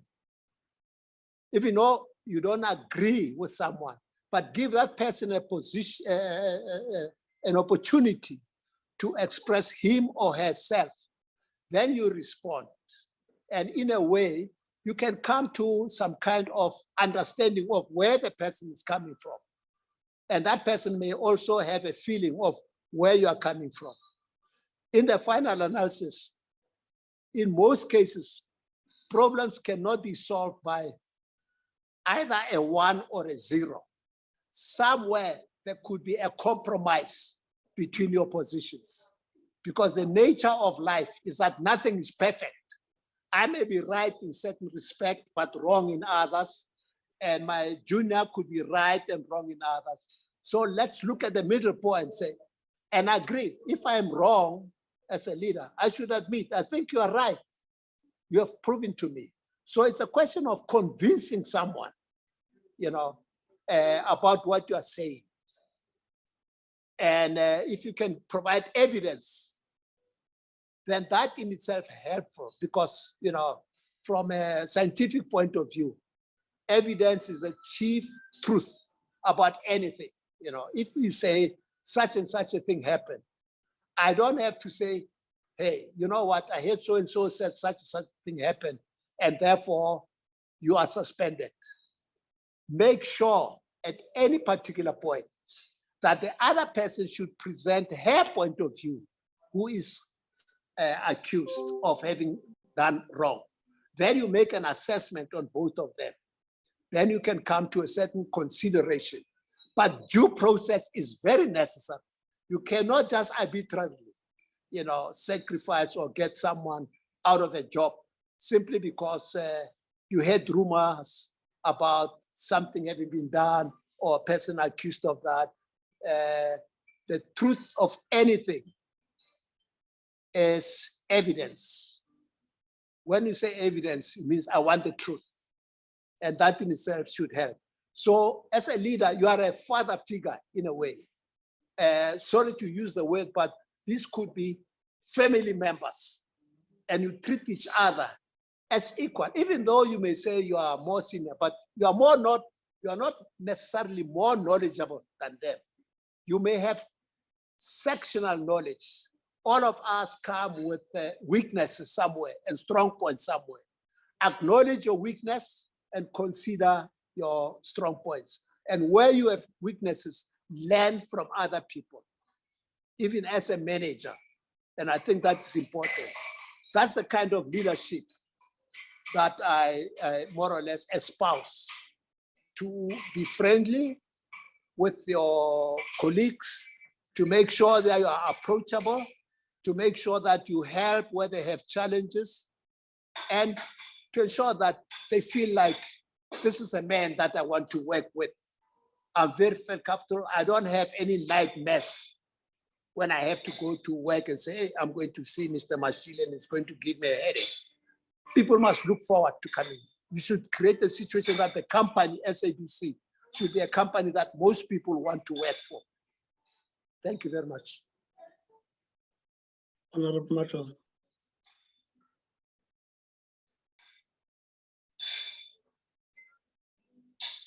Covered, Honorable Chairperson. Matters. Covered. Yeah, yes. All right, no, thank you.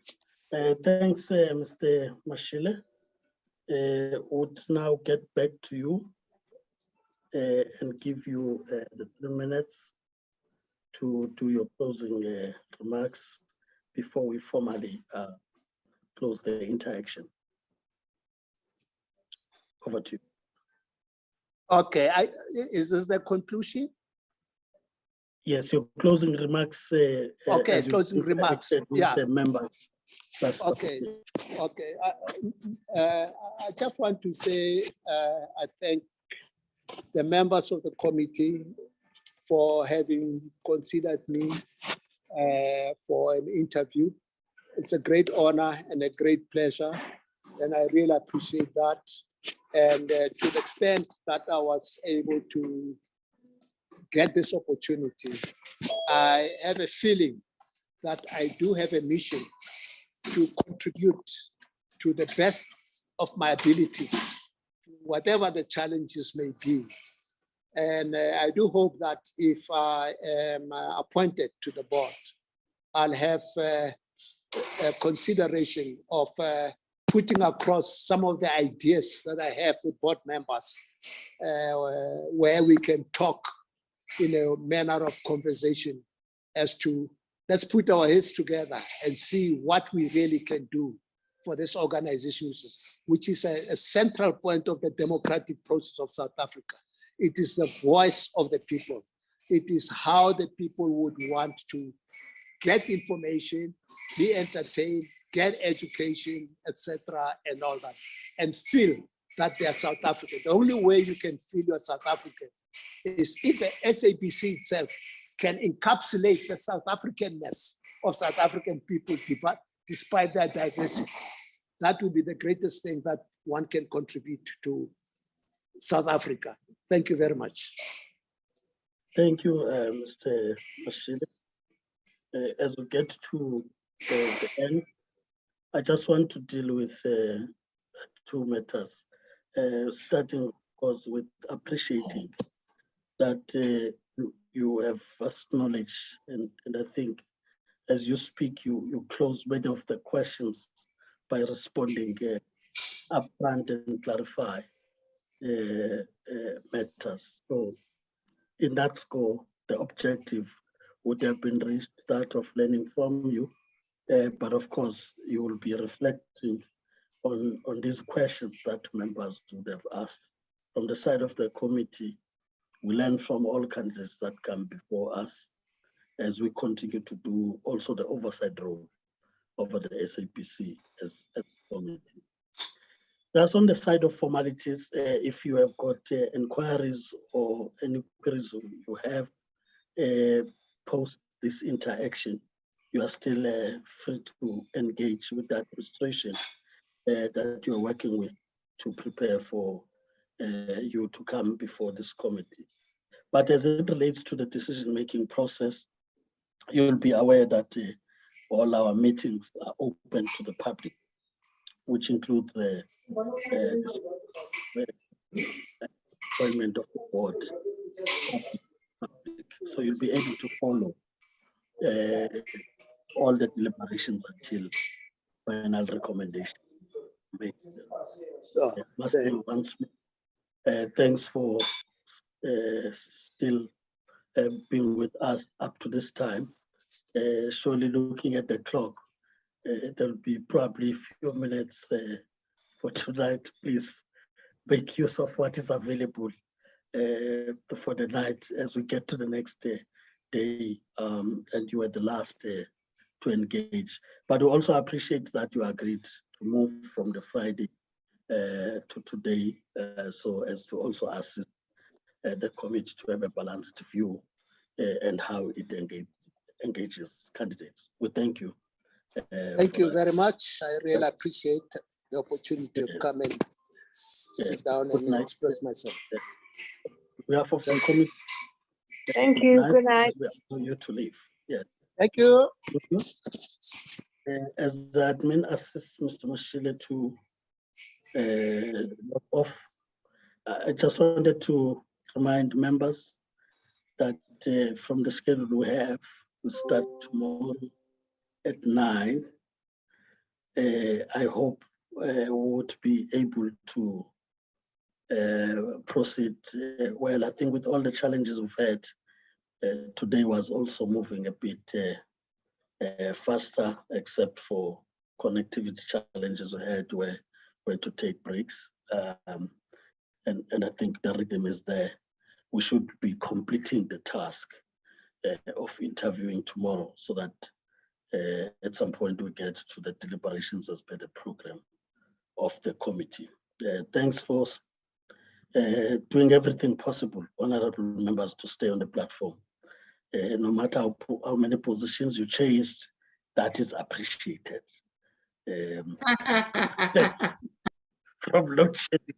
It was a real difficult one today. Yeah, thank you, Chair. She ended up in Parliament now. Keep it up, Honorable Machozi. We know you may also not be alone there. You have to multitask, but you stayed today for quite some time.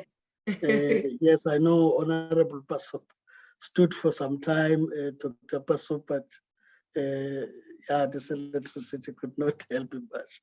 We're also happy with the commitment that if members said they would join, they are able to get back, like Honorable Mlala and Honorable Mtembu has been changing gadgets also a number of times, given connectivity.